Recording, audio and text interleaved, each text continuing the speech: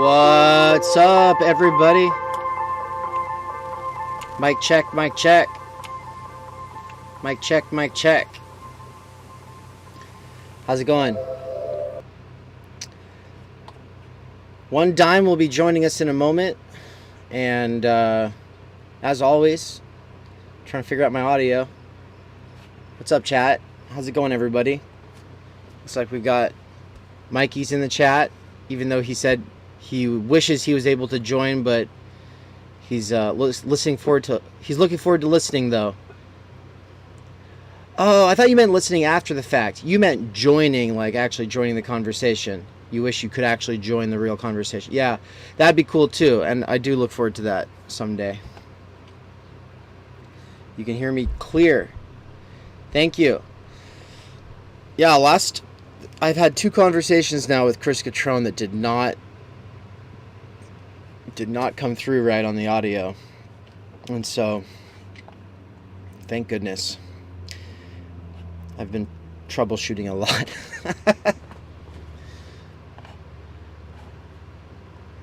All right. Well, One Dime will be joining in a moment. One's in chat. Put a number 1 in chat if you are familiar with One Dime's work. Put a 2 in chat if you're not. I'll do a little bit of this casual polling before we begin. I suspect that there's some overlap between our audiences. And so,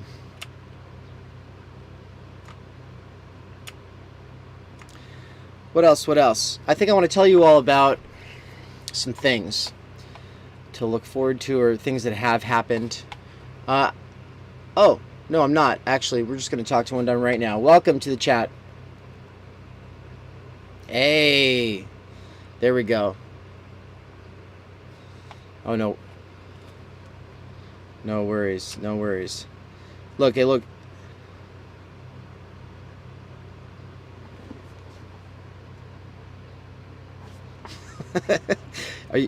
Yeah, well, I don't know if you can do those 2 things at the same time. All of my theory is about existential crises.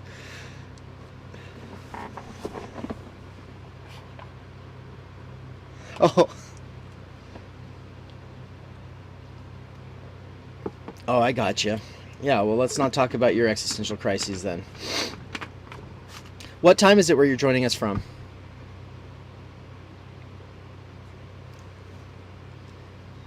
Joining from the East Coast. Well,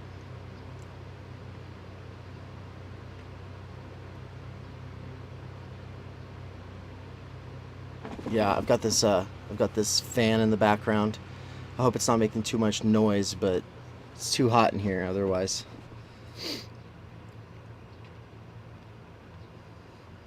Yeah, let me give you the link to the chat. Let's see if I can get you the link to the chat. In the chat here on this...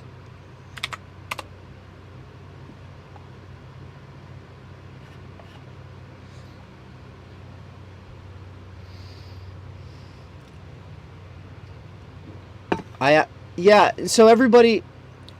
One Dime and I, we've been talking a little bit one-on-one in the DMs. And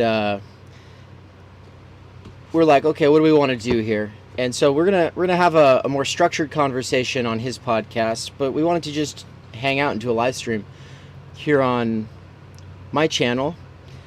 And oh shit, they can't hear you. Are you fucking kidding me? See, do you remember? Okay, hold on. No, it's not your fault. Hold on. Let's try to figure this out. This is so stupid. Yeah, but you can hear me. He can... Well, how about we just do this whole conversation where I talk to chat and tell them what you said? Hold on. Let's try this. This is so stupid. All right, look, this is what we'll do. I hope it doesn't create an echo. Let's try this. All right. All right.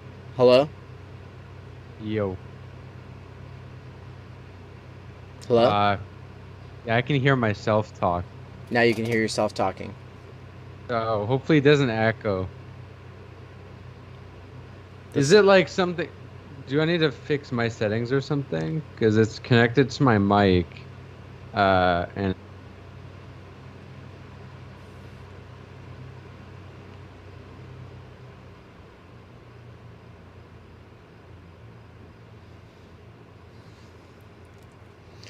so I'm using OBS, and I've got hardware input 2 on my voice meter using a cable output. The cable output is supposed to make it so that we don't have this echo problem, but I know that whatever's going on with this is the culprit. And folks in the chat, I told one time, I said we better do an audio test before the stream, and then he was like, I gotta turn off the oven, and then 10 minutes after we were supposed to start, he's like not there, and I was like, I'll just start the music, we'll just go into it.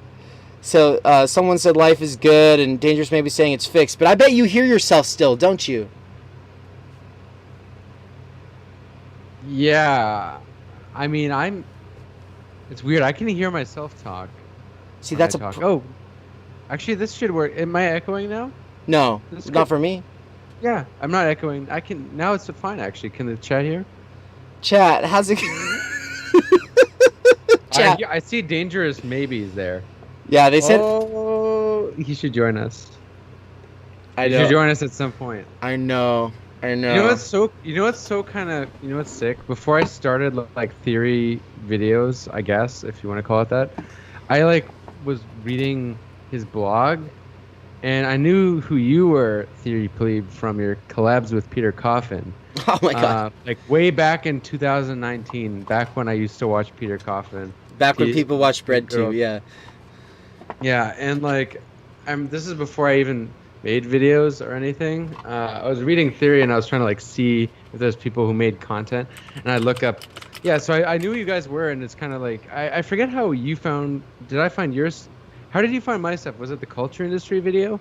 Because then you and Dangerous maybe found me kind of around the same time, it seems. I think Dangerous maybe found the acid communism video. I think that was the first one he commented on. You as a culture industry one. I'm not sure, or was it Burnout Society? I think I sent him that video. I was like, you gotta watch this shit. You gotta. I think so. Can you hear me? Yeah, I can hear you You fine. scared me. I'm so paranoid that the audio's going bad, but it looks like it's working. So yeah, I don't know when that was, but you're saying that before you started doing theory video essays, the Dangerous Maybe blog was one of the things that you were reading. Yes. I think it was the Lacan ones. I'm not sure. Yeah, it might have been Lacan ones. I don't know. I used to read that blog a lot, like because it was helpful for like theory. There's also one on Deleuze. I think he wrote one on Deleuze. That was good. Interesting stuff. Yeah, I like the pandemic one a lot too. The Enjoy Our Pandemic. yeah. That was Yeah, it's kind of cool it's cool when we see when you have like people whose content you consume, and they're like, oh, you consume my content too. Nice. This is a parasocial relationship. yeah. Aren't they all though? You know. Aren't all the relations parasocial relationships? Is the audio okay? Is Like it- I can't even tell. Well, you can hear me. I'm not echoing. Yeah, I can hear you perfectly fine. I wonder if it's fine for the chat. I couldn't tell if I'm talking and then you're not hearing me, if there might be like a delay or something. But you, Oh no, you're fine. so yeah, you hear me right now, and you could just interject and cut me off. Okay. Yeah. The Okay. chat seems to be it's fine. Yeah. Okay. Nice. See, that's the paranoia I'm talking about. Nice. It's called boomer paranoia. You boomer out a few times, and then you start to freak out whenever OBS or voice meter doesn't do exactly what you think it's going to do. And the worst is when you have a problem, and then the problem goes away, and you don't know why the problem went away, and then the problem comes back, and that's been occurring for me now for a month. Dude, I was surprised when you invited me on Skype because I was like, who still uses Skype? Like the last time I used Skype was when I was a Call of Duty YouTuber in like 2010 Wow. Well, I don't think or Zoom. something like 2012 or some 2010 or 2012. I don't know. But like way when I was in like high school, I used to do like Call of Duty videos. Just a weird fact about me. You'll never find them though. Really? I'm never gonna share that channel. Yeah. I'm gonna go look. I'm gonna go looking. Oh, you're not gonna find it with the same name. It's a completely different name. But like, yeah, that's what I associate Skype with. I associate Skype with like High video school games. And yeah. I associate Zoom with PMC laptop jobs for the last 2 years. Everything's been through Zoom. Yeah, And me too. Yeah. Well, Right. yeah, that's kind of why I'm used to it. right? And so the thing about Zoom, right? Because you said, oh well, why don't we use Zoom? And I was like, oh okay. So I downloaded Zoom, and I spent all this time setting it up. And then you were like, okay, I got Skype. And then I was like, and then you were like, no, we should use Skype because Zoom has this 40-minute limit. And I was like, that's what I fucking thought. Shit. Yeah. You I know, don't know. They're trying to make profits now because this is capitalism. So Mhm. they have to charge money for all the plebes out there. Unless you work in a PMC industry and you get the full thing for free. man, I don't know. I mean, I suspect that a lot of these companies are paying top dollar for the premium tier, and then I don't. I wonder. I want to know a little bit more about their model because if data is more valuable than oil, they say, then Yeah, are they listening to us? I would wonder. imagine Zoom gets more data than anyone else. More precious data than anyone else, for that matter.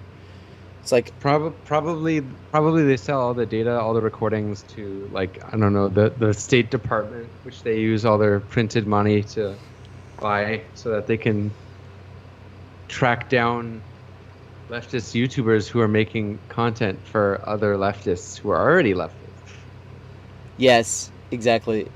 Sectarian in the chat says that we should use Jitsi. I've tried. I've been in some organizations that use Jitsi.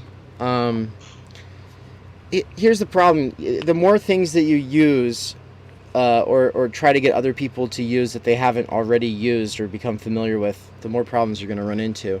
And I already run into all these That's the beauty problems. of capitalism, choice. Yeah. Don't you like having such a wide variety of choice? Yeah, I love it. Yeah, well, what I really like is platform capitalism, where there's never anyone there when you want to report a problem, and then you never know if it's going to get solved, but they just roll out a bunch of updates that nobody asked for that fundamentally change how something works. And okay, so right now, for instance, on my side on Skype, folks people watching on YouTube right now, you cannot see what I'm about to describe, but just the Skype call, it has a split screen where I'm on one side, one Dime's on the other side, half and half. It's exactly what I wanted for the last several calls with Chris Catrone. But if you watch those, you'll see that I'm always the little tiny box up in the top corner, and he's always huge. And there's nothing I can do about it. I've tried to troubleshoot it. There's just nothing that can be done. And I guess it works because I'm putting him in that master position. I'm trying to learn from him at the end of the day. But so it's so symbolic of something, I suppose. But yeah, it's not really. I haven't listened not by choice. to the new one yet. I haven't listened to the new Catrone interview did, but I couldn't listen to the full 3 hours, but I listened to like maybe the first 40 minutes, and then I skipped to the part which was like 2 hours in when he was trashing critical theory. Yeah. I wanted to hear that bit. Of course. That's not like he says stuff like that that's very controversial, but he says it in a very nonchalant way. But that's actually a pretty common sentiment among like boomer Marxists, that like critical theory is like useless and we need to return to just Lenin and whatever. I kind of get some of the sentiment. I kind of get why they think that way, because they think that critical theory is supposed to be useful to revolution per se. Where I don't view it that way. I view critical theory almost like I view psychology and sociology, kind of like it's understanding subjectivity. I don't think it's like necessarily the most useful for like revolutionary movements, but I don't expect it to be. Whereas I think like Marxists like Catron, they think whatever doesn't tell you how to organize or fucking create a dictatorship of the proletariat is useless. Yeah, exactly. Yeah, that was a pretty interesting one. I didn't. Here's the thing. I know it's one of those things where it's like, I know you think that, but why are you telling me that you think that? Like, of course, anybody who's a Leninist is like, why the fuck are you wasting your time on this? You know, but they just don't usually come out and say it. And I've had experiences one-on-one talking to Marxist Leninists, Trotskyists, Leninists, whatever, who are like, you know, you see it in their eyes that they think you're wasting your time. They just don't ever have the balls to say what they mean, you know? And so it's like, I was just relieved. I was like, yeah, well, right on. Let's have this conversation. Let's do it. And then people were like, oh, you're wasting your time. Why are you having this conversation? Like, why are you doing this response and drawing this out? And it's like, man, I think it's the conversation that needs to be had. I think that there's an old left and a new left, and that they've not been talking. Like, they never really have had. And if they have talked, if there's ever been real conversations between the old and new left, it was between, you know, professional revolutionaries who, you know, in some coffee shop somewhere. It wasn't like recorded, it wasn't live, it wasn't something anyone was able to like use to educate themselves. Because for us on the outside getting in, it's like, it's not immediately obvious that there's at least two fundamentally different or seemingly different or opposed kinds of theory. And so, you know, you're like, you can sense that there's a difference and that different kinds of people are reading different kinds of things, and you're not exactly sure what's going on there. And then it's a lot of times people just don't ever really, the contradictions get swept under the carpet. Right? And so... Yeah, I mean, I feel like that sentiment about being critical of critical theory and postmodernism, I become like that too when I see certain small sections of, like, I don't know, left people who all they talk about is theory, but they don't apply it to like everyday life. And it seems like very academic and divorced from like the working class. But you know, you get you know what I mean? Like it just, there's some people who it's almost just self-referential theory where it's talking about all these like big names, not applying it. And it's almost like intellectual masturbation. You know, there is that going on. There's a lot of that in like humanities departments. I'm sure you've had experience with. Yeah, so I kind of see why some people are annoyed with that, but it's not like any of this stuff doesn't have use. I think it does. Like Lacan can explain Chris Catron. Chris Catron is like jouissance, you know. Yes. That's what he gets his enjoyment from, is like you know, what his contrarianism. From saying controversial things in a nonchalant manner. That is a form of enjoyment, 100%. You know? Didn't he write an article about like why the left should vote for Trump or something? No. Just why not Trump? Oh yeah. He said, why not Trump? Why not Trump again? Yeah. And then he also wrote an article called "Why I Wish Trump Had Lost" or something like that, or "Why I Wish Hillary Had Won," and then the thesis was it would be less annoying. Because then you wouldn't all just be like basically deranged, you know. I mean, that's kind of true. Yeah. Like I honestly think that way also. Is like anti-Trumpism was almost like, I do not think Trump radicalized the left. Like there's this idea that Trump radicalized the left. I don't believe that at all. Like if anything, I think the Trumpism created anti-Trumpism, which was a way to swallow the left. Or swallow what could have been leftist. Oh yeah, 100%. Into like liberalism. Yeah. We saw that right with you know, look at some of the biggest like so-called left independent media. Like just look at like the Young Turks, right? They basically overnight became an anti-Trump channel.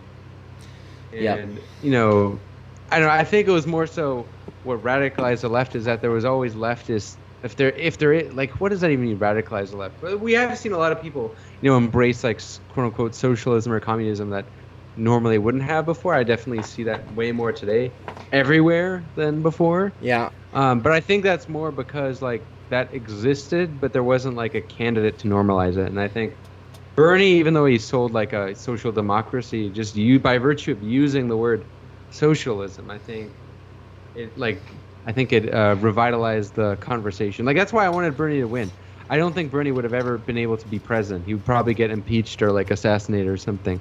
But I think Bernie would at least, number one, it would show like the public, it would normalize like the word socialism more. It would generate discussion.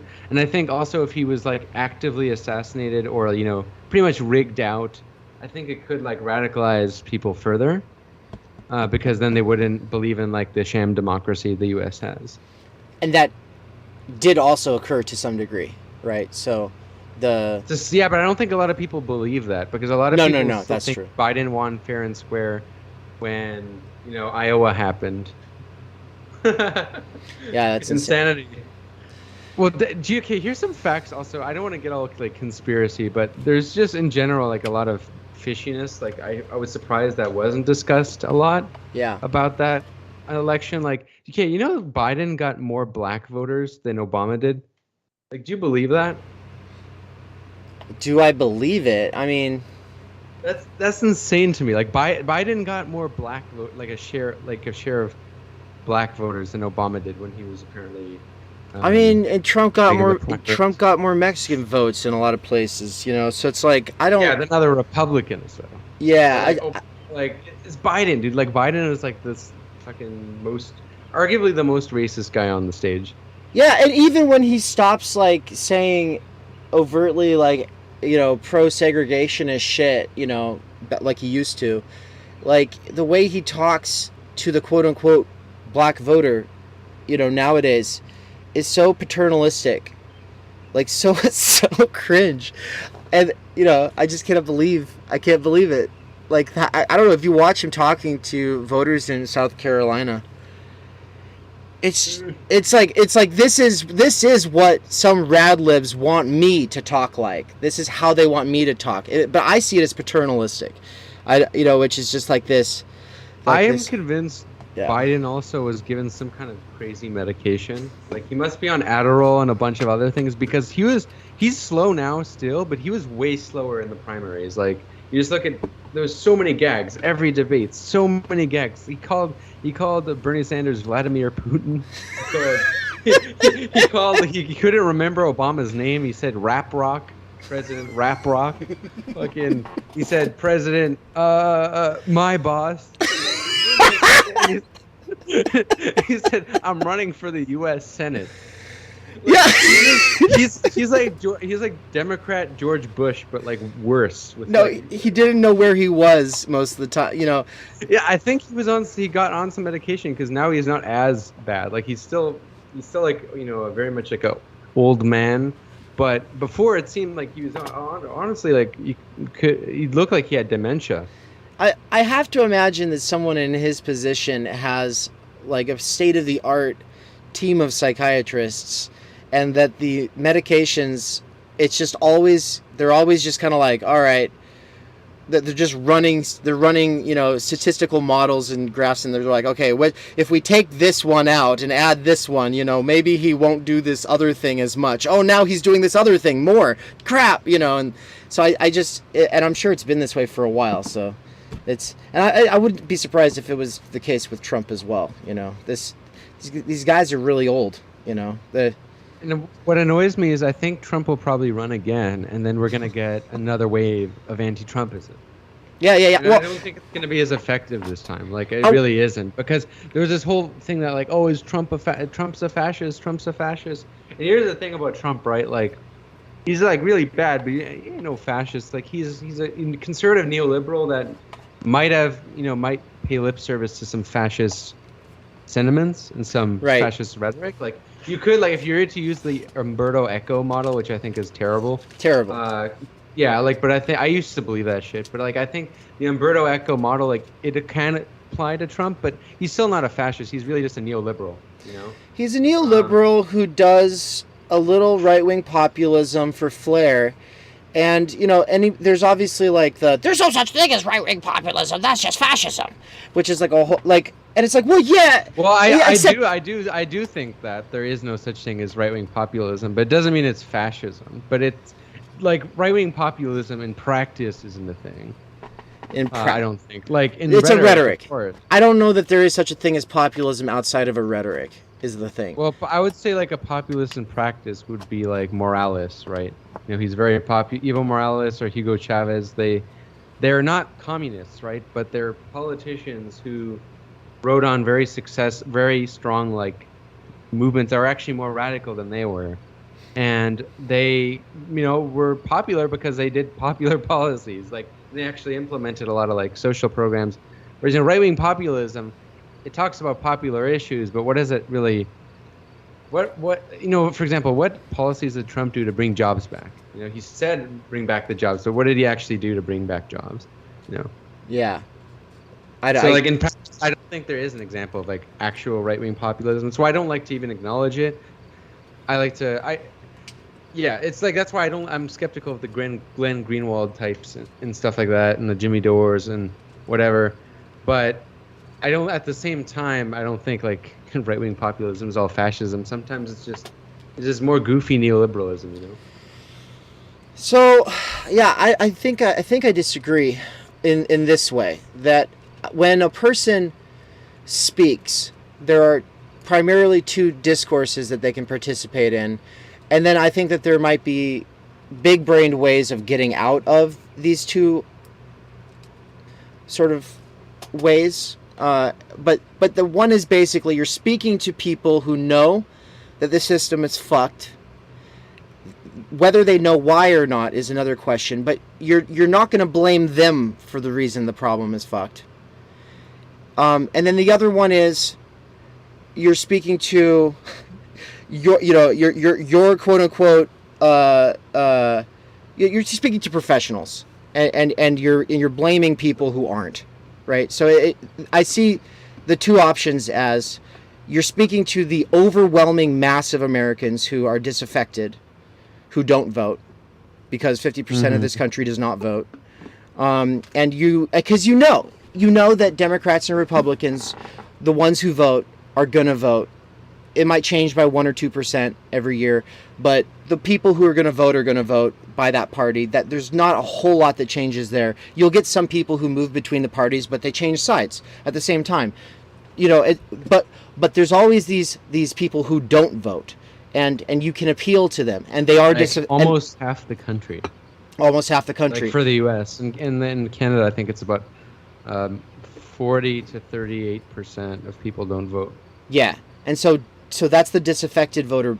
It's not a block because it's not a homogenous mass, and obviously a lot of people in there, they wish that things were more right wing and they don't believe in the right wingers, and then they wish things were more left wing and they don't believe in the left wingers. But then there's also what a lot of these disaffected, more or less non-politicized normies, or people who are their feelings insofar as politics comes up is hostile. Like they don't like it coming up. They think it's divisive. It undermines their opportunities for success or harmony within their family. I have a lot of family members, and so there's the people, there's the ones who don't have children who like to argue about politics, and then there's all the ones who have children who don't want to talk about politics. And the reason is very obvious. It's like they have a spouse, they have children, they have connections at the school or in the homeschool co-op, depending on which sibling I'm talking about. I have a lot of siblings.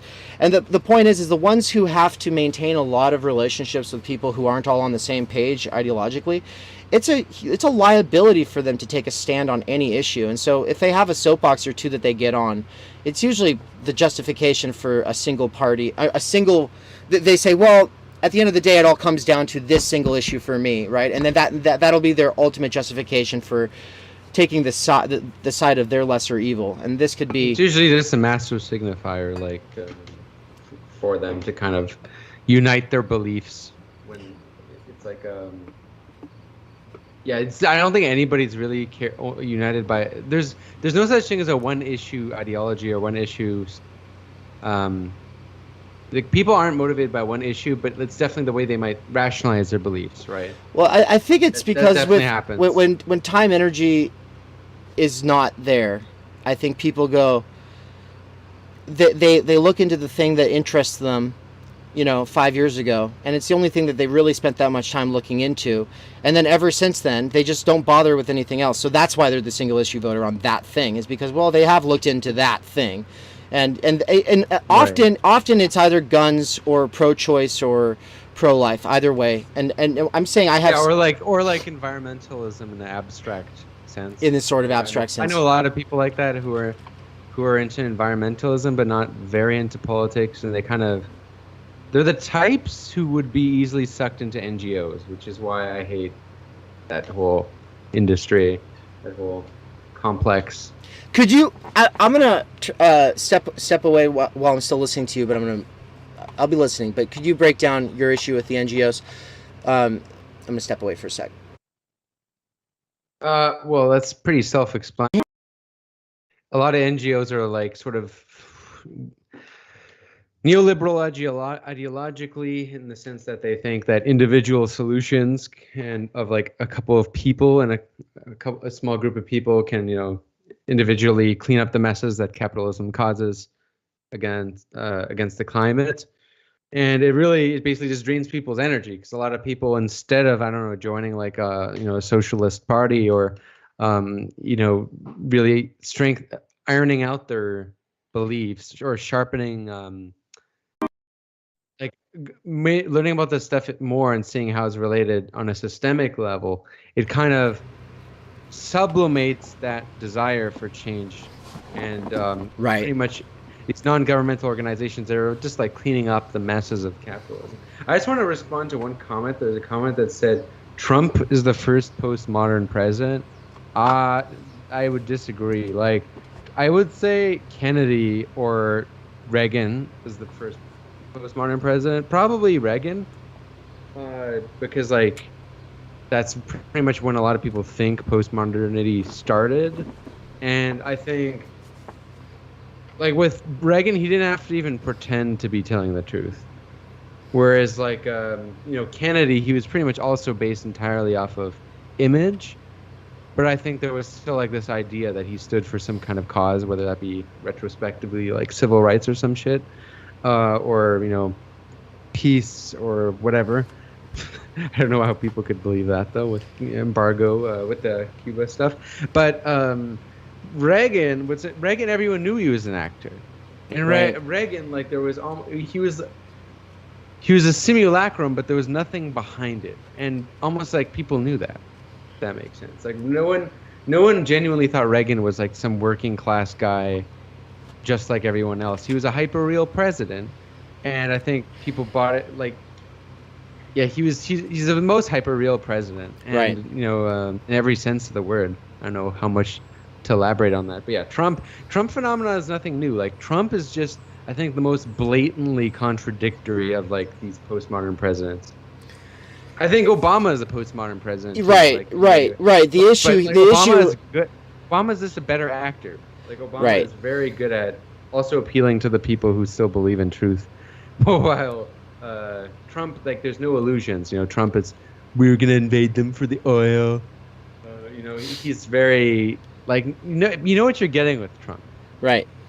Yeah, a reality TV show start, like, and I think it's Reagan was an actor is a good point. So the hyper real aspect. This is part of why, at the end of the day, when you're arguing with someone who, what they were paying attention to is politics as the spectacle, what they're really it's really like a personality fixation for them. Like they're fixated on some personalities. These celebrities basically are supposed to say something about them, and that's really it. Like it's there's not really a referent in terms of policy or anything else. Sometimes people know that too, right? Like that's the thing about, like, I think you covered, right, like Zizek's theory of ideology with Mikey, right? The funny thing about like that view of ideology is a lot of people will know very well that their ideology or whatever they're buying into, the image, is bullshit, or they'll know it like on a they'll subtly know it, right? But they still like will believe in it.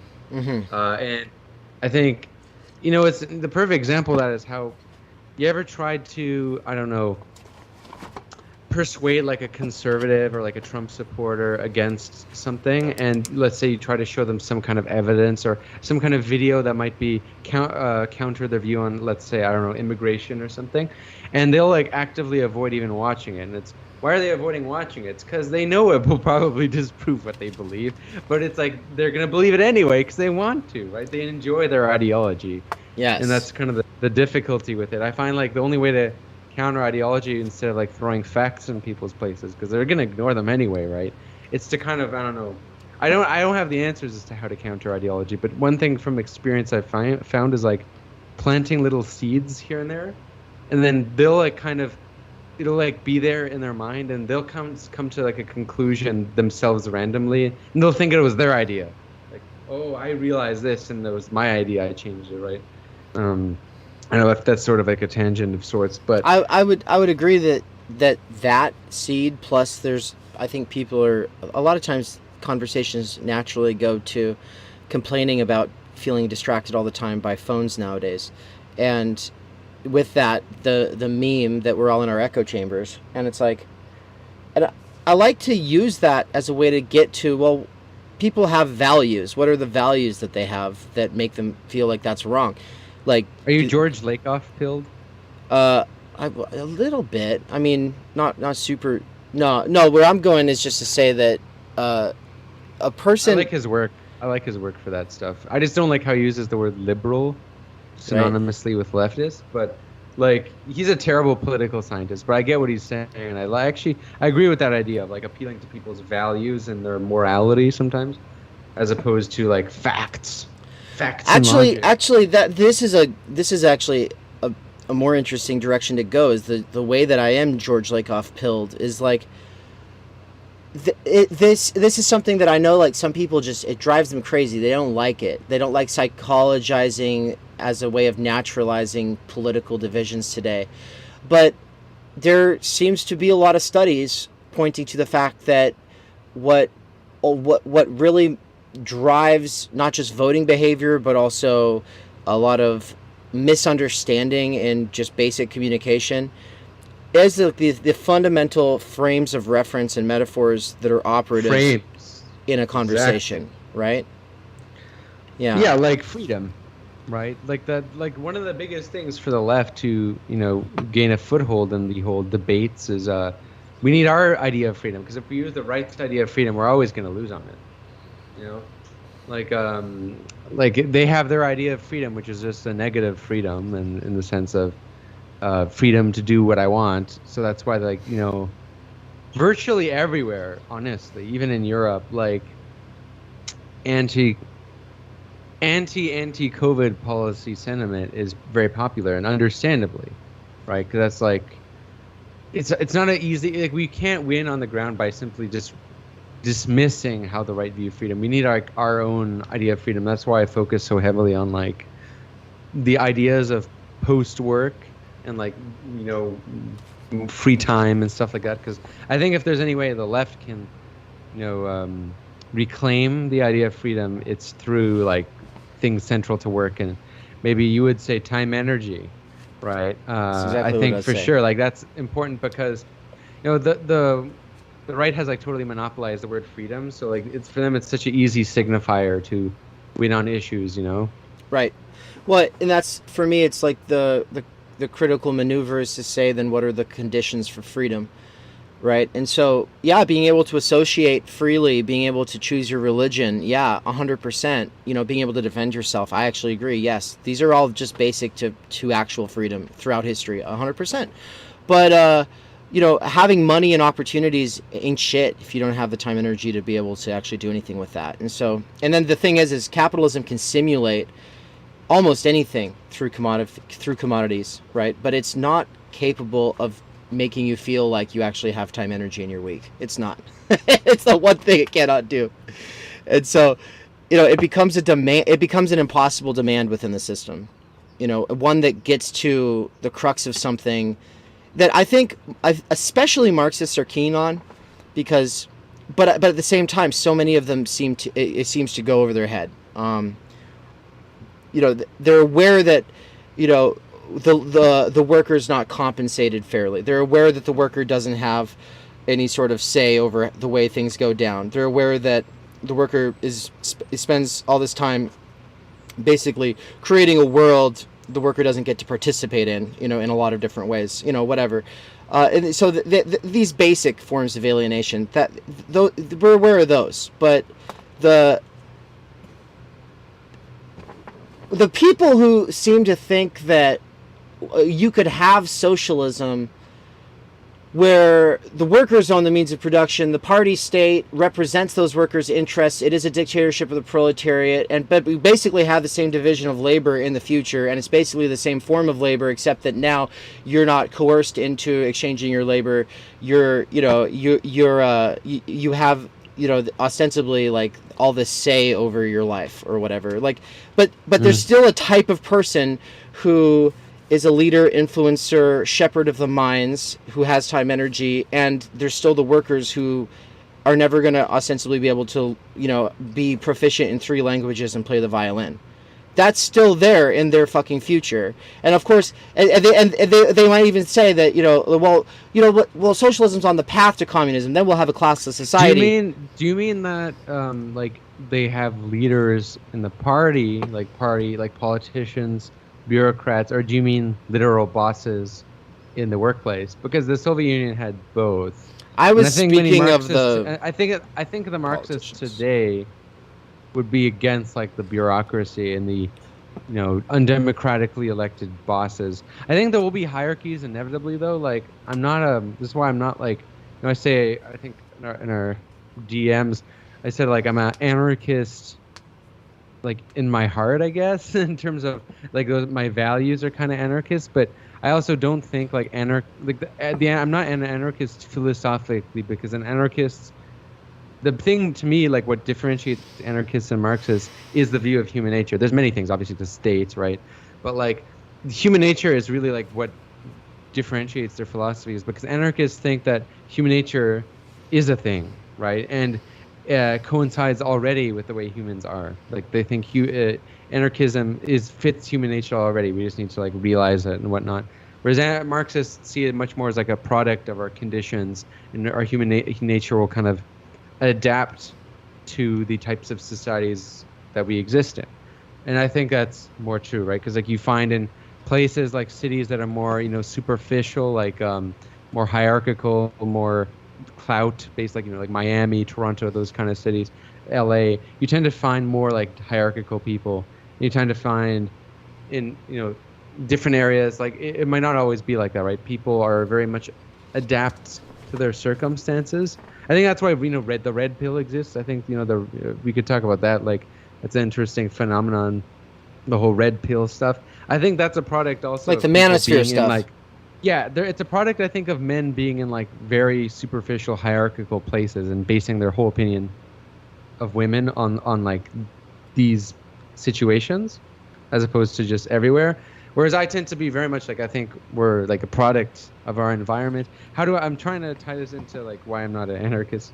But I think, like, anarchists think that you can just have, like, a non-hierarchical society, or the more moderate anarchists would say, like, hierarchies are fine if they're democratically legitimated, right? Like, you elect every hierarchy.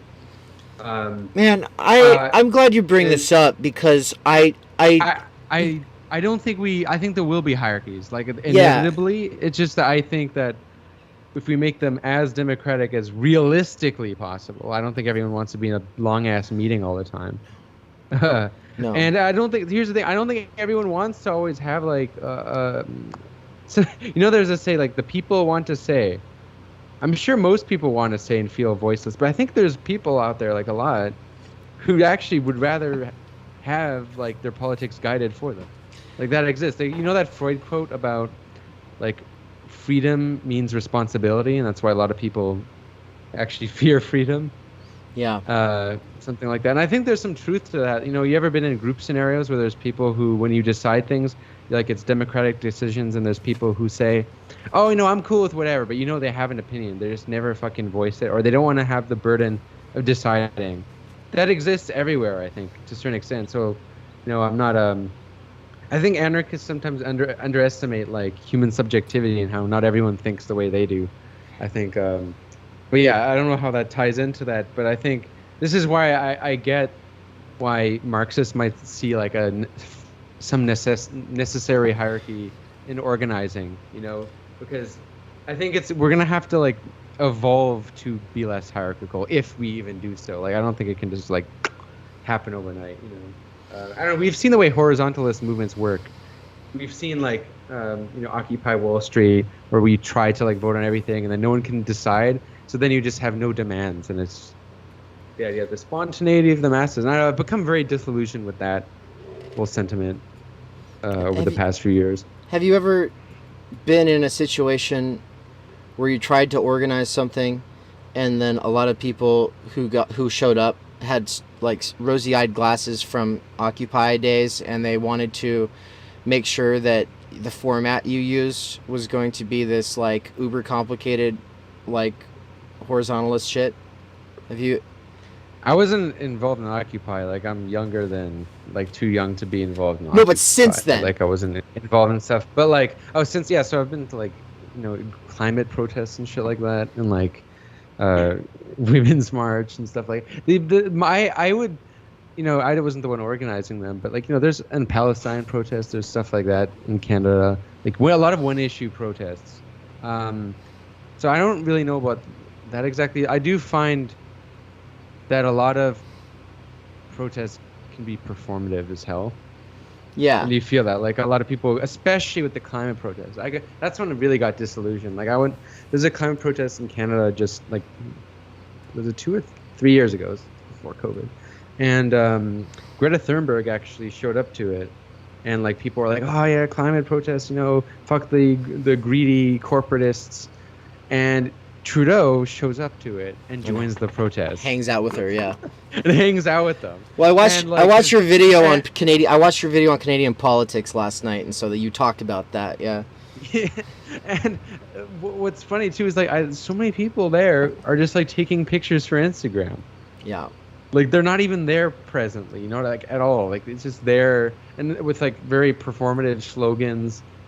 I mean, if there's someone who comes to like, that's why I'm also super critical of actionism, movementism, like the idea that, you just like, there's this idea that all YouTube stuff is useless, right? Or all online stuff is useless. Like, just go touch your grass, go into the real world and go protest, go on the streets. And it's like, okay, I agree to a certain extent, but like not all like street action is necessarily like productive. And also, I don't know, honestly, like, I felt like with YouTube videos influencing like, you know, a couple thousand people is more useful of my time than just like going to like a protest that like a fucking prime minister joins and then people forget about a couple days after, you know? Yeah. Well, I think I'm more black-pilled than you. You said it's not always useful. I'm at this point where I'm like, is it ever useful? I really want to know. What, YouTube? No. Action faction. Get on the streets. Well, march, I think protest. there is definitely, like, look at the Indian farmers' protests. Like, you know, there were, you know, the Communist Party was highly popular in India. Some actually, I can't even say the Communist Party because they have two big Communist parties, and they actually were able to get Modi's neoliberal reforms like repealed. I mean, there are like successful examples. It's just the thing is the state isn't going to respond to like generic nonviolence, right? Not only is that an example from far away. I'm talking about what I'm dealing with here, and so so not, you know, because that's the whole thing. Is also like one of the things that people like to do is compare United States conditions against other countries, and it's just there's not a comparison. Like what? Even look at the U.S. Let's look at the U.S. has the U.S. has the most spectacular. You talked about this in your video. The most spectacular and addicting kind of news, spectacle around its political media. That so much so that Canadians don't know their own politics, but they know American politics. But it's not just that, though. There's a reason that is that way, and that is because they want us to think that that's where power happens, and that's how it happens. When it's the fucking CIA, it's the security state, it's the military, it's 150 countries where we have boots on the ground, and that's not on the fucking ballot, and that's not in the spectacle. Well, and it's not something anyone with a protest is able to do either, or counter. So. Mm-hmm. I mean, I would, the CIA for sure, all these institutions. But I would also, I have a sort of, I guess one could say, controversial thesis I've been building for a while that I want to make a series of videos related to. And that is it's the nature of power and decentralization. Because I think, people often think of the control society, the centralized thing, Orwell 1984, blah, blah, blah.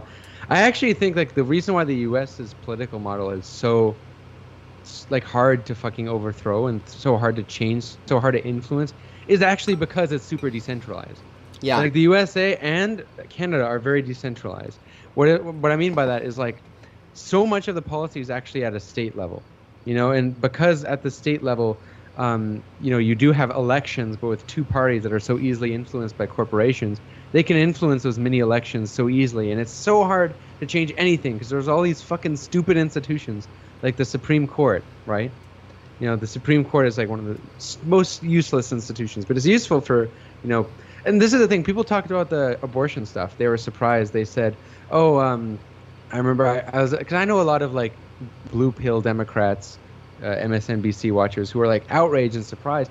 And I get that they have every right to be outraged. It's fucking horrifying what's happening in the U.S. But it doesn't surprise me that was the decision the Supreme Court came to, because the overturning of Roe v. Wade, that actually is a faithful interpretation of the Constitution.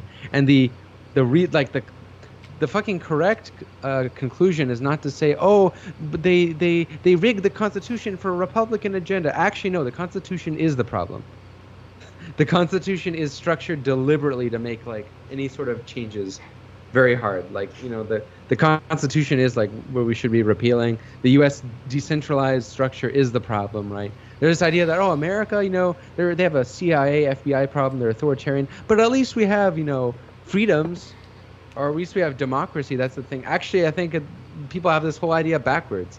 The U.S.'s decentralization is what creates its stability. And even though it seems unstable because there's always Republican, Democrat, that's what creates the stability. If that makes sense. Because if power is overly centralized, it collapses on itself. And people have a real fucking source of power to point to. If there's if there's a dictator, you can't blame anybody except the dictator. In Syria, they can't blame anybody except Assad, or Gaddafi when he was around. In the U.S., they can always point fingers to this state government, that mayor, or this Democrat, this Republican. It is, so I think, I don't know, to tie that into sort of what we were saying, is I think thinking about this is helpful because if we want to how do I say? I think you're saying the U.S. has the most interesting political system. That's because it has a pseudo-politics, a very system of pseudo-politics that gives people the hope every few years of change. Mm-hmm. And it also works like sports too, because even people who might not actually believe there'll be change, they enjoy it anyway. This is what I think accounts for centrists. If why would you be a centrist in care about who wins politics? Because it's going to be a center right or far right candidate regardless. So I have a hot take on this one. And it's because it's sports too to a lot of people. I knew a teacher who's exactly like this, whose politics are, I don't think he actually believes in changing anything. I think he thinks changing is impossible, but he's always obsessed with every election. And it's because you look at on the media, the way it's depicted, it's exactly like sports, like a stadium, the debate stages, the highlights of the owns. Yeah. I mean, do you see this in China? For example, China is overtly a one-party state. Right. Right. Everyone knows the Chinese Communist Party runs things. You can't blame anybody except the Chinese Communist Party. You can't really have that same spectacle of Chinese politics like you can with the U.S. politics, if that makes sense. So believe it or not, I would actually think China, despite having a more like centralized and even like quote unquote totalitarian system, I think it would actually be easier for Chinese people to overthrow their system than like the Americans in their country. Or I don't say easier, more likely. That's what I would say. That's a hot take, I know. Yeah, I don't know if anyone's going to be able to overthrow China or the USA very easily. I mean, no, I don't know if but it's the very USA reasonable. is so. Think about how many people who believe in democracy. Think of all those DSAers who think that you can just elect all these like quote unquote socialists and then magically change things from the inside. Yeah, a lot of them are just happily folding into the Democratic Party, that's for sure. And I say a lot because there are obviously a lot of factions within the DSA that are pushing for it to fundamentally change what it's about, right? So, it's not a homogenous thing. But then again, I also just found out that apparently DSA is really the sideshow. It's the spectacle. And what really goes on is all the people behind Jacobin. They're the real ones calling the shots. I don't know. Like, apparently, I don't know. That's someone told me that just the other day. You know what's funny? When I remember there was a discussion of whether Bernie should accept a position in Biden's cabinet. Oh my God! Yeah. And I immediately thought, there's so many people like, yeah, he can maybe influence Biden's policies. You're a fucking moron. Anyone who thought that Bernie could fucking influence Biden's policies unless he had like direct veto power or like real power. You can't having an ear in Biden doesn't mean anything. That's no power. God damn it! Like it pisses me off because if anything, I actually would have preferred Bernie played no role in like Biden's government because then now like Bernie can't criticize Biden the same way because he's complicit in like his government, and that's why you see Bernie. He's like less critical of Biden than he probably was of Obama, right? So the left needs to study power for real. Like I think that's a missing link. Like we think in moral terms too often, like the good guys, the bad guys. We think that because we stand up for like the working class and oppressed minorities, that we're entitled to being like getting elected just because we're quote unquote morally right or whatever. Right. And the left ignores power. And I don't know. That's I think one of the biggest fatal flaws to the left is ignoring power. People should be reading What Is Power by Byung-Chul Han. Yeah, 100%. That's a really good book. So when you're saying the left here, you're referring to? I mean in American sense. Like I don't believe there is a left in America, but I'm saying it colloquially for us, like for conversation's sake. Like the left is Bernie Sanders, DSA, whatever. Like DSA. Not if we're being generous, it's just a DSA. You're being we're not going to include descriptive, not prescriptive here. You're saying that just the people who are calling themselves left, them. Yeah. Like if I were to say what I consider left, because then that's more subjective, and then it would be hard to even talk about any of these people. But like, I think Bernie Sanders is a leftist. Like he's just a very compromised, like center leftist, right? But I think for an American standards, he's pretty radical. You think about, would you rather live in today's era or would you rather live in like the 1990s or 2000s? Like, I think that was worse. It's like the 90s, there was nobody could even call themselves a socialist after like the Berlin Wall fell, or 2000s when everything was about fucking 9/11. I think those eras were worse. I mean, it was more fun, I think, to be a dissident at the time because the right was losing its shit if a rock and roll star, like if they played the album backwards and they could get it to say something that was satanic or they were burning books, and it was the era of shock rock and rap like at its peak because for a reason, because that sort of that right-wing moral majority from the 80s through 90s made it and then their hysteria around Clinton, right? Their hysteria. Oh no, blowjob. Which is, I mean, for sure, the whole thing was shitty. But it's just like he's a pedophile. Let's be honest. But how exaggerated and moral grandstanding they were at the time, it made it really easy to be a punk or like for me like a hardcore kid. Like it was really easy to just like offend and shock and have the de facto moral high ground. It was really easy at the time. Yeah, that's true. You're right about that. Like, I actually think you think about it, like the conspiracy theorists, quote unquote, were leftists back at that time. Like there's Right. 9/11 truthers, right?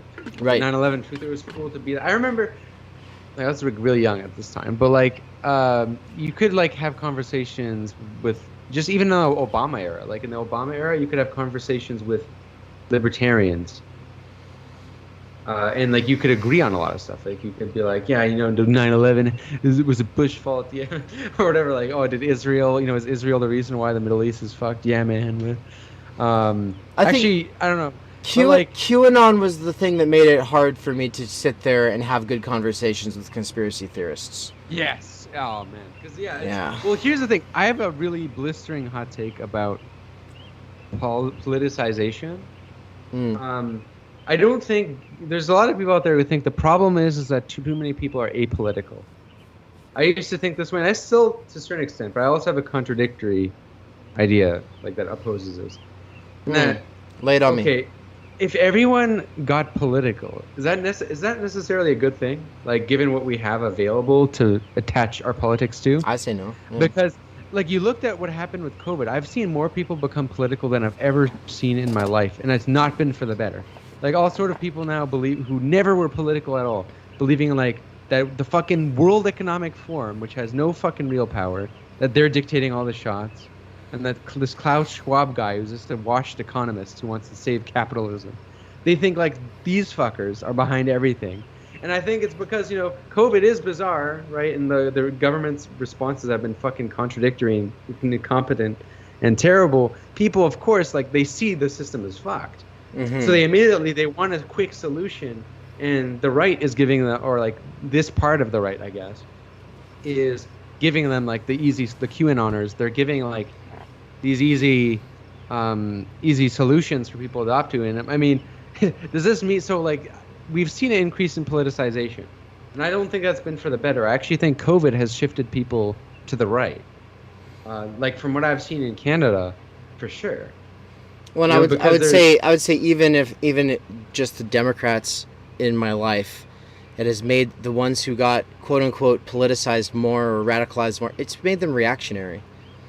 It's not. They don't.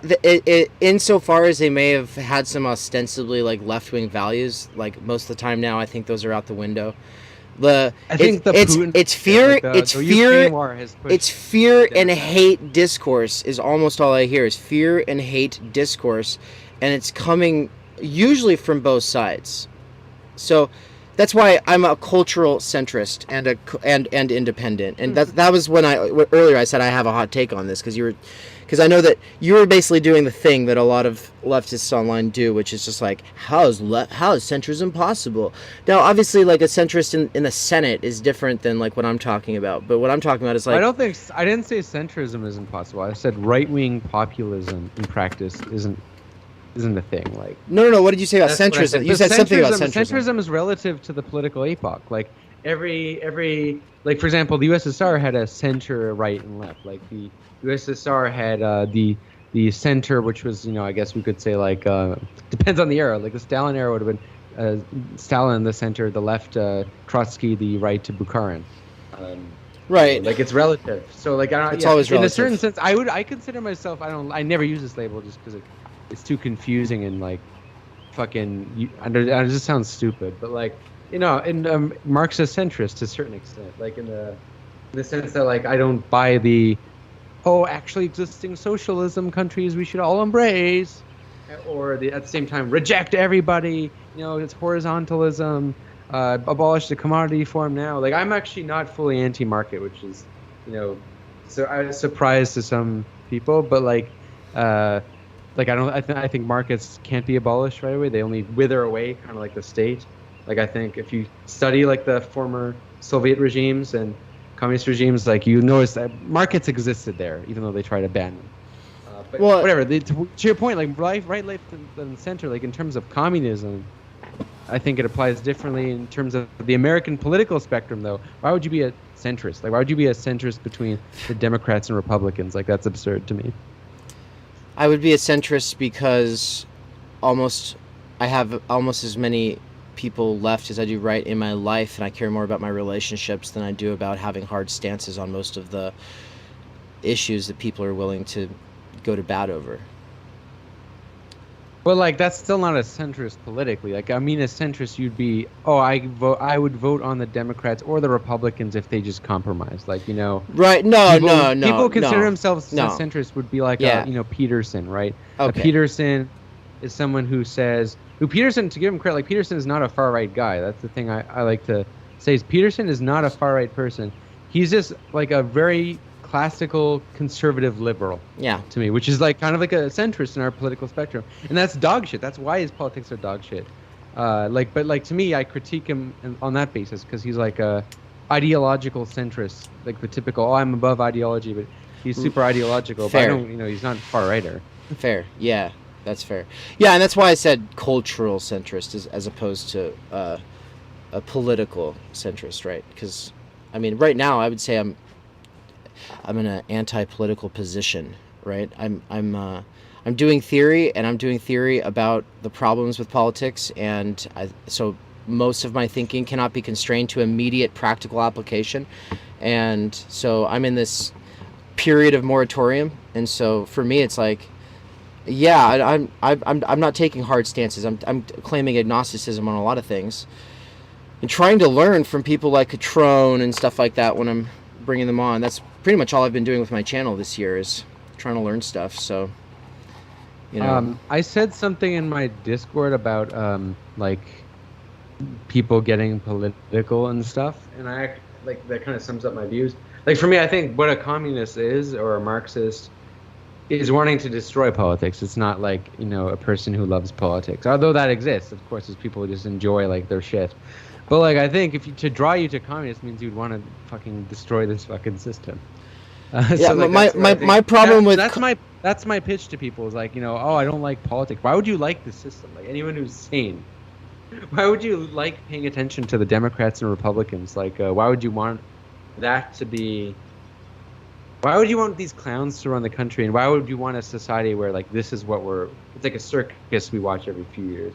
Like I think being a communist comes from like a deep hatred of like these systems. I'll read this like thing I responded real quickly, but I said like the depoliticized individual who avoids everything political and the political hobbyist obsessed with every single of the latest minute political spectacles that the system generates are pretty much two sides of the same one-dimensional coin. And I'm not a communist because I like politics. I'm a communist precisely because I hate politics. One is drawn to communism not out of a love of politics, but out of a strong hatred of politics. Yeah, like this is, I guess, we're talking about getting people more political. No, you get people more aware of their like relations to production. Like, what does it mean? Like, I'm working, right? What is that? What is my place in society? Where is what I'm making going? Who am I working for? Right? Like, this is more interesting, and I'll give credit. Because we like to bash the political commentators we dislike, right? I'll highlight someone who I think does a good job is like, even though people criticize him for watering down Marxism, and that's Richard Wolff. I think Richard Wolff does a good job of like appealing to like these basic issues that are very relatable to people, like really worker democracy and stuff. Yeah, Richard Wolff I found to have the highest success rate when it comes to sharing him with like less non-political family members and friends. Like I know some like I have some friends who straight up like got into socialism through Richard Wolff. Like they never even considered it. I feel bad. I feel bad for popularizing Richard Wolff. Like I'm the one who brought him to the Responding to Peterson conference, and like I remember that. And now it's like everybody's like worker co-ops is socialism. It's like a meme now. Yeah, that's annoying. But here's the thing: there's also a lot of what's worse, people who think socialism is when workers own their workplace, or people who think socialism is when the government does stuff. Because that was the dominant kernel before. And to a certain extent, there's some Marxist-Leninists who still kind of believe that. Like, you'll see, like, they'll say, why is China socialist? And they'll say, 40 to 50% of their industry is publicly owned. It's like, okay, Yeah. but like that, okay, like at least it's moving in the right direction, because technically socialism is workers owning the means of production, just not in that way. Like it's not fucking individual co-ops, right? And then communism, in the high phase sense, is something else. But like you got to meet people where they are. Like Yeah, but does Richard Wolff have like a theory of capital that is bigger than like, hey, workers don't have rights in their workplace? Oh, of course he does. As a theorist, have you read his like personal work, like Hell no. with Resnick? No. No, Richard Wolff is a lot smarter than he like purports than he like sounds. If that makes sense. Like he has a paper about the USSR, why the USSR was state capitalist, and frankly, I think it's the only paper, or only rather like work, that I think actually makes a compelling case as to why. Because all fucking Lenin said that it was state capitalism. But that was before collectivization, and the whole pitch that Marxist-Leninists say is that after collectivization, the government owned everything, and because it was a dictatorship, the proletariat, quote unquote, it was socialist. That's their pitch. And if you look at the USSR, it did not have like a lot of features of capitalism. Like there was no stock market like there is in China today or in Vietnam today. There was no you couldn't purchase labor power, which is a big part of capitalism. And yeah, but it was also forced labor regime, so it's like I don't think it was socialist. I'm sorry, I'm fucking over it, man. I'm so fucking over it. Fuck the Soviet Union. I'm so fucking over it. Jesus fucking Christ. But don't you think it's good that Richard Wolff at least like tries to get people who think that socialism isn't to win the government and stuff? Look, so that's the thing. That's why most people. No. I think that's great. I think that's great. I need to read this. I'm not mad at you. I just wanted to express this. I want it to be very clear to people. I've been having these conversations with Catrone. My whole thing is like, what can we learn from the Soviet Union? And then my other thing is, plenty of things. But then my other thing, people are really bad at giving me a fucking meaningful list of things that they've learned from the Soviet Union. They're very bad at it. But the other thing is, ban market. Don't force labor and call it socialism. Jesus fuck. And so you have all these people who are like, okay. Well, what do you mean by forced labor? Do you mean the gulags, or do you mean that all labor was forced? Because that's not, the latter wouldn't be true, but the gulags, that's forced labor. Like, if that's what you mean, that's like fully right criticism. But in terms of labor, actually, in like the Brezhnev years, when the reputation was actually that people got like lazy because they changed the wage system. Before, the wage system was you got paid based on like your like your hours, basically, like how much you put in. And but then after they made it so like people got paid the same, kind of more on like a wage basis. This was like the wage laws of Khrushchev that more where you could see the impacts of more in the Brezhnev era.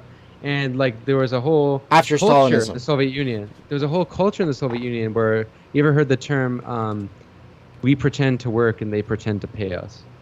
Like there's a lot of dysfunctional economic aspects of the Soviet Union. If anyone wants they don't want to read like fucking big ass books like by Boris Kagarlitsky or all these like Soviet theorists. Just read Michael Parenti's Black Shirts and Reds. Like he has a whole section called Communism in Wonderland. That's like a very good critique of like lessons from the Soviet Union of like the shit they did that was dysfunctional as fuck. I mean, it's out there. Like there's plenty of lessons. It's just I feel like I think it's not obvious because a lot of the Marxist-Leninists we see today are people who they really want to spend most of their time debunking the propaganda. To be fair, which there's a lot of propaganda about. This is where I was going. Yeah, this is where I was going with that. There's a lot of myths. This is the quagmire you get into if you think that it's absolutely essential to whatever we want to do today that we incorporate a bunch of lessons from then. Well, then we also have to do all this apologetics, and so that is the quagmire of the old left. And the old left has not been able to get out of it, and it's not been able to be relevant since then. Not in the United States anyway. And so, well, I think the problem was that the old left, or it depends what we're defining as the old left. Do you mean in the Catrone sense, like the old left, like 1910s and 20s, or do you mean of course. the okay? Like I'm not talking about that because I'll say the problem with the left 70 like like during the Cold War and after is actually that they I think wholesale They denounced almost everything about like the But Soviet systems, and they kind of played into it. that's the new left, And though. This is they so. didn't build they didn't build a replacement. But My understanding of the new left is that when it formed, and for the first like 10 years of the SDS, the whole point was that they were trying to not be anti-communist like their parents, but they were also trying to not be anti-communist, and so they're trying to come up with some middle way. And then, but what you're talking about, what ends up like just joining the institutions, and then this narrative, this anti-communist narratives throughout the Cold War, is largely the same people. because I think people who denounce the Soviet Union completely, like in the sense that, well, I don't like it depends. What do we mean by denouncing the Soviet Union? Like, this is the thing. It's not very clear, right? Like, does it mean denouncing everything that they did, or denouncing the bad things that they did, or because I think it's just frankly not like it's not good history to go into one binary or another. Like, for example, there's many successes. Like, I actually think, in terms of like housing, in terms of jobs, in terms of just like a fast-growing economy, it had successes in terms of supporting anti-imperialist third world liberation movements. It did a lot of good things, but it also created like a very dysfunctional economic system also. Even though it was a fast-growing economy, I think it had, especially after it industrialized, the USSR. We could do a whole podcast about this, but like that's why I don't want to stick on this too much, right? It's complicated. I did a whole 3-hour podcast on the USSR with the Marxist Project. Yeah. Like, it's a topic I'm very interested in, just because to me, I don't think the one thing, like, everyone knows that the USSR was too authoritarian. Like, everybody knows that. Even the tankies know that. Even though if they pretend they don't know that, they know that. Like, the USSR, like, you're a dysfunctional system if you have to, like, police your own people. I know the FBI did that, but, like, mainly to black people. But, like, and to, like, anti-war activists. But the USSR had, a bigger problem when it came to civil liberties, and I think that's everyone. I think anyone with like a brain knows that's a failure. But what's not clear, I think, to a lot of leftists, especially the Trots, is that markets, like trying to ban markets in the USSR, was completely a failure. And you see the same pattern in every socialist country. When you ban markets, you got fucking underground markets, you got black markets. Instantly. That's all that changed. Yeah. So like that's why Cuba allows markets now. Just they're just like kind of tightly regulated. You can't have more than like one employee, because then you're exploiting like a lot of people, right? In the case of Vietnam and China, they pretty much have like capitalist markets. Vietnam has more co-ops, I guess, so like they're more socialist, but like they're mostly capitalists. But they turned to the market because the other system like had its failures, and that I don't see talked about on the left. Like there's about markets and stuff. And I think Richard Wolff, who kind of talks about markets from a less negative view from the right. And this is the thing, I don't think market socialism is like quote unquote real socialism. Like duh, right? In the Marxist sense, of course not. It's still value, right? Value production. Duh. Yeah. Of course. Commodity form exists. But like I don't think this can simply be abolished overnight. I don't believe that, and that failed. And that's the thing that nobody acknowledges except like the economic students and stuff like that, and the economics professors, some of which are like neoliberal, and some of which their critique has some truth to it. Like the economic calculation problem. Right. Some people will say that that's not true. That actually was like there's some truth to that. Is that Mises' paper from like the Yes. 1920s or something like that? Mm-hmm. Yeah, and I think that whenever they have a point, and they actually have a point, and you don't give them credit for having a point, at least, then they suddenly have a weird little monopoly on some truth, and it's like, well, we don't need to give them that, So, if there's something to it, then we should probably take it seriously. Yeah, someone said markets are a tool, not a religion. And yeah, like markets are a tool for distributing resources. What differentiates capitalism from other modes of production, I mean, there's many things that differentiate it, but one is that market participation is like a compulsion. You have to. You have to participate in the market, or else you pretty much like starve.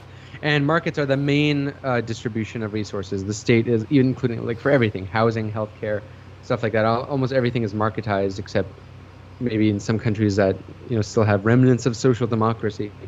And that sucks, right? But like at the same time, like markets are a way of distributing resources. And if you have another mode of production, say planning, that doesn't meet certain needs, that meets a lot of needs. Let's give them credit. Soviets met a lot of needs, like housing and stuff.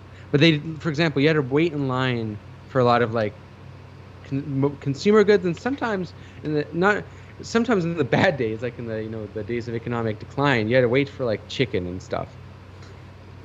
and shit like that. And markets will distribute things faster often, and people get access to things a lot faster. But the problem with markets, right? We shouldn't be like neoliberals who think markets are good. Markets distribute resources according to those who can buy them the most easily.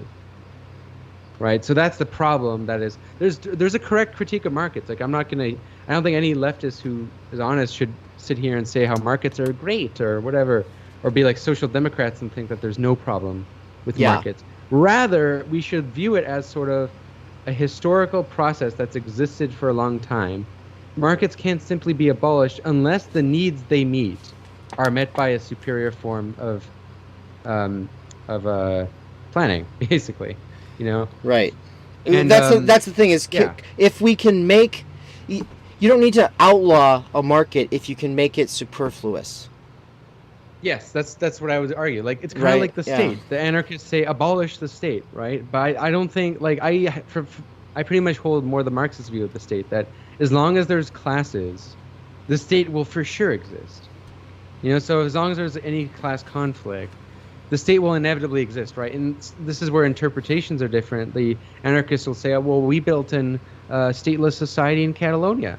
Well, it's like, no, you didn't. Like the unions, basically the CNT and all those big organizations basically formed what was a state, in the sense that they fulfilled the exact same functions. It was just a way more radically democratic state. And I think the state can't abolish, at the very least, like until class is abolished. And that's a historical process. I'm a gradualist, right? So that's why, I mean, if you know about like Mikhail Bukharin, he's probably one of the Soviet theorists who I find like I like the most. Really? Like there's a bunch who are good, like Bogdanov are good too. But I like Bukharin. Like he was to the right of like Stalin, if that makes sense, only on economically. But he wasn't a Deng Xiaoping guy who was like basically he didn't embrace neoliberalism or anything like that. He was a very Leninist, socialist, Marxist, if that makes sense. But I think there's lessons to be learned from all this shit. It's not just whether who's more a bigger fan of Lenin or Stalin or Trotsky or Stalin or whatever. I find those debates to be less interesting. Like I'm more interested in, okay, if we're gonna sell socialism to people, you don't want people to think that you're gonna have to wait in line for like fucking everything, No, you have to be more free than before. Period. For sure, especially right? Like I'm a pro civil liberties guy too. Like that's a big thing. Is I think that's the thing we should emphasize a lot, and the tankies don't do a good job of that. Well, and I'm not saying that they had a lot of civil liberties before the Bolshevik Revolution or some shit. No, there was worse before. No, I'm not saying that at all. But I am saying that this is the problem with spending. I think anybody who spends a lot of time with their head in history books that have this agenda of legitimating or justifying atrocities, and then maybe they are justified because a lot of it's propaganda. At the end of the day, though, they're not very good at looking at the world now and speaking to people now about realistic, plausible ways forward that would be better, that wouldn't just be trying to copy and paste shit from then. And I think it's because they're history buffs, basically. They're history buffs who really just care about a period of time. They're not like thinking about what is human freedom and what do people want now, and like ideally what can we do. Which I did want to ask you that question. Yeah, you have to learn from history though, because that's the thing is this is like the way we combat postmodernism, like postmodernity, is historicizing. I truly believe that. Really? This is Frederick Jameson's, shtick, but I think it's true because, like, what is one of the characteristics of postmodernism is that people have been fucking alienated from history. We're an internal present, and I think it's important to go to history because regardless if we want to detach ourselves from history, it's going to haunt us in some way. It's going to come haunt back, like whether that be the ghosts of the Soviet Union in some form. And I think we have to deal with this. Doesn't have to be the first thing we talk about. Like to be honest, depending on who I'm talking to, it really depends on how initiated they are, I guess. Like if they're not into this at all, I'll try to avoid the topic altogether. Like for example, how do you think fascists talk about fascist regimes, like they probably will avoid it in the past. Like they'll probably avoid it among most people. They'll probably say, "Oh, I don't know, that's socialism," or something like that. Kind of like how Yeah. Marxists will say about, they'll say the Soviet Union was capitalist or whatever. Then you tend to notice like I'm talking about real fascists, not like Trump people. Like I'm talking about, have you paid attention to like the actual like the fasci right, like the Nazi right? It's a thing. There are people out there, and they're small, but they're basically just a reincarnation of what always existed in times of fascism. I But they tend don't to spend a lot of time. They tend to say, they'll say stuff like, well, actually, no, Mussolini did let the trains did run on time under Mussolini. They'll say stuff like that. They'll plant the seeds. And I'm not saying that like to equivocate Marxist regimes and fascist regimes. The contrary. But what I mean is tactically, how do you talk about this stuff with people who aren't exposed at all to this? And I think you can only, like anything ideologically, baby steps.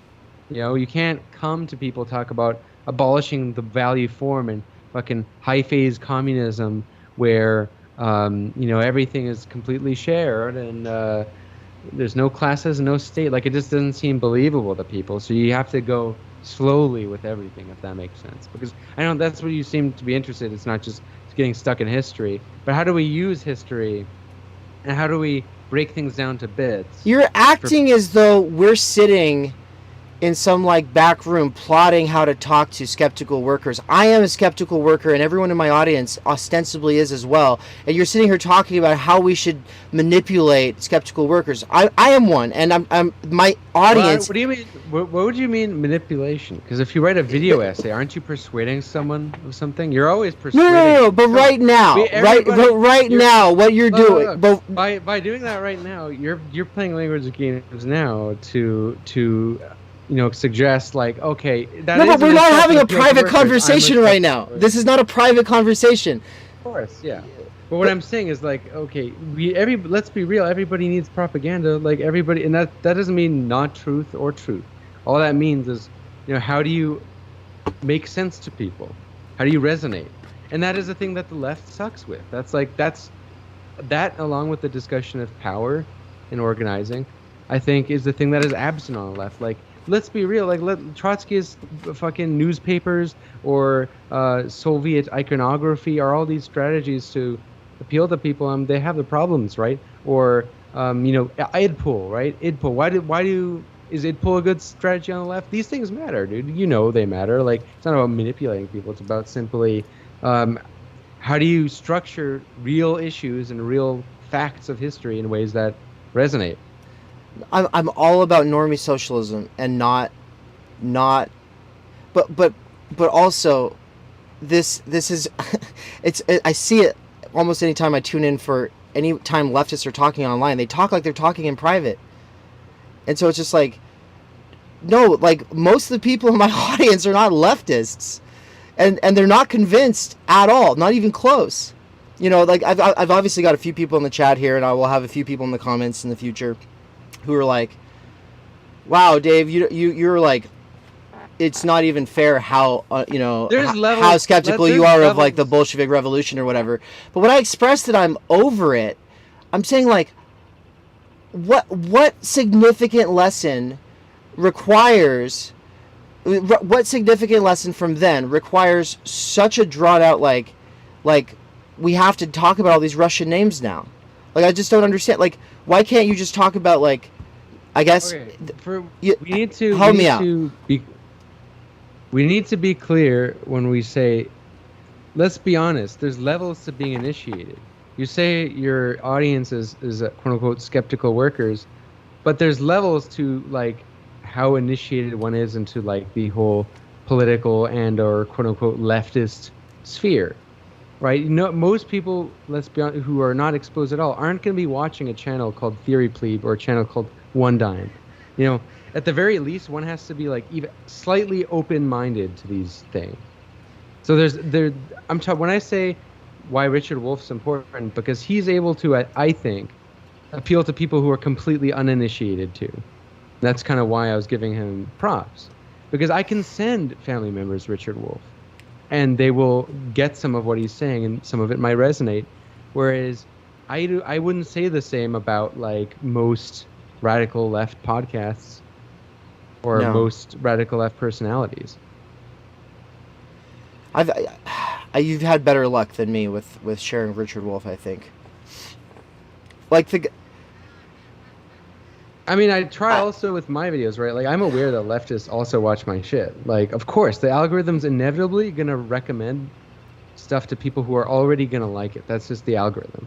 So there's going to be a faction of people who want to consume, like, who want to consume left content or want to learn stuff.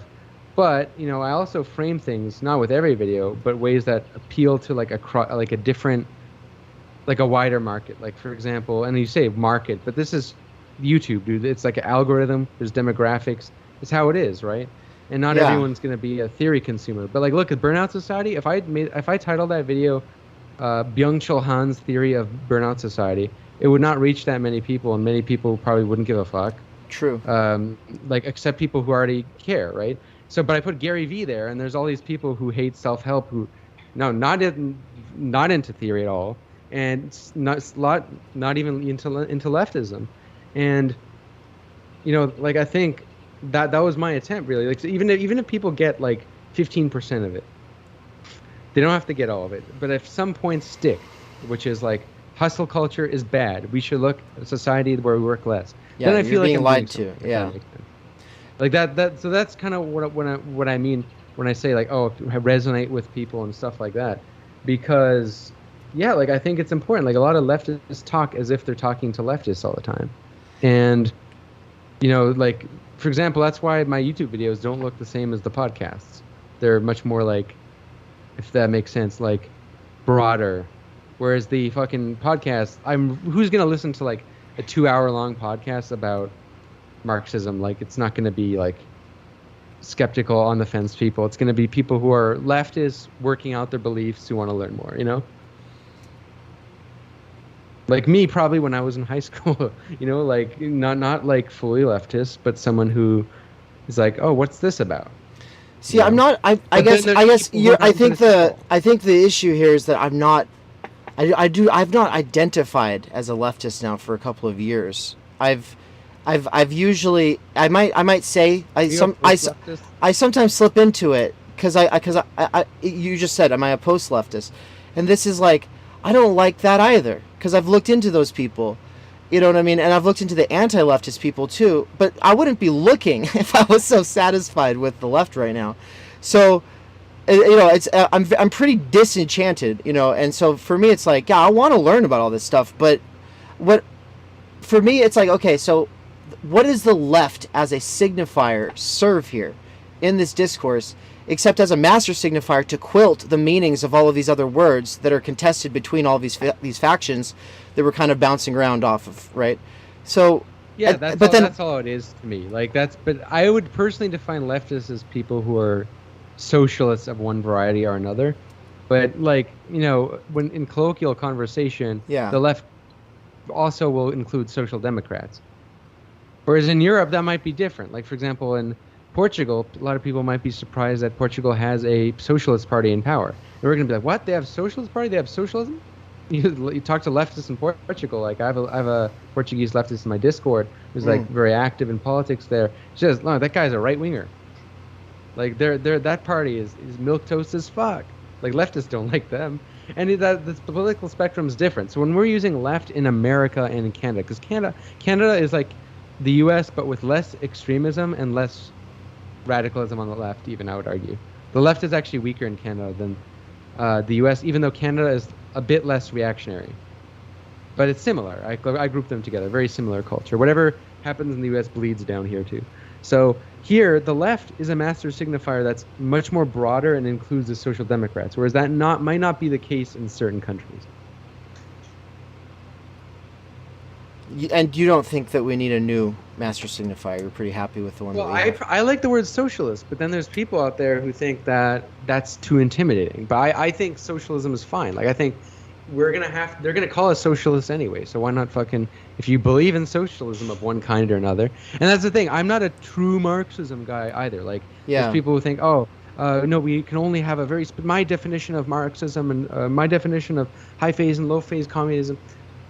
I'm open to people having different interpretations of socialism because that's just the reality of how it's going to be. Right? Okay. And there's some people that those disagreements are there, and I rather like recognize the difference, if that makes sense. So I'll use a master signifier, being very aware that this includes the people who are very contradictory. If that makes sense. But why a word like socialism too? Well, because the left is going to be called socialist anyway. So if you're going to have a socialist agenda, why lie to people? Why not actually have a dialogue about it with people, like, and be honest and transparent about it? No, like, but I don't like this. I think I know. I think I know what you mean when you use the word right now, but I don't think that most people are capable of understanding what you mean. And even if they did, then they'd be like, "Well, that's what One Dime thinks," but really, it's just when government does stuff. It's basically Bernie Sanders, and then you're gonna have a handful of people who go, "Well, I've been around forever, and it's a dictatorship of the proletariat, comrades," and it's like. Okay, but I would never use that term with regular people. Like, I think that term is stupid. We need a new term for that in general, like just dictatorship of the proletariat. It's a terrible name. It's bad marketing. Well, it is bad PR, dude. Like like that is the thing. I don't know. This is like I'm gonna have to go back on it. I don't know if, like, to what extent you meant like, oh, are we manipulating people? I have to push back again on this because, like, we can't pretend as though we're not in the postmodern era where everything is fucking advertising. It is. Like, this is a very cynical belief, but it is. And I feel like if we're going to do it, we might as well do it in a positive way that actually furthers, like, socialist goals and that is close to the truth as possible, if that makes sense, rather than being, like, empty signifiers. Like, because the PR matters. We can't act as if it's not. Like, the medium is the message. That's, like, this is the thing about meme warfare, that video, right? Like, on the surface, it looks like it's about memes. People who just think, oh, how are memes influential politically? They might watch that. But the real message behind that is that we're in a postmodern society where truth does not fucking matter. And, like, when I say truth doesn't matter, it doesn't mean that you shouldn't tell the truth and you shouldn't seek the truth. If that was the case, I wouldn't read fucking history. But, like, if just telling facts or how you perceive those facts in relation to each other isn't in itself going to change people's minds. It's how you frame them, right? This is where I'm Lakoff-pilled, George Lakoff-pilled. I love that you are. I love that you are on that because it's not a lot of times that I find somebody who's engaged with him, and I think it's usually because he uses that word liberal, and so, like, people are like, oh, well, who cares what he says? But no, it's he's on some shit that people need to pay attention to. But for me, postmodernism is less about the truth doesn't matter, and it's a lot more about remember when I talked about the half the country's disaffected, right? Mm-hmm. I think more than fair enough. More than that. There's a lot of cynical voters too, right? Most of the people who vote are probably cynical. Like, I know everyone I know, honestly, except, like, in my direct family who votes Democrat or who votes Liberal Party in the Canada, does not do so out of an enjoyment for that party. It's because they want to keep the conservatives out. There's a lot of people who are right. And so for me, that's indicative of how I would frame postmodernism, which is we live in a post-trust society. And so the solution to that's not to, I agree with you here, it's not to say, well, then history doesn't matter, truth doesn't matter, fuck it.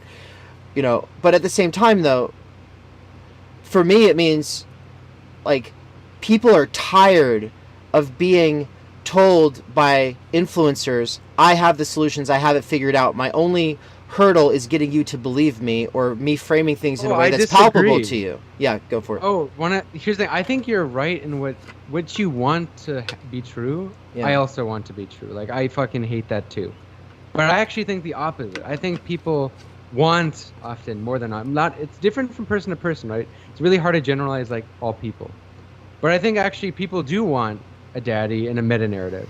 More than ever, actually. I think postmodernism, it's not that people are sick of meta-narratives. They want a meta-narrative. And I think because nobody is giving them a convincing one, they'll gravitate to the people who are the best speakers and the best. That's why. Why do you think so many people gravitated to Trump? People talked about like in my Psychology of Fascism video, I presented a theory that was Reich, right? And I was like, is this true? Because I put it from a third person view, like not fully believing it.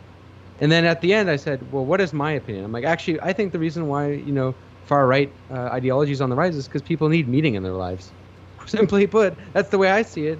I don't really think it's sex. I don't really think it's race. Well, racism plays a role, but I think racism takes a role insofar as people want meaning. They want like an outsider to blame. And I think actually it's the opposite. People want like a person to tell them like, I'm right. Think about all these, why are these influencers popular? It's because even if they're fucking stupid, some of them, like they tell people like the good juice that they want to drink, They sip them the Kool-Aid.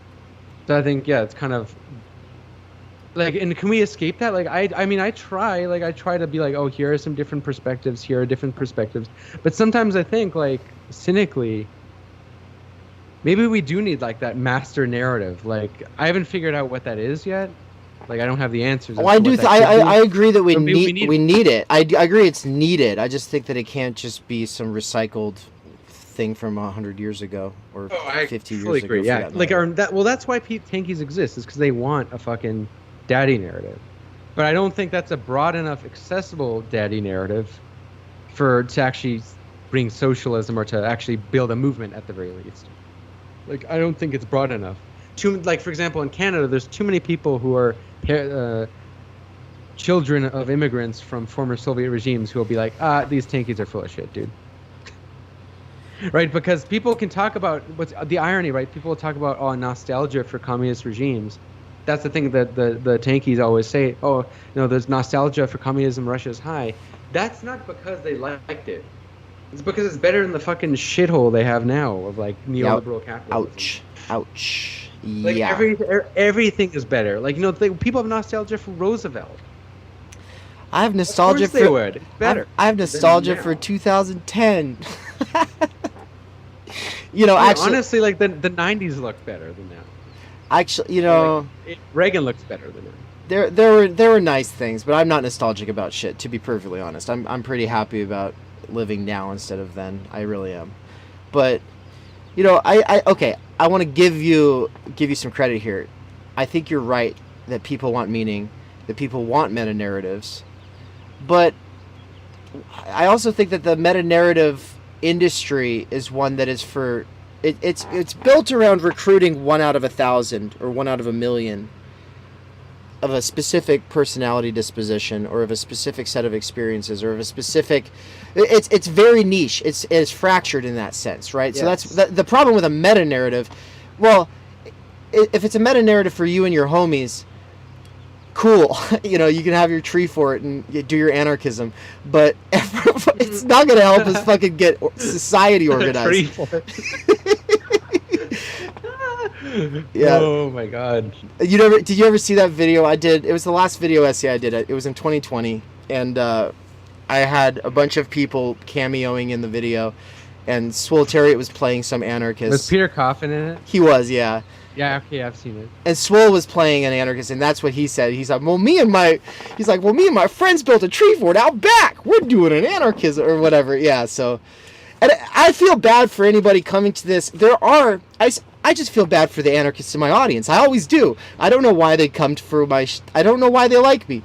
I keep taking dunks on them. And then here you are, you're doing it. And everyone I bring on is like not an anarchist. I dunk on everybody, but like not in my videos. In my podcasts I do it. Like in my videos I'll try to pretend to sometimes even be I'll be overly charitable to people. Like I'll be like, the anarchists have their point. They do, but that's the thing. I believe you can believe two things at once. That's dialectical thinking, right? Yeah. Like you can believe two things at the same time. Like I believe at one point anarchists are I think the anarchists are the most correct tendency. They're just too correct that they'll never fucking succeed because they're way ahead of everybody. Like most people aren't at that, like they're not gonna think about like living in classless societies and abolishing the state or people aren't there yet. Like they're too ultra.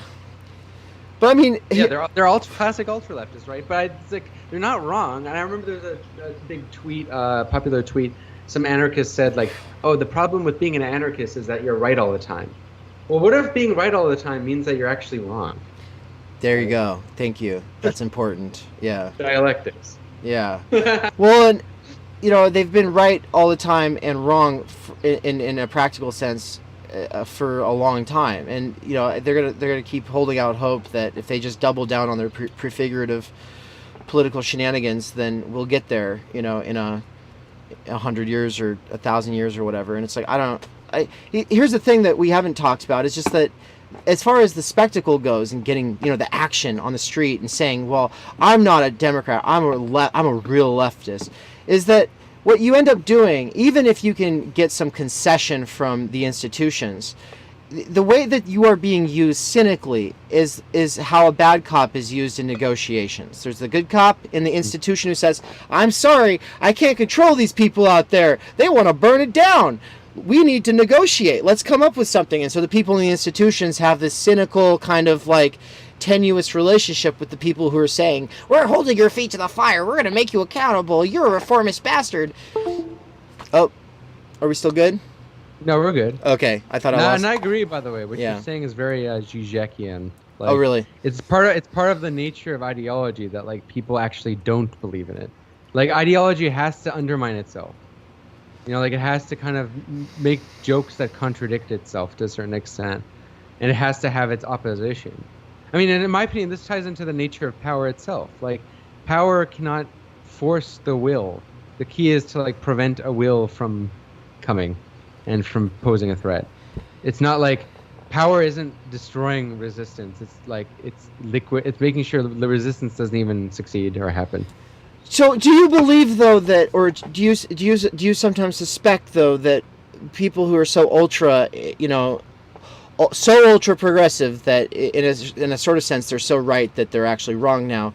That another thing, and I don't think this ever really gets talked about, at least not on the left, is that it actually creates its antithesis. It actually creates, it polarizes and sends running in the opposite direction just enough people to make traditional spin-off subcultures alive and well and flourish, and actually there will be more of them. The more we double down on, we're going to abolish your family, we're going to abolish religion, we're going to abolish the borders, we're going to abolish That's my favorite. Everything abolish borders. It's like, okay, abolish imperialism first, dude. Like, right? Yeah, no, the Kochs are happy to abolish borders as long as they still have imperialism, right? So exactly, yeah, like abolishing borders, like in the system now. I mean, but obviously, like the reaction, because look, stupid normie's gonna stupid normie. They're gonna think, well, my household is the same as a nation state, which is stupid, obviously. But because they are paranoid and superstitious and closed-minded and not going to hear what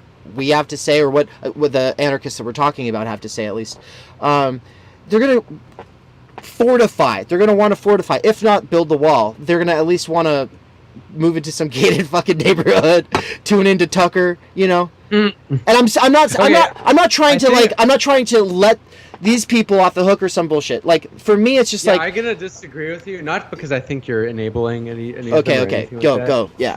But I disagree. Like, I don't think, if this is what you're trying to say, I might be wrong in interpreting it. But I don't think the far left creates the far right. Like, I think the far right would have, or even the center right, even the center, like, or the neoliberals will always have like their enemy. If it doesn't exist, they'll make it up. Like, there's a quote from, I think it's Jean-Paul Sartre, where he said, if there was no Jews, there would still be anti-Semitism. And like, people will still have their like scapegoat and their big other and their signifiers, no matter what. So like, think about it, that before Bernie, the Democrats, Clinton was called socialist by, what's that, Newt Gingrich? Yeah, Newt Gingrich, he was the guy back then.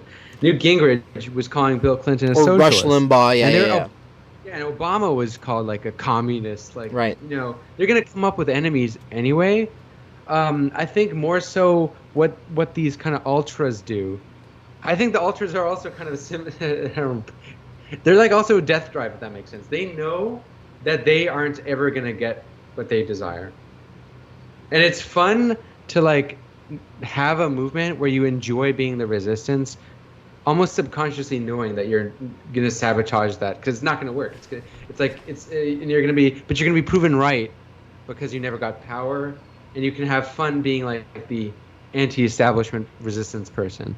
I think if that's what it is, then that would also make sense of the way that anti-imperialism usually manifests, right? Which is to say that it's like the Weathermen, where you say, well, because we're in the imperial core and there's absolutely nothing that we can do to actually change anything for the better working within this country, like all we can actually do is disrupt and do a terrorism, right? Like and of course that's fun because it gives you the license to literally do anything.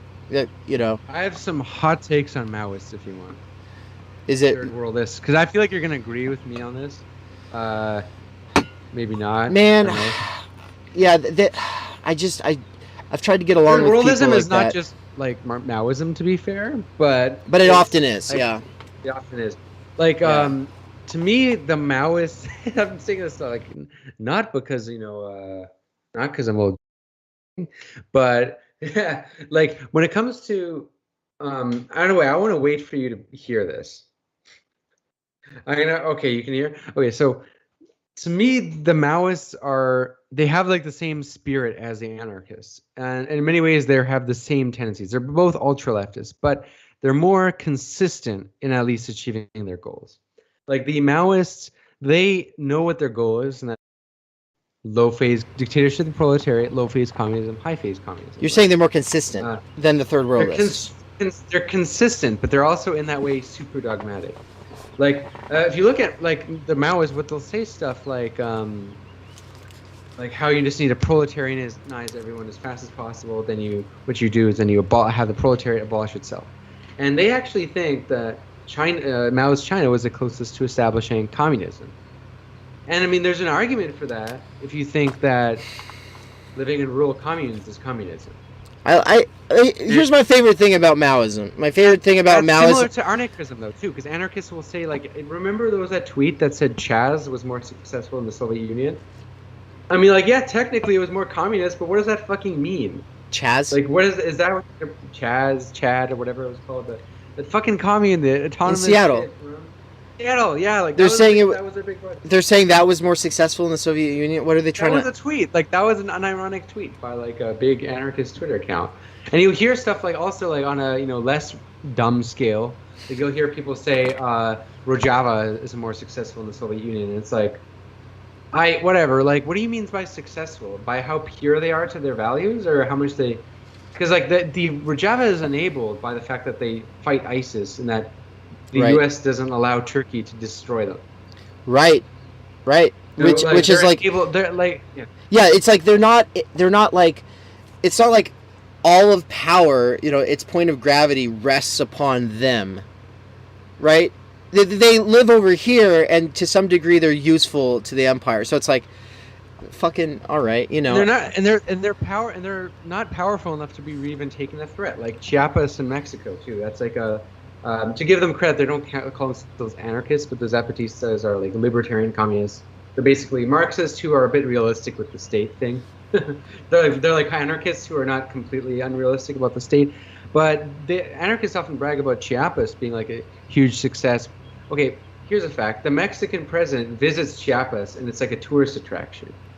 If he wants to wipe it out with the help of the U.S., he can. I think, look, here's the thing how I feel. It doesn't mean that these projects are useless and that the people doing that are wasting their time. I think these things can, like, popularize, I guess, communist ideas. And at the very least, they can show that people on a local level can live in an anti-capitalist way. So in that regard, I will give them credit. Like, it is real work. Like, people are showing, like, you don't have to live in this capitalist way, sure. I agree, like, props, right?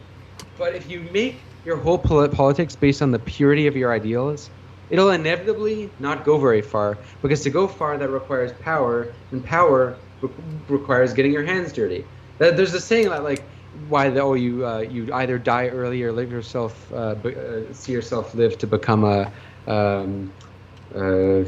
Stalinist, I guess. I don't know, but like the point I would say is, like, there's a reason why all the revolutionaries who never got power is the ones we look at positively, like Che Guevara, Rosa Luxemburg. Like, we look at them positively. The Castro, Lenin, Stalin, they're all treated the same, even though they're not. I think they made very different. They ruled very differently, but like they're all like, because all of them got their hands dirty in some way. Stalin obviously way more than others, but they're like thrown out.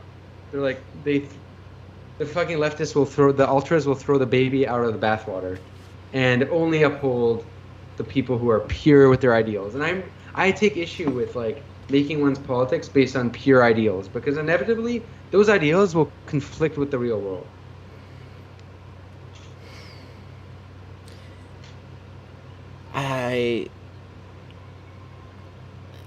There's this part of me that always kind of thinks what you just said.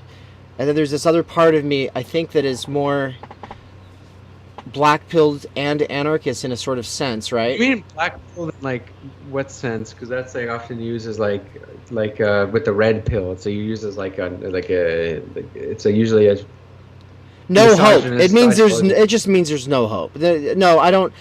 People. Like you mean like not? I'm Baudrillard pilled, if that makes sense. People, yeah, exactly. It is a Baudrillard. It's not all the time. Baudrillard pilled is black pilled to some degree. Now, I mean, he wasn't like what party was he a part of, right? What hope did he really see? Right. Baudrillard's politics suck, but I totally get why he is the way he is. Like he has every right to feel like. Well, he was aware of something nobody else was willing to acknowledge. The left was dead. Yeah, exactly. And I think a lot of the May 68 writers, that's what defines them as theorists, is that they're responding to having won, but that win was a loss, and then realizing, wow, we got everything we wanted, but then it didn't amount to anything. What the fuck? Things went back to normal. In fact, now they're worse because of neoliberalism. And so this is why, Althusser writes what he writes in 1970 with the ideological state apparatuses, and then a year later is published the social... what is to be done? Bourdieu publishes the piece on the social reproduction of the education and capital and all this. And so it's like the emphasis became reproduction, for a lot of these thinkers. Like, what reproduces society so that, even if we shut it down, like, it comes back to normal, like, a month later, Yeah, I mean, postmodernists, quote unquote, I say quote unquote because, like, sometimes I think postmodernism as a theoretical epoch very much like as a historical epoch is a thing. I'm sometimes indifferent as to whether postmodernism as a theoretical tendency actually is a thing, because like a lot of these people who are grouped into each other, like I don't really think have a lot in common as people think. Like fuck that shit. Deleuze and Baudrillard, I think, are very different. Yeah. But I will say, like, what unites like postmodern theorists are, to me, just people who are kind of products of postmodernity. And like Baudrillard in that regard is very much a postmodernist. And they're diagnosing it. Deleuze too, and so Deleuze, right? Like, actually, there's some. Do you know a guy called Stuart Jeffries? He wrote that book called Everything Everywhere All the Time. It's about postmodernism. Recently came out, I think, this year. It's not the movie Everything Everywhere All at Once, right? No. Okay. Of course not. But he has a lot like Catron. He actually thinks a lot of these postmodern theorists, they're products of neoliberalism, and they actually reinforce neoliberalism. Like, for example, he thinks Deleuze this is a really hot take, right? Because a lot of theory nerds would hate this. And to be honest, I was honestly, I'm still like not even sure I believe his take. But he thinks that like the ideas of, multiple identities, multiplicity, man. I don't know why I'm saying in a hippie way, but like, well, because you have to when you're talking about those two, yeah. Yeah, like the rhizome, man. It's rhizomes, bro. Man. Becoming a wolf, dog. Yeah. Becoming wolf, man. But he thinks that actually is like an ideology of neoliberalism, because in neoliberalism, like, it's great to like be a consumer and have a cultivated identity that you embrace periodically, like. Oh yeah. If that makes. Well, fair enough. I mean, these guys can obviously be used in these ways. I mean, there's this weird sort of lowercase critical theories that's basically just like middle school id pull, but it's dressed up in Foucauldian and Derridian like verbiage, Yeah. And it's just like, you found big words to use to talk about this. That's cool. It's just aristocracy. Yeah.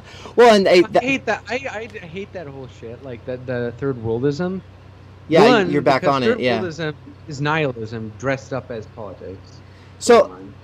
And two, third worldism is just wrong because if you look at like, here's the thing: you can talk about like settlers. It's true that like settler countries have like less radical politics, but you actually look is that as immigration increased, our politics has watered down. The politics of, for example, Canada, the labor movement was bigger in the 20s, and it was bigger in the USA also in the 20s compared to now. And there was less immigration compared to now. And that's not because they are whiter. It's just because I don't think it makes a big difference. I don't think that's how people choose to be socialism, whether they're white or not. Like, I think whether people are socialists has to do with whether there's people take socialism as an idea seriously and socialists whether they trust socialists.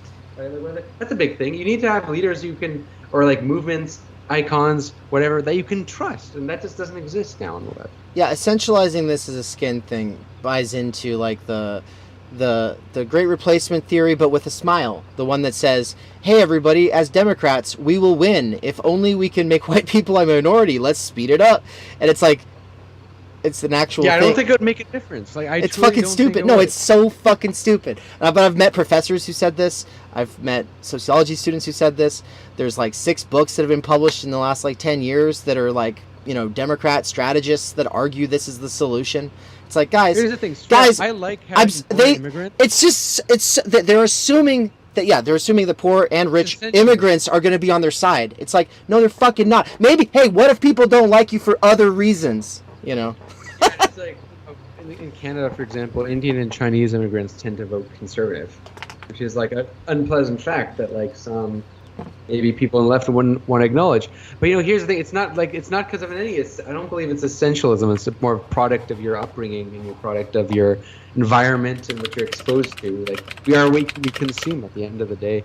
I mean, I'm always seriously. I'm a very pro-immigration guy. Like I'm a very like pro like unironically globalist guy. Like I'm very anti-localist. For me, I don't believe in nation states. But like I'm not pro-immigration because I think that will bring socialism. Like I'm pro-immigration just because I think like it's especially in settler countries like Canada that you know there isn't a Canadian people aside from the indigenous nations.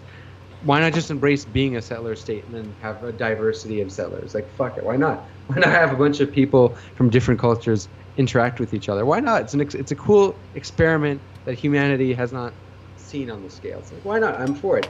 But like thinking that this in itself brings socialism, right? Is just absurd. Like, yeah, it's totally absurd. Like you look at where all the biggest revolutions happened; they didn't happen in like super cosmopolitan countries. Here's the thing about, and this is a delicate topic.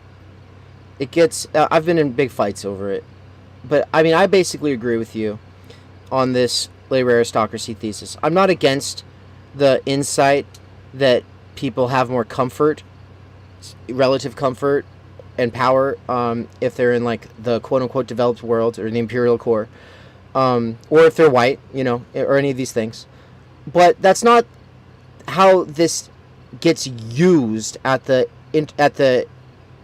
interpersonal political level. At the I don't care about the political level half as much as I care about living as a human who would like to be able to work with other humans who ostensibly have similar goals, but they can't see me as anything other than a white person because they've bought into this thesis.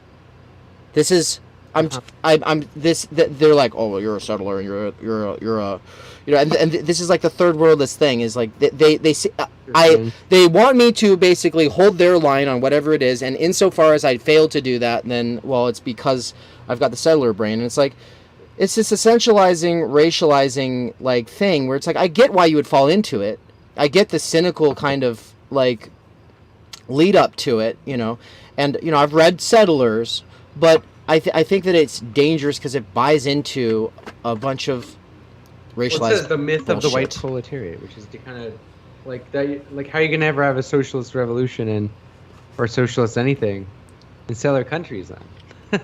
Well, and that's the thing is that I mean, it's there. I guess for some people, when they talk about the working class, they really mean white people, and some people say the white working class. Because the working class. It is stupid. It is stupid. It is stupid. It is stupid. And someone like Sakai is unaware apparently of the the way that racialized slavery was instituted as a response to black and white poor people working together who were indentured servants, right? It was a response to that as a way of rolling out special privileges that would create micro antagonisms between workers. Like this is the invention of the white race by W. Allen, and Theodore W. Allen is a mouse, but he actually understands this shit. Unlike Sakai, it's from what it seems. I haven't read that, but from what it seems is that he's coming more from the idea that race is a construct, and thus you can't essentialize people based on it. Yeah, well, and part of the construct, which is where I come from too. But it's also not but it's not just a construct because like a typical liberal thing is to be like, well, like a little baby who sees someone of a different color than its parents is like scared, and that just compounds over time with ignorance, and that's what racism is. No. Is that even? He's not saying some shit like that, right? He what he's saying is that it was constructed, it was invented as a ruling class a way of gerrymandering people psychologically. Quite literally, it was one created by, first of all, the category of black was created by Spanish so that they could justify slavery that was no longer on the basis of religion. Because before it was based on religion, when too many people were converting to Christianity, they had to figure out a new way to enslave people, and that was the invention of blackness. The invention of whiteness came with Brits trying to basically divide Irish servants and into Caribbean and African slaves. Yeah, and I think he does talk about that. But yeah, for me, the hinge point is that it's like 50 years after. I just want to clarify so no one comments. I'm not saying that these terms black and white were never used before, but in terms of actually being a legalistic thing, right. Like a category where I identify as white equals superior, quote unquote, or black equals inferior. This didn't arise until this time. It's actually a fairly new thing in human history. And I would add to that no Chinese person is going to go to court and argue that they're white if it's not a fucking law, right? This is exactly. The law is making it so that if you're seen as not white, well, that's a problem. So now you have to go to the judge and be like, actually, Your Honor, I know I'm Chinese, but actually, you see, I'm really white. It's like, what? Why would you do that? Well, it's because obviously you're being excluded from society, right? So that's yeah. But and then I just to tie that in with so then you have the Civil War, and then the way that the liberals and radlibs will talk about it is there was a resurgence of racism after the Civil War, and that's what resulted in the betrayal of Reconstruction. They like to skip over the fact that there were millions of black and white farmers in the Farmers Alliance and the Miners Alliances between the 1870s and 1880s that eventually turned into what became the Populist Party. But that it was an anti-ruling class thing all the way through. There were socialists involved. There were black and white, working class solidarity, and it degenerated over time. But they were there were laws being rolled out to undermine their ability to organize, and then there was also terrorism being used against them from the left and right of the time, which were both really racist. So, and Jim Crow is a product of that. Yeah, liberals take racism as it is and critique it on its own criteria. They critique it as a phenomenon in isolation. Yeah. Rather than a symptom or a product of other things. There's sort of, almost it's a realism. They think it's just inevitable. They think that as long as whites are a minority, that they'll be a majority, they'll be racist. Which is kind of weird. I don't want to say that all liberals believe this, because from what liberals, at least, I guess, in my personal experience in Canada, most liberals are just, I guess, how do I say, there are the PMC types, where a lot of people are just, they just don't care, if that makes sense. They're kind of why don't they all get along? Right. It's a them problem. For me, here's the thing. You have the experience, right? Because, I want to assume you're white, but are you fully white, quote unquote? I always pick other on these census things, but technically, I am a mixture of European ancestry primarily. Yeah, this is. Okay. But here's the problem. It's just I wouldn't care, but I'll tell you this. But white is a fucking bullshit category. That is the issue. Yeah. Well, they're all most of them are bullshit categories. Yeah. Like, but for me, the thing with why the id pull stuff was always strange to me is because I'm extremely mixed race. Like, I'm half Arabic, a quarter European, and a quarter Mexican. And so I come from like two parts, like, you know, big chunks that aren't considered like white. Only the European part is considered white. Weirdly enough, though, in the USA, Arab is considered white. In Canada, it's not. And apparently, there was some like weird law in the USA for like immigration purposes. Weird shit. But whatever. Like, the point is, for me, like, all this shit, essentialism seemed absurd to me always. On that basis, and just also growing up around a wide variety of people. You know, I'm very much of the belief that people are products of what they consume. And I guess this is the thing. This is maybe like some people think that this attitude of the world is almost depersonalizing or it's post-human or whatever, which I think is stupid. To me, I think I don't believe in free will at all. Like, I think we're a product of what we consume. I believe in will, not free will. Like, will, right, is like choices, changes, but like we're products of what we fucking consume. We're products of our environment. Like, you can have, you know, there's I don't know. I'm afraid like I'm gonna say something like fucked up here, but like, you know, okay, like we all know that there's those ruling like rich black people. Like, do you think they have the same perspective, of course, as like a person who grows up in Compton? No, but like I saw someone who said on like Candace Owens has a greater right to talk about black issues than like some like white activist or whatever. Like, I don't remember. It was Xander Hall was responding to someone saying that. I don't know any of these. Yeah. Yeah. Whatever, but like the point is that these arguments are fucking absurd to me. Yeah. Yeah, but like I think it's not a hill I'll die on either. Like, this is the thing about id pull, because I'm indifferent to it. Because I've never been also like a victim of it either. Like, no one has come up to me and be like, "You're a privileged white man." So I guess like I've also like never been that annoyed to care about it. But it's also the kind of thing I barely even talk about because it's not something I care about. Because there's the people who think id pull is stupid, which I agree to like a large extent. But then there's like they make it their whole politics. Like, anti-id pull is their politics, and I think that's dumb. Like, right. Stupid pull. Like, I prefer just to talk about like issues, you know, rather than like, I don't know, these culture war debates in general. Right.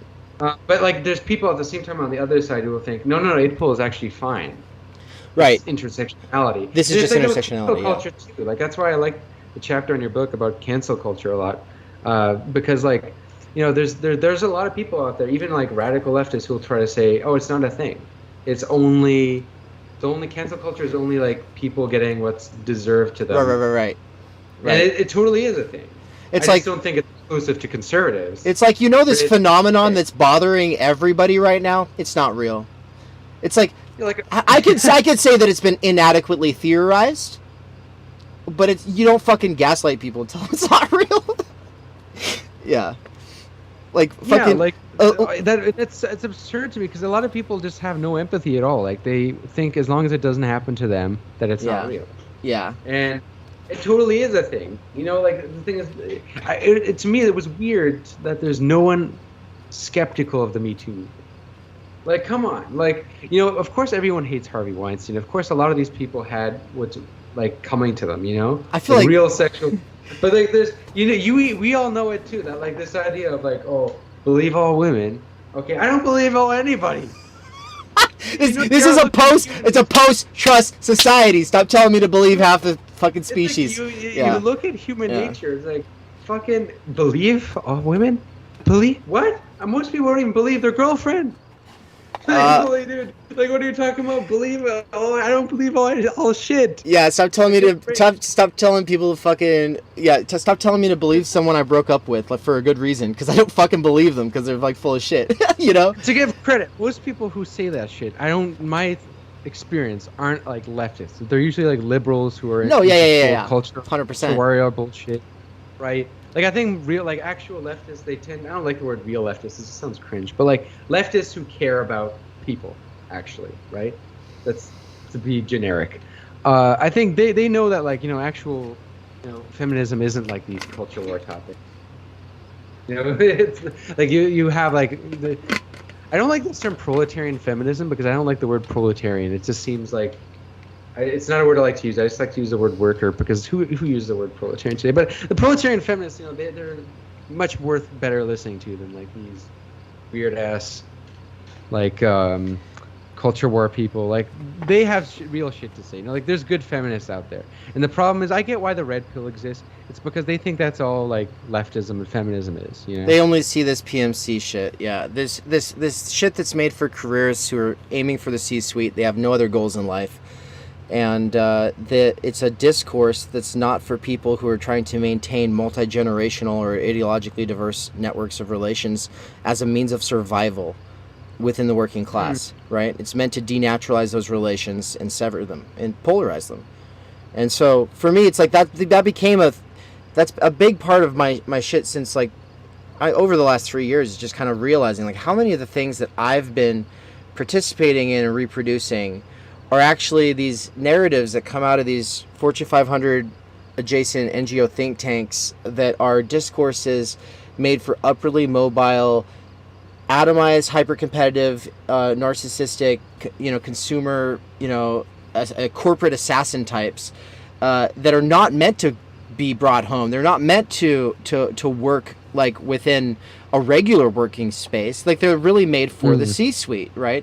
And so this is, there's a lot of I'll just tell you, whenever I say PMC, I'm not saying professional managerial class because I believe the phenomenon is relevant, but that it's also a mindset. The way we stipulate the phenomenon, exactly, it is a mindset and it's also a mode. But the way that we stipulate that is important. So when you say class, it gets too complicated for a lot of people. They go, oh, well, it's not really a class.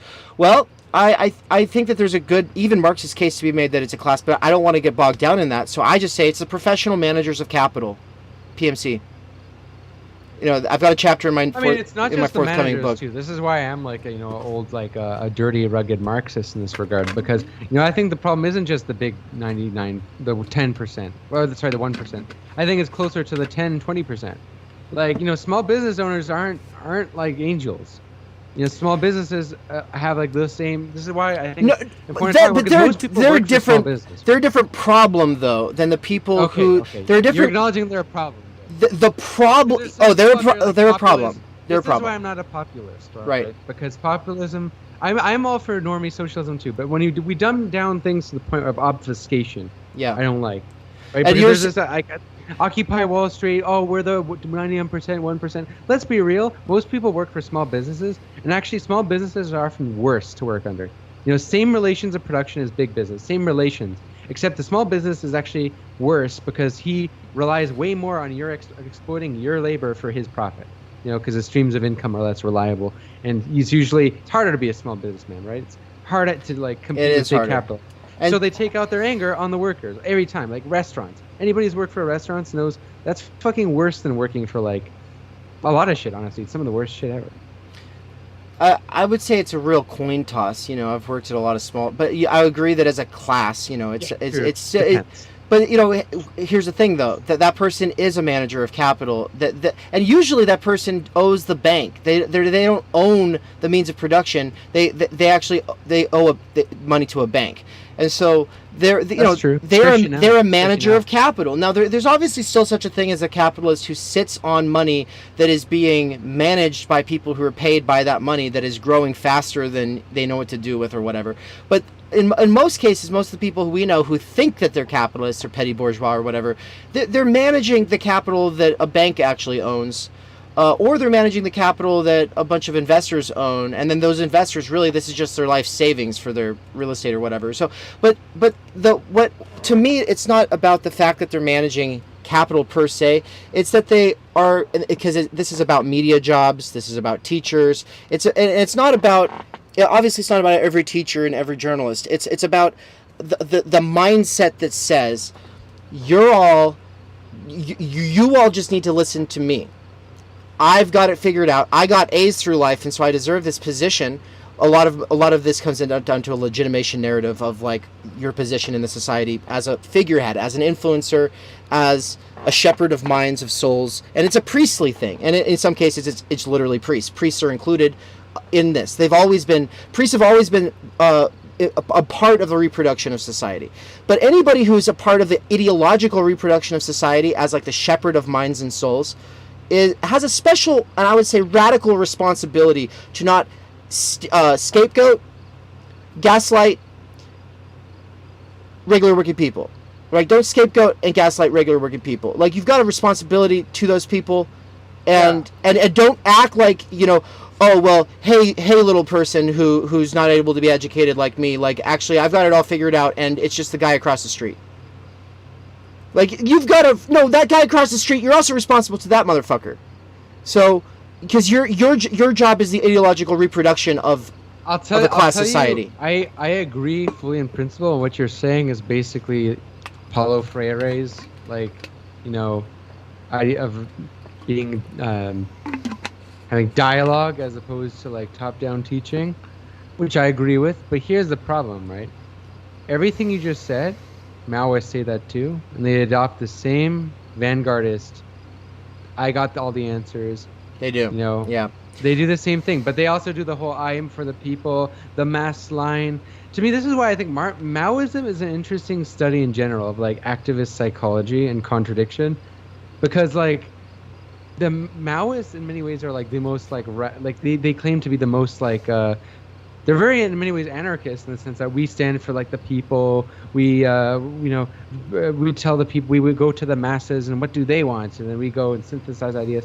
But how much of that actually happens with Maoist parties? Because let's be real, if most Maoist parties went out to like talk to regular people who are not politicized as they are, right, they wouldn't even exist as a party, right? like you have Shining Path, right? You ever heard of the Shining Path? Yeah. People who uphold Gonzalo thought. It's basically, that's like the real kooky Maoist. Because I know some smart Maoists out there. There's plenty of smart ones. Oh yeah. Good people, great people, right? I'm friends with some of them. But like, there's some kooky ones. Some of them are good people. Yeah. Yeah. Look, like, I okay. But like, there's okay. How do you go from I mass line and I listen to the people to like uphold Chairman Gonzalo? Okay, here blow up a fucking van, go here massacre some peasants. Yeah, this is some real crazy shit. Like go sacrifice yourself for Gonzalo. How do you go from that to that? And it's interesting how even like the most like, this is why I'm not a populist in principle, because it's like, okay, you can be populist and still behave exactly like the people one purports to oppose. That's why to me Maoism, I brought it up, because that's like when I listen to Paulo Freire's Pedagogy of the Oppressed, everything that he says is in Mao's own practice. But like, it's funny, they have almost like very different politics. Right. So it's like, what is it? What is that? Like, what does that say? So, in a post-trust moment, the solution is not anti-populism. I will say the solution is not populism either, but the solution is definitely not anti-populism, which is the Democratic Party's modus vivendi recently. And then it's also largely a lot of the liberal left's position ever since COVID, right? Because the COVID narrative has been one of basically... Well, yeah, because they're anti-populist not because they don't like the populist politicians, but because they just don't like the idea that mass politics can work. Because they're neoliberals, right? Like, that's not a surprise to me. This is why they're the big thing. There's interesting critiques of populism from like the left. Like Zizek has great critiques of populism. Lenin has great critiques of populism. Like there's a little writing he has called "Not More But a Few" or something, like talks about how sometimes like having more perspectives is not always necessarily like good in itself, whatever. But like, there's good critiques of populism. But like the liberals you're talking about, like, of course, right? Like, of course, anyone who likes the status quo is going to be anti-populist. Right. That's why they don't like Corbyn either. Right. Well, oh my gosh, yeah. So, yeah, and Catherine Liu, in her Virtue Hoarders, I think it's a fantastic book, but she is susceptible to everything that you just brought up on this Maoist stuff, and then that's why. So I want to defend. Well, she says that she's sympathetic to the Maoist, like, kind of shit. She says this in an interview recently. And so when people want to write her off, that's where they go, is that. And so that's, I think the book needs to be sublated into anyone's politics. I think that, just because there's problems with it doesn't mean that you don't read it and sublate it into your approach. And so if there's a baby in the bathwater with so many other things, there's definitely one there. But then here's my main critique of the PMC, like anti-PMC thing.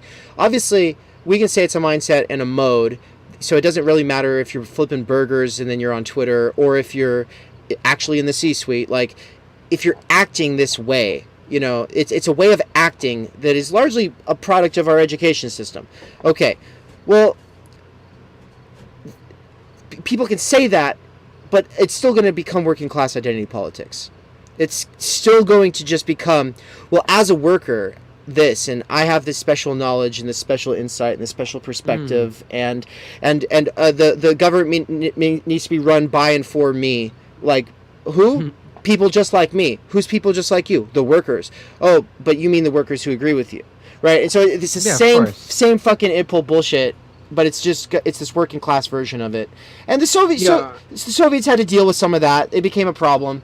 And because obviously you want to have if it's a dictatorship of the proletariat, well, then you want to have proletarians in there. And so these professional revolutions are like, we got to get some in here. But then here's the thing about the complicated, depressing fact about the USSR. Yeah, tell me. I actually think the USSR was the dictatorship of the proletariat. Like, if you look at the backgrounds of, and this is why I say they're the depressing fact, because one can't say that the USSR didn't succeed because it didn't have a dictatorship of the proletariat. Like what they like to say is that the whole ML narrative, the anti-revisionist narrative, which is also embraced by Maoists, is that it failed because of revisionism. But a lot of those big revisionists were actually people of working backgrounds. Right. Khrushchev came from a very like a peasant family. Right. Gorbachev too. So did Brezhnev. Like, these are like working class people. 100%. Like, they're not like elites, and they still did like what you call revisionism. So it's not like it's the classic AOC worked in a bar. Well, AOC really is kind of like of the PMC, because she did volunteer for like one of the Kennedy person, Ted Kennedy. I know, no, but she's the perfect example of how a working class moment popularized by someone like Bernie opens the doors for some PMC person to come in and say, but I'm of a working class background. Yeah, never mind the fact that you stunted in a bar for a second. Okay, in the same sense that I'm not a class essentialist. I'm not a race essentialist. Yeah. I'm also not a class essentialist either. Yeah. I think, of course, it plays a role, because no shit, you're more likely to support socialism if you don't own lots of capital. Duh. Right? Like, no shit. Maybe. I don't think the reason why I don't buy the labor aristocracy stuff that much. I think there's some truth to it, right? Of course, Google employee is more comfy than like an Amazon warehouse worker. Duh. Yeah. Right? But like, here's what's interesting to me is like, what's not to say that like a government worker or like an advertising worker, which are not like factory workers, and they're like mid-scale, middle-class service workers. What's not to like, tons of them hate their jobs. There's a whole genre of movies dedicated to people like this who hate their jobs. Right. Like, there's The Office. There's fucking American Psycho. There's Office Space. There's all these movies dedicated to like this new class identity, which I don't think Marxism talks enough about, of people who are deeply alienated, right? Yeah. Like, so this is why, like, but according to the labor aristocracy idea, right, is like someone in these areas, they're not going to support socialism because they make more than a factory worker in India. Like, okay. It's absurd to me. Like, there's alienation at different levels. That what you just said also relies on this assumption about, revolution only comes from the immiserated, which is also which I think is wrong. That's problem. That's the parody of accelerationism. Like, what people think accelerationism is that, like, thinking, if people are more poor and live shitty lives, they'll turn to communism. Not necessarily. They might turn to fascism.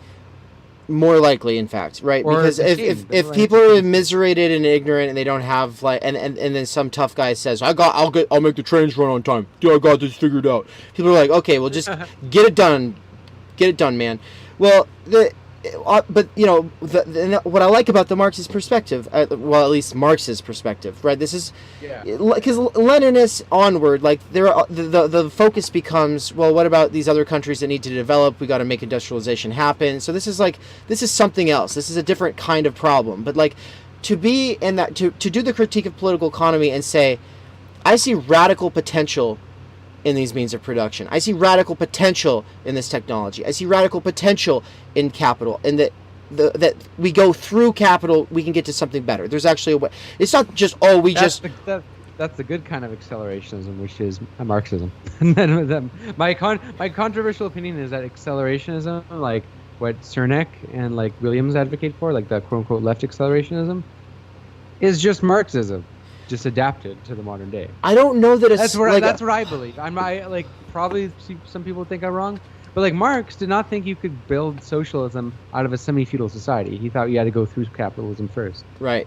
And you know, here's the thing. Maybe he was wrong, but for me, I think that what gets lost on people who are in a desperate situation, that have no privilege whatsoever, like they're just trying to survive, and that's why they're going to have a revolution now. They're going to be a lot more satisfied with bread, and not think about things like time, energy that are necessary they're a necessary condition for the human soul, for the development of a mind, for having a culture. Yeah. And so, I mean, fair enough, maybe, you know, people don't like that hierarchy of needs. Yeah, you mentioned it in your book. Yeah, I critiqued it too, but like you kind of said it has truth to it. I say people have their problems. I say people have their problems with it, but using it as a ready go-to example, right? You know, and it's like a Myers-Briggs test, like kind of psychology, but like I get there's some truth to it. Like, have you read Man's Search for Meaning by Viktor Frankl? It's like a classic book. Peterson recommends it. It's not a right-wing book. It's written just by like a Holocaust survivor. I know, but yeah. I've read part of it. I think that book has a lot of truth to it. You know, it's often used as like by conservative fuddy-duddies for why they need to bring God back or whatever.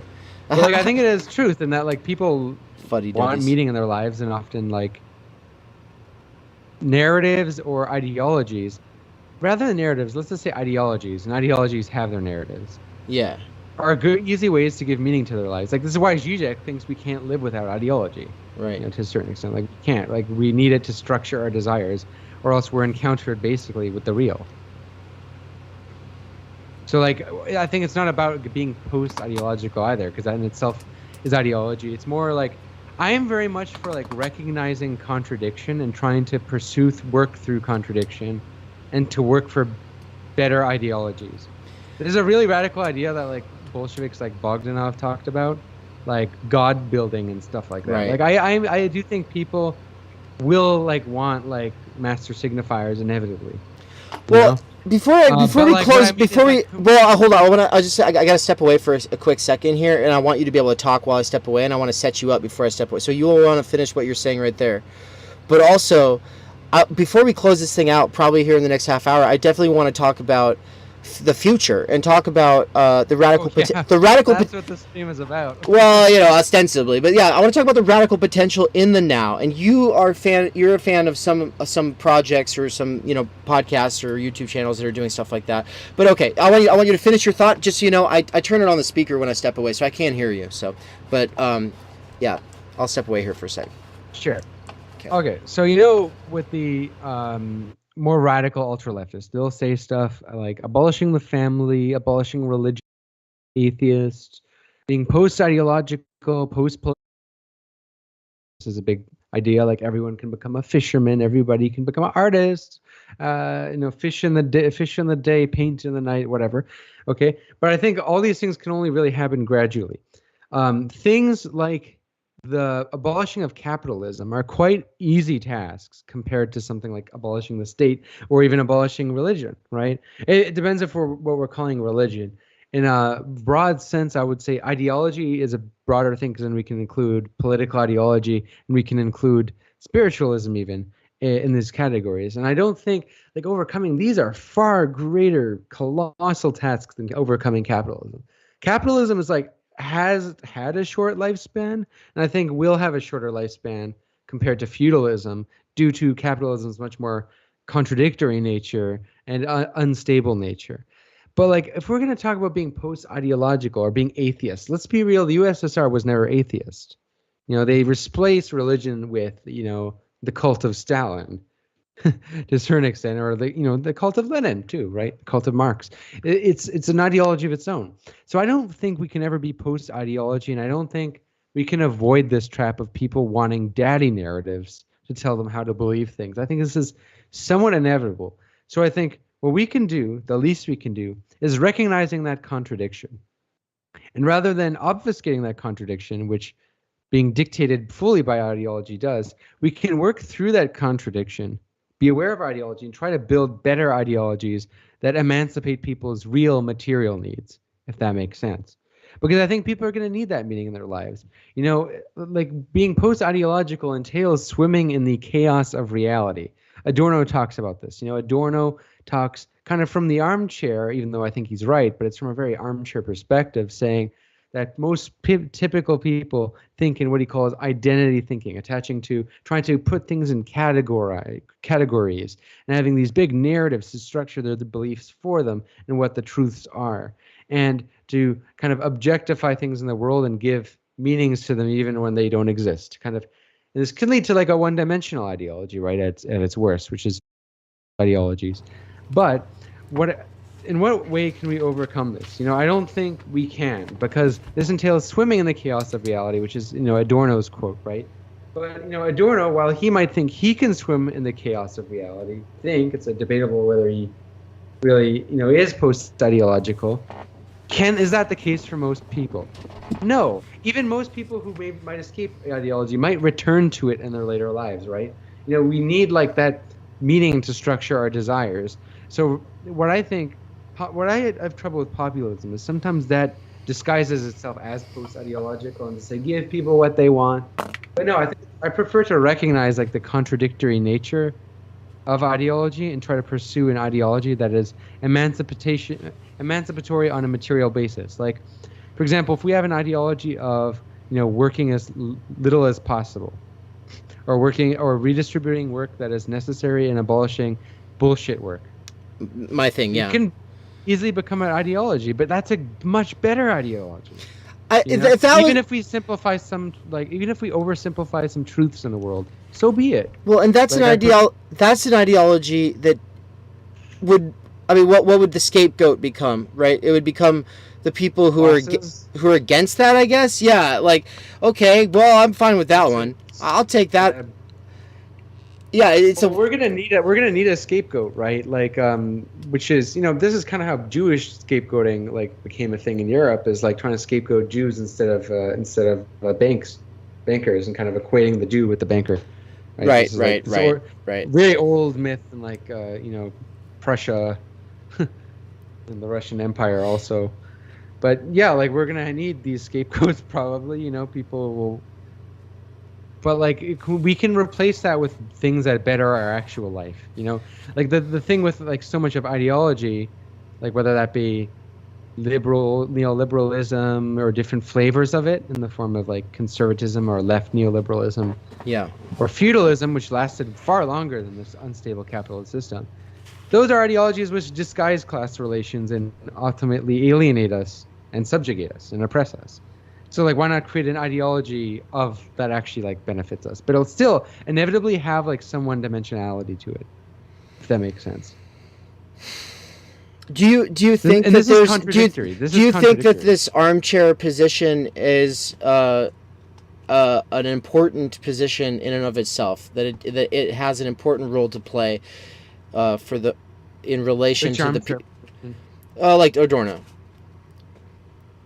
You mean we shouldn't be attached to like identities and single ideologies and trying to categorize things? Yeah, well, I agree. Not quite. This is how I try to operate my life. But like, here's the thing: I try to do this in my life. That's part of my channel name. It's like I'm heavily influenced by Marcuse, and Marcuse is heavily influenced by Adorno. Right. They're influenced by each other. They have similar ideas, except Marcuse was less armchairy compared to Adorno.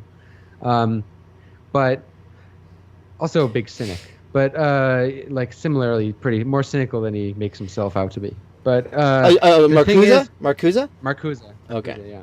He's often depicted it for some reason as like part of the counterculture when that's not really true. Like, I mean, he is a figure in the student movement, but in terms of his ideas, like he was embracing that because he thought there was nothing else.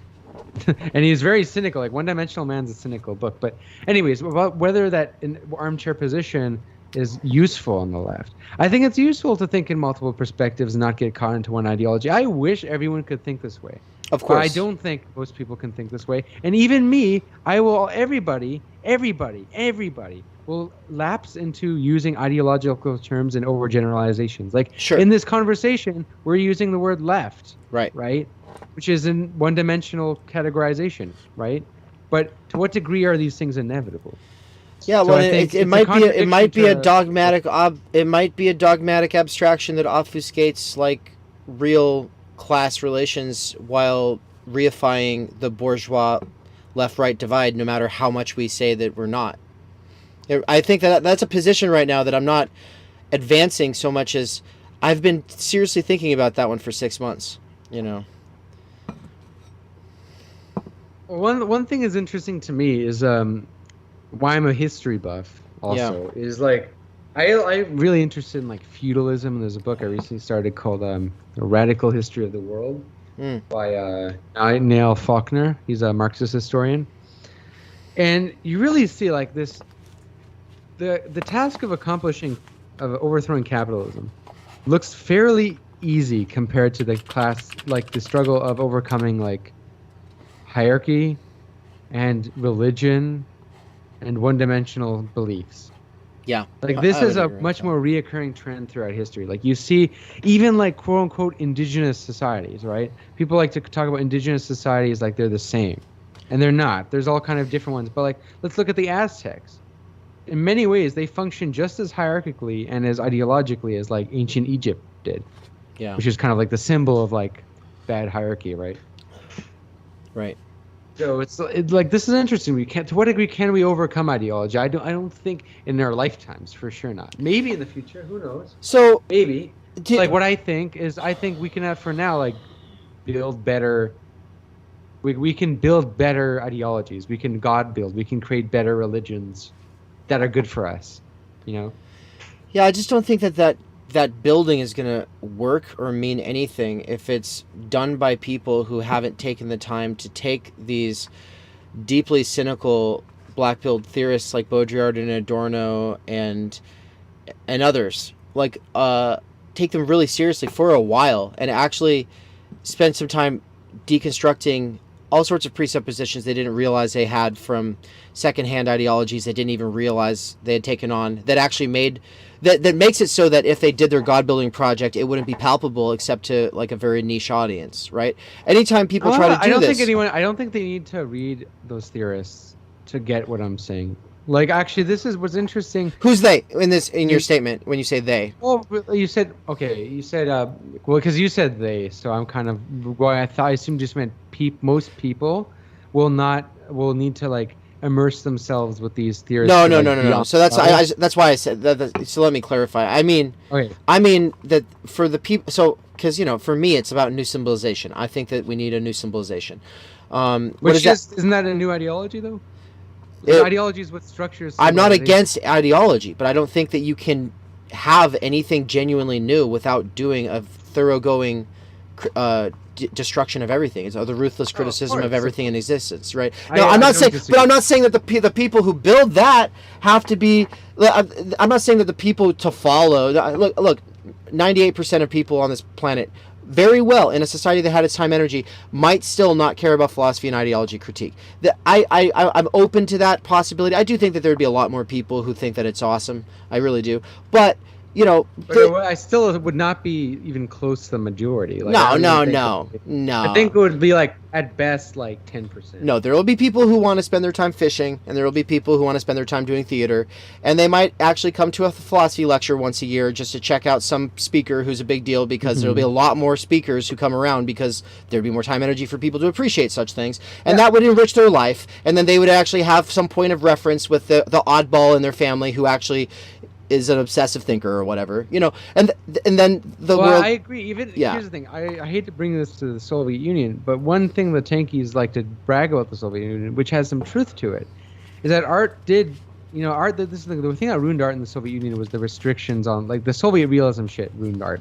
But like a lot of film and art flourished in the Soviet Union compared to before and compared to like other societies close by it, whether that be India, China, pre-Mao.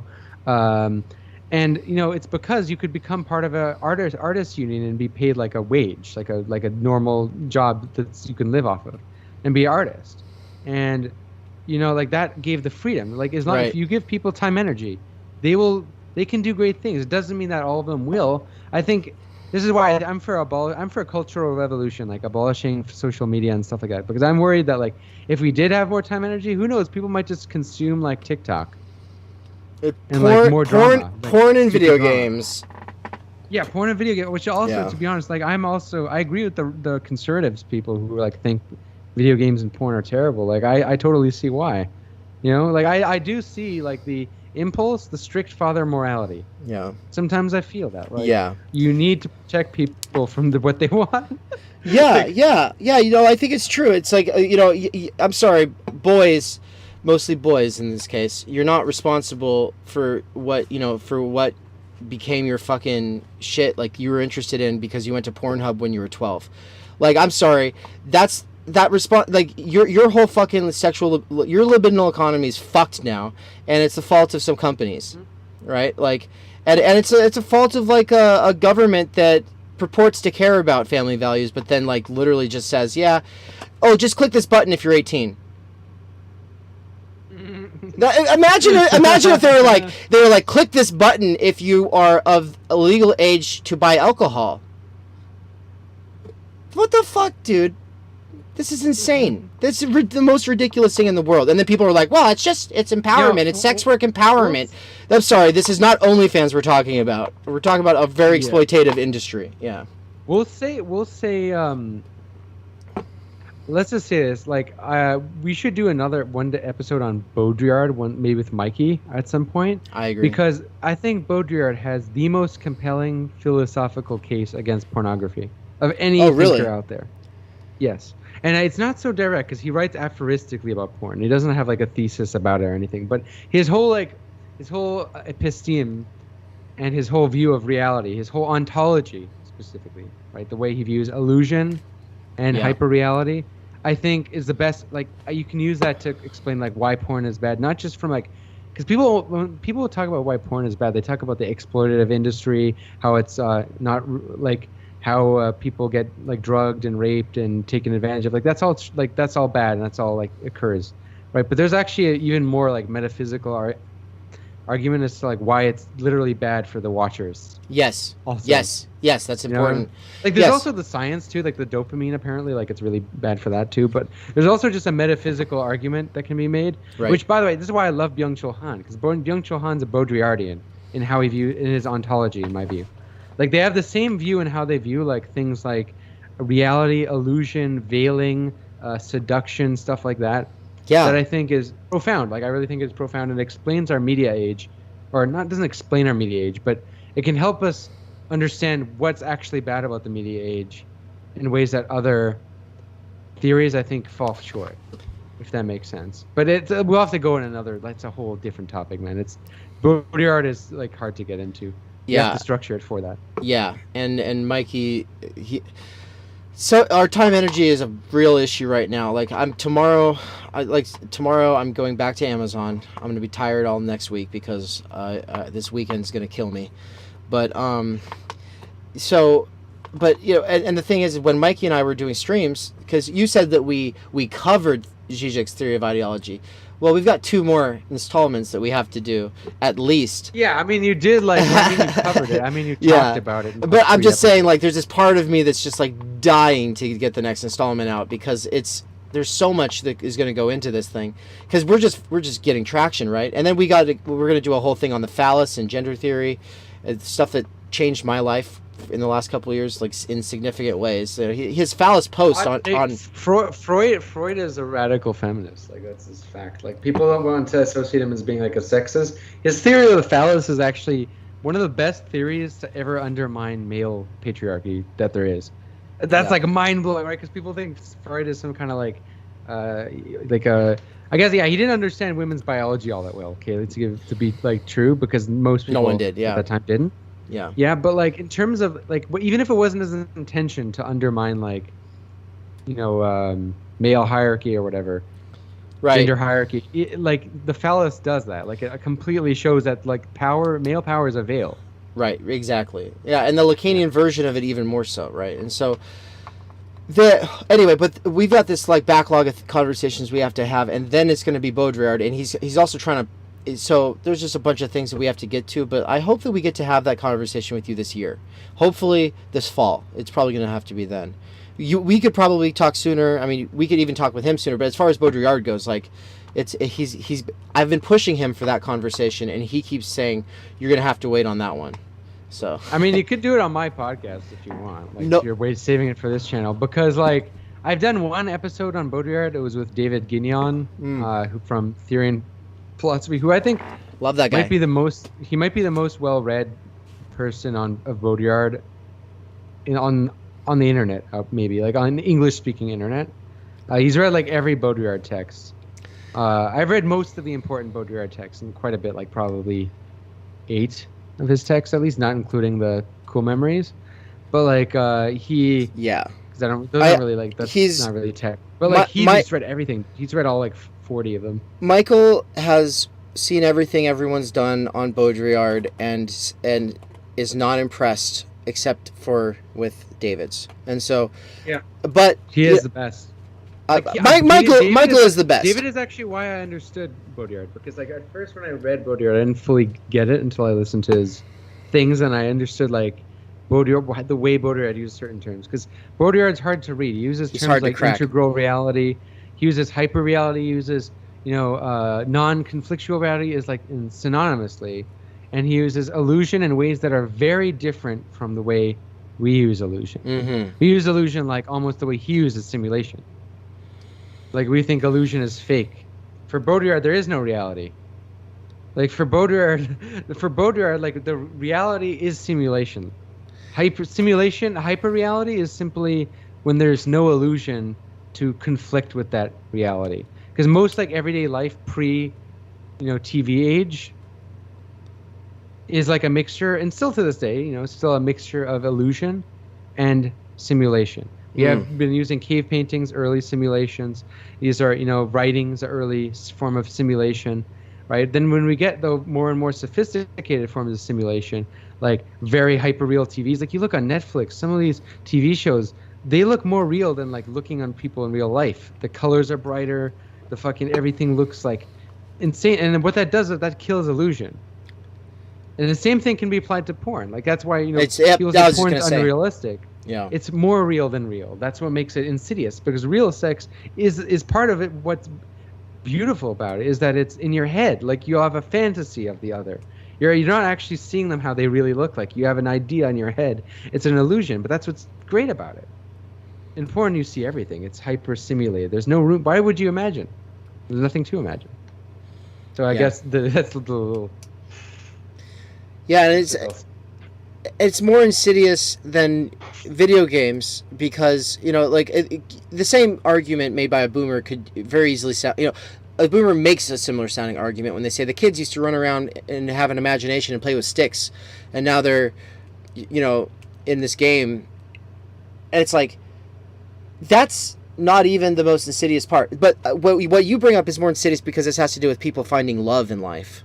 Like actually being able to find love and able to have healthy relationships. And it's really hard for people nowadays. And, that was one of the big factors of the manosphere as well, right? Yes. Yeah, right? Incels as a whole. Like, that's the thing. People think that gun control is going to stop incels shooting schools, dude. Are you fucking out of your mind? Like, this is a real problem. Like, there is like a... I joke sometimes that we should legalize prostitution only for the incels. But in all seriousness, I think incels are a cause of much bigger, like, phenomenon. Right. No. Well, I agree. Well, and I think Badu gets to that a little bit in his book, The True Life. It's a very short little series of speeches he gave to high schoolers, and when he talks about the problem the problems for boys, that shit hit me because it's like, oh, I'm non-binary, and then I'm like reading it, and I'm like, the girl problems in that book are not problems for me. The boy problems are problems for me. These are fundamental problems for me that have structured my subjectivity. These are real. This is real problems. And like realizing I have fundamentally like masculine and also male sexed problems that have defined my existence, and that I live in reaction to those problems, and that has defined but the development of my subjectivity. Like becoming self-aware of that has been like, fuck, man. Like, shit. Do you think I'm gonna say something that you might be very skeptical of, but hear me out. Yeah. I've argued for a long time that we need like more leftist Jordan Petersons, and what I mean by that is leftist people who tap into self-improvement, self-help, who like provide like practical stuff for just improving your life that is not political per se, but like also ties it into like why it's important to be part of a collective cause, a community, why communism is like an ideology that is like, you know, it gives you a meaning in life, and it makes you, you know, less misanthropic, or ostensibly, right? We know plenty of misanthropic ones, but I think a real communist is one who comes out of a love for people, right? But like, you know, there's a pitch for this, and I think that has existed. You know of Eric Fromm? Yeah. Eric Fromm, I think, in his day was kind of a leftist Jordan Peterson, and people, let's just think, at heart, like a lot of theorists criticize Eric Fromm for his later work being too normie and too like generic and self-helpy. But here's the thing: he's the most highest selling of all the Frankfurt School people. He had like a big appeal, you know, and he was, you know, doing well for like a leftist academic. And this is the thing, right? Is it? People criticize him saying that he is generic. Kind of, you get like similar arguments about him that you get about Jordan Peterson, because Jordan Peterson, let's be honest, being a reactionary aside, Peterson's, what he says is not profound, but it's relatable because some of it's true. A lot of it's true, right? Yeah. His politics, I don't think is, but a lot of what he says is like about, you know, being confident and why you need to, you know, be surrounded by people who don't fucking give into your like instant gratification and make your habits worse. Like, he has some true shit. Well, and you know, like I've read 12 Rules of Life to, you know, critique it, like as part of a paper I wrote on the rising online right. And, you know, there's some true stuff in it. I can totally see why people get Peterson, and like the left needs to pay attention to like why people like this stuff. Well, because it's real problems. It drives me crazy that people who didn't really pay attention to a thing that I said at the conference that I did responding to Peterson, that they didn't pay attention to anything I said. But they figured that I must agree with them on all the things that they think about Peterson, and I don't. Like, people just hate him wholesale and then demonize anyone who took him seriously. But if they actually paid attention to any of the shit that I said there, it's like, I'm not canceling him. We're not dragging him. We're correcting the record on this idea that Marxists won't debate him, and we're also challenging this idea of postmodern neo-Marxism. All right, I hate him, but I get why he's popular. But for me, like, some of what he says is true. Some of what he says is true. Like, but there's hating a person, and some of what Alex Jones says is true. Okay, fair enough. Yeah, some of the most wildly stupid propaganda out there has some truth to it. But then there's being sympathetic to some of the kinds of people who are getting involved, but not just the kinds of people, but more importantly, the conditions that make him as a phenomenon possible. And the conditions that make that possible is not just you've got a bunch of reactionary people who want to hear someone say reactionary shit. It's about alienation and a loss of meaning, and it's about all of these things that we've been talking about. And so it's like, and this the thing that really triggers me, it triggers the fuck out of me, genuinely, it just actually, I want to fucking break shit when I hear people say it, is when people say that self-help, including Peterson, but just more broadly, they say this of self-help, they just talk crap about it, like, and they'll say this is already all stuff that people already know. Now, I've got problems with it being packaged as, if you're not doing this, then you deserve your failure or whatever, obviously. But the thing is no, it's not stuff that people just understand inherently. It actually, if you think that people understand it inherently, you're so privileged you don't know what you have. Because it's not common sense unless you have a good parent or some kind of like role model in your life who gave you that stuff. But right? It's also even deeper than that. Sometimes the most obvious things are true, but we don't do them anyway. Like this is death drive, right? That too, Sometimes we can actively know what we're doing is wrong and still do it, Like it's just a condition also of the human psyche. Like sometimes we need to be reminded of things we know to be true already. That's also true. Right. Yeah. So like there's that. I mean, here's the thing about self-help, right? I think self-help is insidious and is not really necessarily a right-wing phenomenon. I think actually most of the self-help originates in the sort of 70s spiritualist movement, like the hippie movement. Like I think, Culture of Narcissism is a good book at like foreshadowing what is now like the new age and all that, like positivity and all manifestation, all that stuff. Be yourself. Like it's actually it's just as common on the left, if not more. Or I don't like I say the left, right, as like a master signifier. Like I mean anybody who might be a fucking green protester or whatever. Like and it's America, okay? Like I'm gonna be generous with where I say left. It includes the libbies, okay? The left libbies. But the thing with self-help, right, is I made a whole video, right, about self-help and how it's like reflective of a much deeper phenomenon of power, of control, all these things. But here's the thing. I basically practice a lot of the things these self-improvement people talk about. Right. Like I go to the gym. Like working out's been a part of my life for a long time. And like, I'm very, like I really care about like sleep and stuff like that. Like, because, I've had really shitty mental health when I was in university, so like that was the thing when I finished. I tried to like fix that shit. Like I get why people like this stuff, I get but we can keep the truths and like foreshadow the kind of also the political role that a lot of the self-help has, and that is making you an agent of capital. Like one thing I hate is like hustle culture is so bad precisely because it's worse for your health. So it's not self-help, it's the worst. It's the opposite. It makes you worse. Exactly. Makes you burn out, makes you more depressive. But not even that. Like there's some people who critique self-help. I mentioned this in the video, who say they'll critique self-help, but then they'll do it from this capitalist way, and they'll say, actually, to be rich is not when you work harder, it's when you exploit other people's labor. They don't say it that way, but they'll say it's when you get a team. And this is the 4-hour work week, people. Yeah, exactly that. Tim Ferriss. Yeah, you know what it is. Like that stuff. Like yeah. But they critique hustle culture from the same neoliberal point of view, and it's a privileged point of view too, right? Like it's super privileged. Yeah, it's so funny.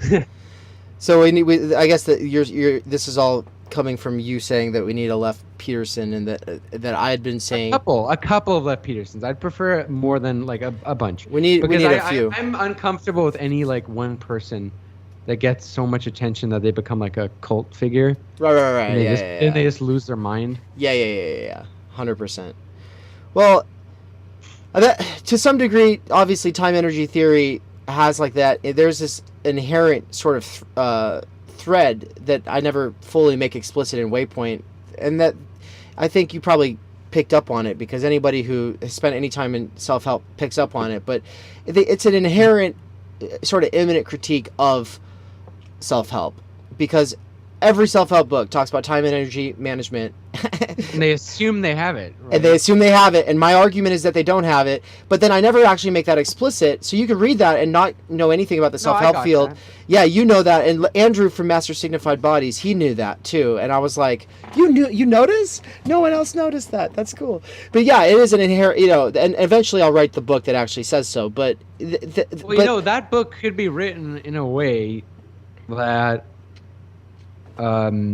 is a self-help book. Like if you structured it, not the way it is now, but if you structured it in a certain way, it could like sell as a self-help book. If I don't know if you had like the thing is, what I hate though is about the publishing industry. There's so much like stupid connections. Like you have to move to New York and like get some fucking public. Oh, that's so stupid. Because there's so many great books out there that do not get like shine, like that are better honestly than mainstream like self-help bullshit.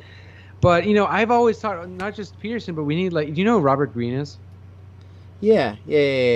48 Laws of Power. Mastery. Art of Seduction, Laws of Human Nature. His Mastery book is probably my favorite. I think Mastery is a great idea. Like, as far as a format for a book Interesting. goes. I've read all of them except Mastery and the War one. See, I've read the big three, the three ones I just mentioned. The 48 Laws of Power is pretty cringe in parts, you know what I mean? So it's like cringe, but there's truth to it too. But there's truth. Some of what he says is what Byung-Chul Han also says. There is. Like, that's true.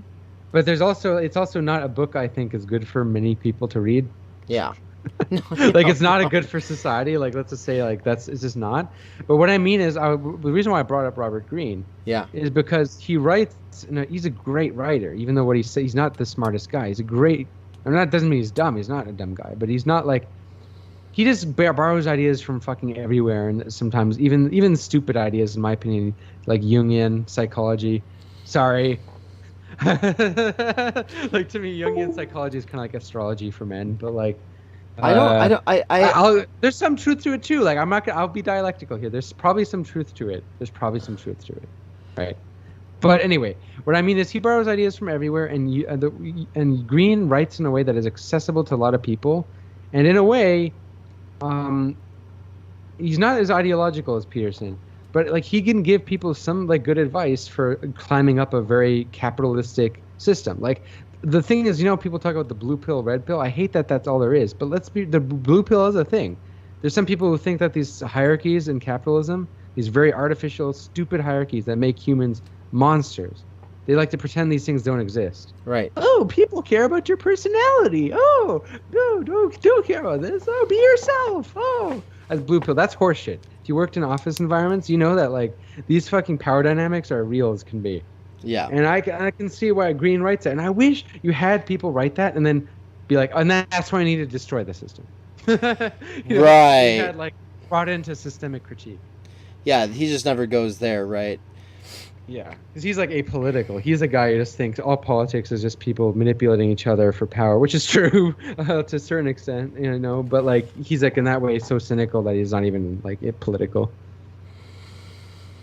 But there should be like people who take these like things and bridge them to systemic issues, Well, I'm giving myself. I'm a big fan of that. Like I'm giving myself 5 years. I said it in Waypoint. I'm giving myself 5 years to basically write for myself. But I am writing a short little book on time energy right now.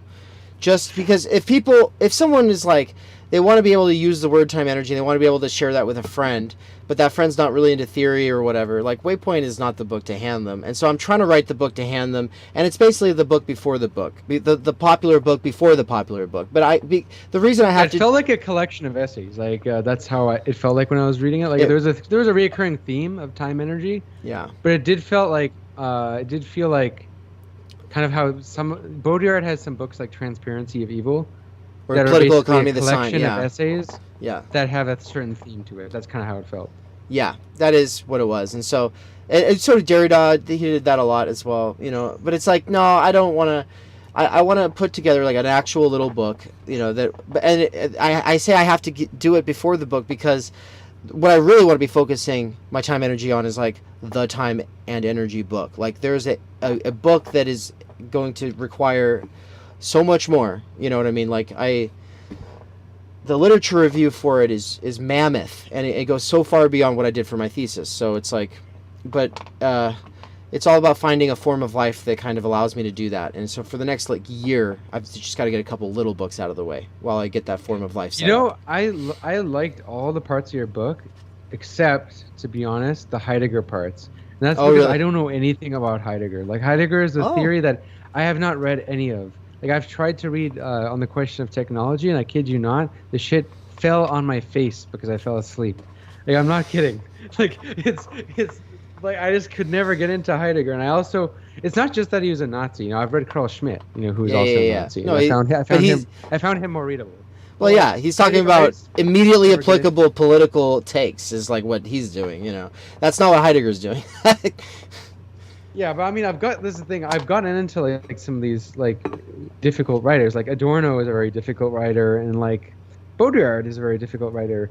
But I guess like there's yet to like sometimes for Baudrillard, even back when I didn't understand what he was actually saying, or I only understood like 5 to 10%, it was still like it caught me because I was like, I think I know what he's saying, but I'm gonna try to figure it out. With Heidegger, it's just kind of like, how is this important? And I'm sure it is, because if I believe just because I don't get it doesn't mean it's not important, because if so many of these great theorists, like so many of the French theorists that I liked Heidegger, there must be something to this shit, right? So I'll give it a go someday. I guess what I would ask you then is to watch the lecture I just did on being in time. it's called, like, the thumbnail says why I fucking love this book. I don't love Heidegger, but I think that this book, there's a reason that it's just like almost anybody I care about as a theorist was profoundly impacted by this work. And I wasn't into any of them before I was profoundly influenced by Being in Time. But that's not because of Heidegger. It's because of a professor, Bruce Bierman. I had him on my channel once. And, he's like, there's just all these things that our conversations would end with him going, well, you're just going to have to read Being in Time. Or Kant's Critique of Pure Reason. These were like the two main things that... I've also not read that either. Like Kant's work... Oh God! Like his big works, Critique of Pure Reason. I have yet to get into that. 'Cause it's like, was it like over 500 pages or something? It's fucking hardcore, man. It's hardcore. Insanity. It is. I like Baudrillard and I like Byung-Chul Han and I like even Foucault. I like Foucault. I forgot to mention Foucault's another one who's like the French theorist I've read. I don't consider him a person like I would speak with total confidence on because I've only read like 3 of his work. Whereas Totally. Baudrillard I've read to the point where I can explain it. And like. I like them all because they have short books. Like I feel like I can actually read them. Like the biggest turnoff to me is when a book is like 500 or even more than 300 pages is like too Like not that I won't read it, but it's just like especially for philosophy. History books I can tolerate like 300 pages because you can go through that faster. Like you can. But like philosophy, you have to read every word to get it. I find like I can never skim philosophy. For me, philosophy I read far slower than anything else. 100%, and you're supposed to, and it really is a nightmare, these tomes. But like I know that it's just like with me and Mikey, like the tomes are our base, and then they're on top of that base there's a bunch of other books. But like those tomes, and I think it's just because we like hard mode and we're obsessives, but it's Totality Infinity, Das Kapital, Being in Time, like Kant's Critique of Pure Reason, A Thousand Plateaus. Like these are, and I don't even like to. So I'm not as much a Deleuze-Guattarian as I am a Marxist Heideggerian Levinasian, right? Those books are, though, for me, they're just like, that's the shit. If all of Baudrillard's what is main, that? Levinasian. I know you talked about Levinas, but like, what does that even mean politically? Well, he's an anti-political thinker, so there you go. Okay. But he. So that's it's funny. It's a religious intervention into philosophy where he uses Husserl and Heidegger's fundamental, concepts and works to do an immanent critique because he doesn't want to bring his religion, his Jewish heritage, into critiquing this philosophy from outside. He wants to leave behind what he's got there and just use what's inside and do immanent critique, which is sexy. Marx and Hegel, they all know it's sexy to do an immanent critique of whatever it is that you want to critique. You don't just come at it from outside, right? You work from inside. And so Levinas is like amazing, and he's an amazing example of that. But when you say like, what's his politics? Michael was asking me that question just a couple days ago. And the closest you'll find, as far as an example of a Levinasian politics, is Judith Butler's mature work, or like her more recent work. She's a Levinasian in a lot of ways. And when she throws him under the bus, I don't think it's ever even fair. And so I've got a confrontation with Butler that's going to have to eventually happen because to me it's crazy, though, for her to use him as a political project and not acknowledge that he was an anti-political thinker. And here's the thing, you can appropriate him this way, but at least do him the honor of acknowledging what his project was. Yeah. What's weird about Butler is that didn't she endorse Kamala Harris for the presidency, which is like very confusing, very, very strange. Isn't she like a Foucauldian? I don't know, man. It's weird. I have a hot take on that because everyone in the theory world was so butthurt about it, and obviously I don't like Kamala, but here's my thing: is like that was not public information. It was like someone dropped this list of names.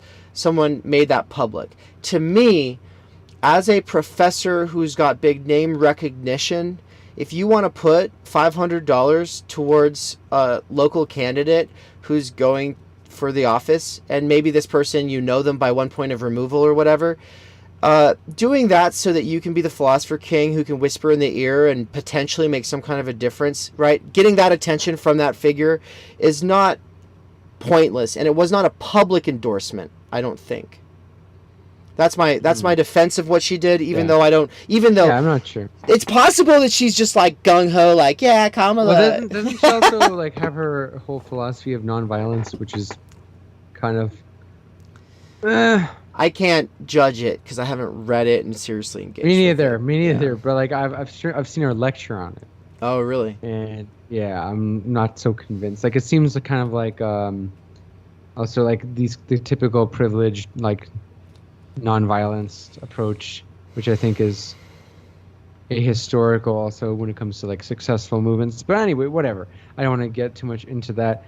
When it comes to those short readers, like who I like to read, also Nietzsche. Like Nietzsche is one of the best because he's fairly short and he's to the point too. Like I find him understandable despite older, translations of English. But him I find very I cannot stomach like 500-page philosophy book. Like I swear, because I feel like if I need to get something, like I'll usually finish a book in like 1 or 2 weeks max. Because then I'll be fully dedicated to that and not anything else. And if 500 pages, it's impossible to finish that in that short amount of time. So like you need to, and I'll return to stuff after, obviously. But 500 pages, like I find that it's hard to even hold my attention. Probably, time, energy. No, it's impossible, man. It really is. And when it comes to being in time, if you and I were going to read it this year, we're not. But if we were going to, I would be like, no, I think you should read the first 3 chapters of his lecture series, History of the Concept of Time, and then we should read Division 1 and leave it at that. And that's a very controversial take, and a lot of people do. Well, that's basically like just readings. Like that's what they do in college. Yeah. Like yeah, I mean they do that for a reason. We only have so much time. Division 2 doesn't have the impact that I think the Division 1 has. It doesn't necessarily follow from Division 1, and there's a reason there's no Division 3. It's because it's a failed project. But Heidegger spent 10 years working up to Division 1, and then he hastily wrote Division 2, trying to pull the work together and make 3 divisions, and then failing. Like, so no, it's all about Division 1. It really is. Yeah. So, and it's not the introduction. Speaking of other like short books, though, and this ties into what you have in your title, is of the stream, is one writer I really like when it comes to envisioning like better societies is Eric Olin Wright, and he has a book. The first one I saw is called "How to Be an Anti-Capitalist in the 21st Century." Eric Olin Wright. Heard about it. It's actually much more in depth than the title suggests. Like that's why for a while I didn't even touch it because I thought, oh, this is just some Jacobin like fucking typical sock dem stuff. Actually, no, it's pretty sophisticated. Like he looks over like, past socialist movements, things to learn from, things to not do in a very short manner, and he talks about democracy, economy. Oh no, he was one of the analytical Marxists. Yeah, so he's not a dialectical guy, I guess, but like he's useful, trust me. Like he's good for as far as like envisioning what socialism and the road to socialism, the road to communism after it even looks like. What does that even mean? And he considers like different schools of thought because we need more than just Paul Cockshott. Paul Cockshot's also good, but Paul Cockshot's he's the one Marxist guy that Marxists like to always bring up. He's like, yeah, he is. Oh, towards the new socialism. He talks about how computers would fix central planning. It's like, okay, we need more than that. And Cockshott, he only talks about democracy and planning. He doesn't talk about, other things. And you need more than that. I mean, it was written in the 90s. We need even newer stuff too. All right, so I'm gonna, as my homework from this conversation, I will read both that Cockshott book because people keep saying I need to, and then I'll also read this book you're telling me to read, Eric Olin Wright. I mean, I'll listen to it at Amazon is what I'm going to do. By the way, I just found out. Do they have an Audible for the Eric Olin Wright? I don't use like an Audible audiobook. That's not what I would be using. Oh, because no, I'm not. I would have gotten that if I knew there was. Like that's what I would have listened. That's how I would have read it. Like No, I listen to a lot of audiobooks for I especially non-philosophy stuff. Like for any stuff that is not like I have to pay attention to every single word, I listen because I work like mostly like a office job that is now from home. Like I can listen to tons of audiobooks. You haven't So heard my stump speech on the audio listening revolution when it comes to listening to philosophy works, and it shows. the short why do version you of think? the short version of it is just that for me it's I used to freak myself out and be like, "Oh, I can't listen to this stuff because I'm missing things and I'm not following and I'm getting lost in it." And then I realized that if you just have a window shopping / speed dating mentality where you're just getting to know the lay of the land and you're not trying to hold on to everything and you're doing other stuff anyway, so really you're multitasking, and then you know what to come back and read with your actual eyeballs, but also you can go back over it and listen to it later and then get way more out of it, and you might also get more out of it on the first pass than you imagined you were going to get. And so with philosophy, especially, philosophers can be repetitive, and they're not being repetitive for no reason. They're trying to think through a really difficult idea nobody's ever thought before, developing concepts that are not finished, and so they end up repeating themselves as they go because they're working through things, and it's never a direct repetition. It's repetition with a difference, right? So if you miss it the first time, you might get it the second time. So anyway, I'm a big fan of listening, but I also want to just acknowledge some people who were complaining in the comments on one of my recent streams where I was talking about this with Caleb Kane. The fact is look, it is ideal if you can sit there and read and turn pages. It is ideal. What I'm talking about is I'm making a virtue out of necessity. I'm an Amazon warehouse worker. I'm trying to make ends meet here and keep researching my literature review. So I'm just saying, as far as people who get stressed out and go, well, yeah, I can listen to stuff at work, but I just can't listen to that kind of stuff. I just want to say, fair enough. I know it's hard, but also you can. Some philosophy works, but like I wouldn't like, for example, I've listened to History of Sexuality through the audiobook by Foucault. I did. But I wouldn't. I did it. Right. Well, like I wouldn't. Like there's some people like I wouldn't listen to the audiobooks.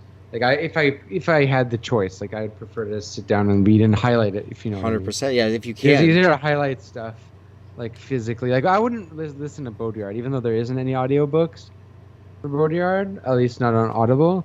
Right. He is like a thinker. I like to highlight stuff sometimes. Byung-Chul Han too, people like that. Even but like there's stuff you can definitely listen to audiobook, especially if it's written by.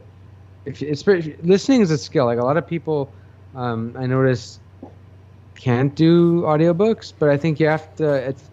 You can treat yourself to multitask, especially if you're doing like brain dead work, like I don't know, sorting out PDFs or like bullshit. Like I do stuff like that a lot. Like I'll kind of like work like that. It's easy to listen to audiobook in the background. Like my reading accelerated when I read less. I used to listen. I still am a music fiend, like a hip hop fan, especially first and foremost. Yeah. But I used to listen to work all the time, albums, a new album all the time, because I like to explore all the stuff out there. I kind of replaced that with audiobooks, and then the quantity of books I read fucking accelerated dramatically. Like that was the biggest thing for me. Like the books that you're actually reading and turning pages with accelerated because you started listening to audiobooks as well? Yeah, because like basically because before I always said like I still read before, but like not at the same pace. And I would always say like, oh, I don't have the time. But then I've thought like, okay, why not replace something I am doing with the audiobooks? So like I replaced that with like music. It's not that I don't listen to music, but like I less and do more audiobooks. And with videos, right? I started making it like now, especially because of time, like I'll be very selective with what I watch on YouTube. Like I only watch like some philosophy lectures, or I'll watch like video essayists who I know like they're gonna say something worth hearing, like interesting. Yeah. Like I'll watch stuff like that, and then I listen to podcasts like while I'm at work or like stuff like that. It's so hard for me to listen to anything that's not just primary works of theory after the fact that now that I can, right? Like I'm like, well, am I gonna like listen to this new ContraPoints video, or am I gonna listen to Simulacra and Simulation, or Political Economy of the Sign, or the Consumer Society? Latter, right? Like, To give credit to ContraPoints, though, she has more depth than most video essayists. Even though I might not like her it's politics. not saying much, but yeah. She has a lot of depth. Like she's read some theory. Like like ContraPoints. Like I give her credit. Like I think ContraPoints is really good. Philosophy Tube is really good too, even though she has some bad videos, like the Confucius video and a couple of others. But she's usually pretty good. Like and jam packed for what it is. Okay, like to appeal, you have to understand. Like if you get like that many views, and you're explaining philosophy to people, that's hard. Yeah. Because most people do not give a fuck about this stuff, and probably most do. They're probably most of them watching are like looking at how pretty they look. I hate to sound like a hipster. I just like their old shit. You know what I mean? Like, they yeah, I get that. But like, there's also some people like what I mean is there's a lot of surface level video. And I'm not gonna look if I feel like a video essay is not gonna add to my perspective. I'm not gonna watch it. Like I know there's plenty of good people who make stuff on. Like stuff that's good for radicalizing people, and I'll like be like, yes, you're doing that. But I'm not gonna watch videos on like why the Democrats or Republicans are bad. I'm not gonna watch Trump video. I'm not even gonna watch a video about why capitalism is bad, because it's like that to me is like obvious now. But I'll watch something if I feel like it adds to my stuff. Like 100%. There's some people who still do that. Like I don't know if you know, We're in Hell. He's like one of the video essayists I watch. Yeah, I've watched. You know? I've watched some stuff he does. He had some interesting sociology in his stuff, and like he had some decent theory too. Jill Goblin also is a video on psychedelics and the right wing, pretty good. Pretty good. Yeah, like I like it when it's, if it's entertaining. Like sometimes there's stuff that's entertaining, and it's okay. This is entertaining, but it's not that deep. But they managed to fit a lot of stuff in there. And as a person, like you've seen my videos, I fit a lot of fucking theory into a lot of them. Some are more simple than others. Mm-hmm. Like some are just on one topic, but like ones like burnout society, culture industry, why billionaires prefer Democrats. Those are fucking acid communism. Those ones are meaty ass videos. And like, so like after doing that, I kind of respect when someone can like go in front of a camera and like appeal to that many people. And like, I'm like, fuck, I want to know how to do that. Because it's hard sometimes. So like I find it hard to like explain this shit or simplify this shit. Look, I don't want to sound like a snob. If there's a little snobbishness that comes through here, it's because I am like, it's a limitation of time, energy, and attention, and I'm just being very picky about what I immediately am interested in. And the fact that my listening comprehension level has evolved to where I can do this now, I'm like, this is what I want. But do I appreciate that there are these people doing this work? Yes. Is them doing that work, did it help me at one point? Absolutely. And what you're doing, I would say, look, it's what you and Epoch are doing for TheoryTube. I think you. I don't consider myself TheoryTube. I think and that's not. Even though it might look like that because I do read theory and I do incorporate it, I don't. Most of my audience is not theory people. Even though it's more like BreadTube people. It's a mixture. So it's a mixture of some TheoryTube people. So like I'll look at the people who watch my channel. I can look and see the analytics. Yeah. Like there's there's BreadTube people who watch it, but then there's also the normie BreadTube people too, like Second Thought, Renegade Cut. Who I kind of want to like get those people and give them even deeper perspective. Like, okay, you don't like capitalism. Now here's like, let's think even deeper about this issue. And then I have some people like who are weird who are into like finance, because I made a video about Buffett, and I made a video about why billionaires prefer Democrats and hustle culture. All things that appeal to kind of libertarian-y, like anti-establishment people. Sure. And I get every now and then people like that. Like I have a patron who sometimes asks me like the cutest questions ever. Like I say the cutest questions like, oh, like, is capitalism really your problem, or is corporatism just your problem? And like when I get that, I'm not like, I don't look down on them. I'm like, I am happy that these people are even watching my shit. Yeah. 100%. 100%. Yeah. Well, and I kind of figured that as far as it's like I watch some of your videos. I watch some of Epoch's videos. I watch Theory and Philosophy's videos. I don't think I watch Plastic Pills. He's very theory tubey, but I think in terms of video editing, he's I my favorite. here's Like, here's my problem. Here's my problem with him. Here's my problem with him and Todd Nichols. I've never said this. I hate to say it, but like I just can't stand people who are doing what I was doing when I was standing in front of a camera with a green screen behind me, being a personality. I can't stand it because there's a point when I just realized that I was like trying to be an influencer and like doing this thing, but what I really wanted to be doing was like getting into ideas, and I was trying to do it both ways. And now when I see anybody else doing it, I'm like, you're doing it way better than I would have. Than maybe if I stayed doing it, I'd be doing it the way you're doing it now. But more power to you. But I'm not here for it. That's not my thing. That's not what I expected. I expected you to criticize Pills more on his theory, because I've heard other people in the theory, quote unquote theory community. That sounds so fucking stupid. But the quote unquote theory community who have criticized Pills because of certain videos, like his Baudrillard video. Like I've heard his Baudrillard video on symbolic exchange was kind of completely wrong. I've heard that. Did he fix that? Did he fix that? Did he fix it? I don't know, but like I've heard that because that was a big deal. I'm not gonna say who said it, but like I think we know. Probably both people we know. I think we all saw the comment thread. Yeah. Oh yeah. So like yeah exactly. But like no, but I'm sure he got a screenshot of that. I'm sure he knows about that. Pills is a good artist, man. Like he's great. He's doing a good job. You've seen my videos, like you've seen Acid Communism and Meme Warfare. Like that takes insane amount to edit, which is like too much time energy. Which is why like on other videos I work with like an editor sometimes, like with Deficit Myth and shit. But like with those videos, like I've completely edited myself, and those are my most complicated ones. I like editing, but I don't have the time energy for it. That's the problem. Yeah. So I respect Pills for that, because that guy, I think he's the best editor in LeftTube, period. Like I thought it was you. I thought it was you. To be honest, I thought it was you. Really? Yeah. That's a compliment. If you think that, I'm pretty happy, because here's the thing. I also know a lot of cheat codes when it comes to editing. Like I have a bunch of things called like motion presets. So like my crazy animations. I have like thing I can slap on it so it goes like left or right or it bounces. So like that helps. Whereas like but the constructing the scenes, that's still all manual and that's hard. But I know also some like ways of editing, like have people haven't figured out like stuff. And I've seen Pills edit like on his streams.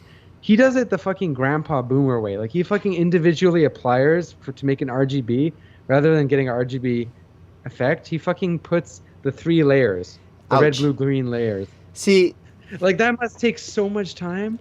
Like, oh my god. I had Premiere because I was on the Adobe Suite for a couple of years, and I had to keep moving around, and so I didn't always have my editing station, and that's why I stopped doing video essays in the first place, was material conditions, really.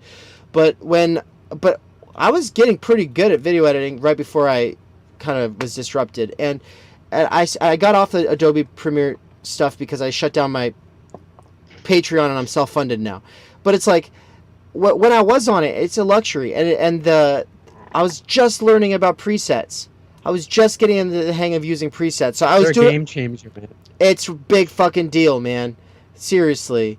And so if I ever get back into that game, and I would love to. I'm not saying like necessarily like the same way, but I'm the king of torrents, bro. I've torrented like all the big plugins.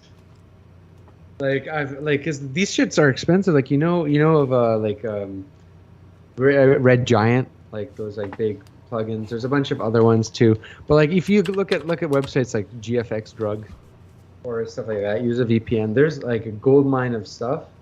And I used to have like OCD moments where I'd like go that I'd want to try all the effects, and that's how videos came, like Meme Warfare and Acid Communism, and the Psychology of Fascism. Honestly, that video I didn't even give a fuck about the topic that much. Like I just wanted to like play around and make people look funny, like interesting. It's fun. Like, yeah. I'm never gonna share how I do the laser effect.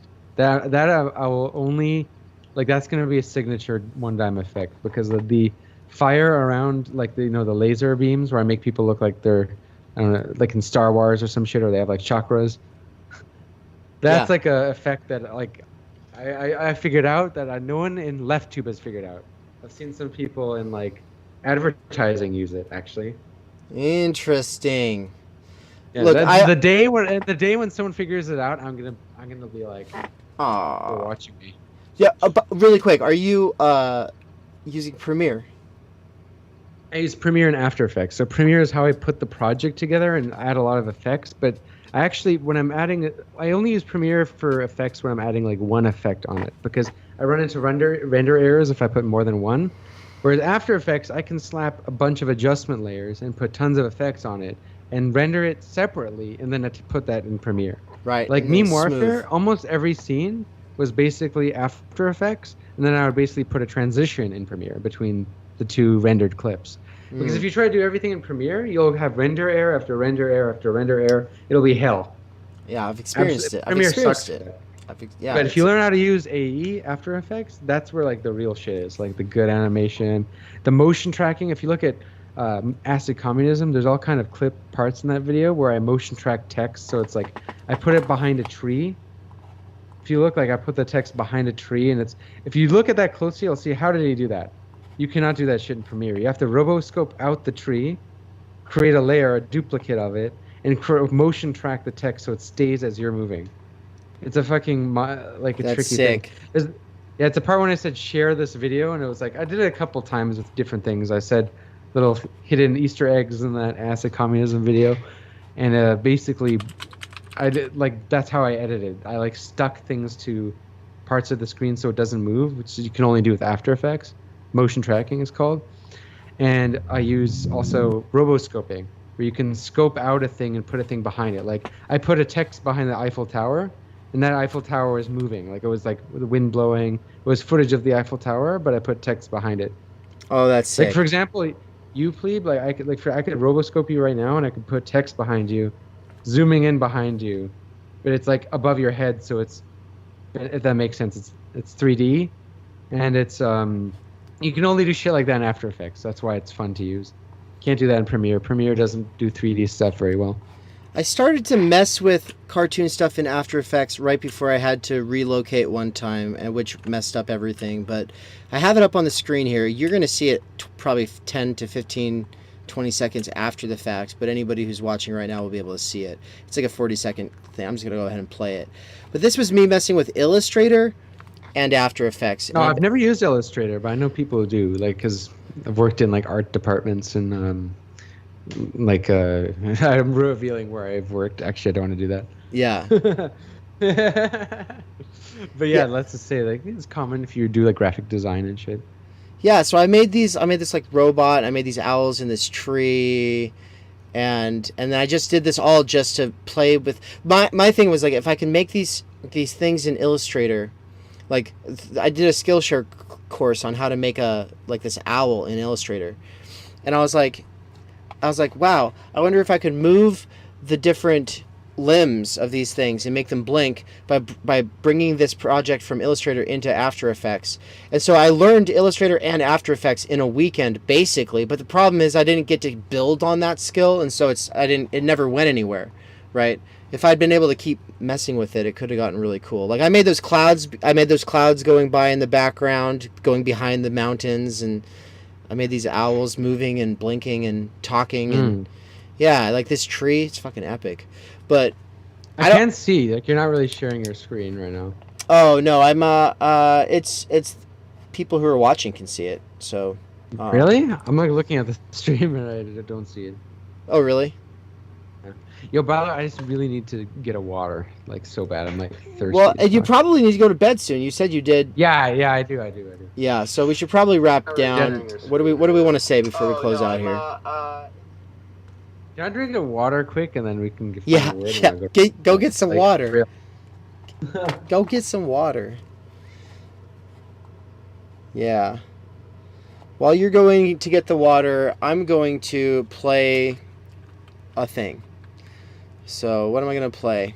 Folks, what was the oh, it's the McGowan thing that just happened. Okay. There's a commercial in there for Free Mikey. I'm going to go ahead and play that on the screen. I want to start playing this. We're going to have a commercial break, folks. I'm just going to go and skip to the part in that video where I have the commercial break. I'm going to play it. So I don't know if One Dime can hear me, but when you get back, we'll be playing the Free Mikey trailer. And you're not going to be able to see it unless you're watching from your phone, probably. So here we go. Let's go ahead and turn it up. We interrupt this conversation for a quick message from our sponsors. All of Theory Pleeb's content has been demonetized and self-funded for over a year. Pleeb and Mikey work in warehouses while using what little time with energy that remains to do what they love, Theory. Part of Pleeb's goals for 2022 is to focus on getting Mikey freed from wage labor. To free his time-energy from its reduction to labor power. Why? Because Pleeb has learned more from Mikey than almost any professor or book, and if Mikey can get his time energy, then he would be able to teach real online courses and publish video essays and that backlog of books he is always being obstructed from finishing. If you were unaware, Michael had a special kind of working living arrangement that made it possible for him to focus on nothing but the study of philosophy for 6 hours per day. Not just leisure reading, but struggling to articulate the hardest and most revolutionary concepts in the life of the mind. Mikey's standard was this: if he could not explain it to a guy on a bar stool at the pub, then he did not understand it. But by the time Michael was ready to begin making his wealth of knowledge accessible through courses and books, tragedy struck. Now he has to work full-time and support his mother. That is why we must #free Mikey before we can free ourselves. Towards the end of this video, when Todd McGowan and Andrew of Master Signified Bodies both leave to go to bed, Michael Downs explains why Deleuze is an absolute genius. And then he breaks down what Heidegger means by being in a way that is more accessible and clarifying than anything you will ever find on the subject, anywhere else. Promise. If you think you have lots to learn from him, or that the world of theory would more generally benefit from freeing him from wage labor, then consider supporting at www.patreon.com. The dangerous may be. If you are one of the graduate students or professors in classrooms around the world who have found Michael's posts from the Dangerous Maybe blog helpful, then stop what you are doing and give a little back. He should have leisure time too. It will only help all of us. #free Mikey. Every dollar gets him closer to having his time-energy again. Thank you for listening to this message from our sponsors, by whom we of course mean you, once you have helped in the struggle to #free Mikey. P.S. When Mikey gets freed, he will solve the riddle of history, complete a system of German idealism. Shelley couldn't do it. Victor couldn't do it. What is going on? Carol couldn't do it. My mom couldn't do it. No one could playing a trailer. System of German idealism. Explain the body without organs without dumbing it down. Write the most important book on consumerism in America, and teach courses that are introductory and graduate level alike. They drive you nuts. They're all city work. Cool. Yeah. So what was going on there was while you stepped away, I was playing my Free Mikey trailer, or commercial. Oh, nice. Is an ad. I was inserting an ad break. Yeah. Yeah, you know, I was just thinking, because you were talking about editing, I just remembered you actually edited pretty well yourself. Like, I remember, I think the first time I might have interacted with you, like via comments, was because I asked you if I could use a clip of your Rick Roderick lecture edit in my Psychology of Fascism video, because I think that part very much signaled what I think is, the primary cause of the rise of fascism or fascistic sentiment, and that is, the lack of meaning in people's lives and the postmodernism and the decline of meta-narratives and stuff. So, like, I remember I saw that and I was like, this is really well edited. And at the time, believe it or not, like, I was the Psychology of Fascism was the first video I edited in using even trying out After Effects. And it was my second video using Premiere. Before that, I used iMovie. I'd never edited in my life. Actually, no, that's not a lie. I used to edit Call of Duty stuff back in the day, but that doesn't count. So that was me basically working under the constraints of don't use more than 3 seconds of anything or you're going to get in trouble because this is all copyrighted. And I was using stuff from, I was using cool animations from documentaries. I'd been like, oh, I'm going to use that. And for like a couple months, I'd been like, I'm going to use that. I'm going to use that. And I basically just took all these cool things and was using blending layers and keyframes to do everything. I'll tell you a hack. If you use effects like motion blur or RGB or any kind of like filter all over the footage, the algorithm won't detect it. For real? Yeah, I think I saw Coffin doing that once. You've seen culture industry video. Yeah, I think that was one of the first ones you commented on.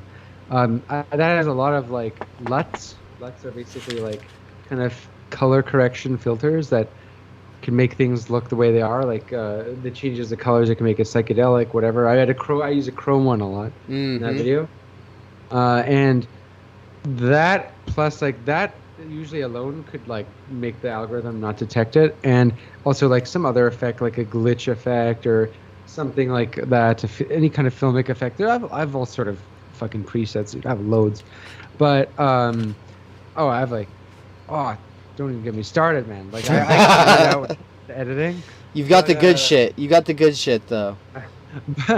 but like I'm surprised, dude. You know how many music videos were in that video? Like in the culture industry, there was so many iconic like rap and pop music videos. Like I used fucking Rihanna, I used Katy Perry, I used Snoop Dogg, I used all these like copyright stuff. I used all these mumble rappers.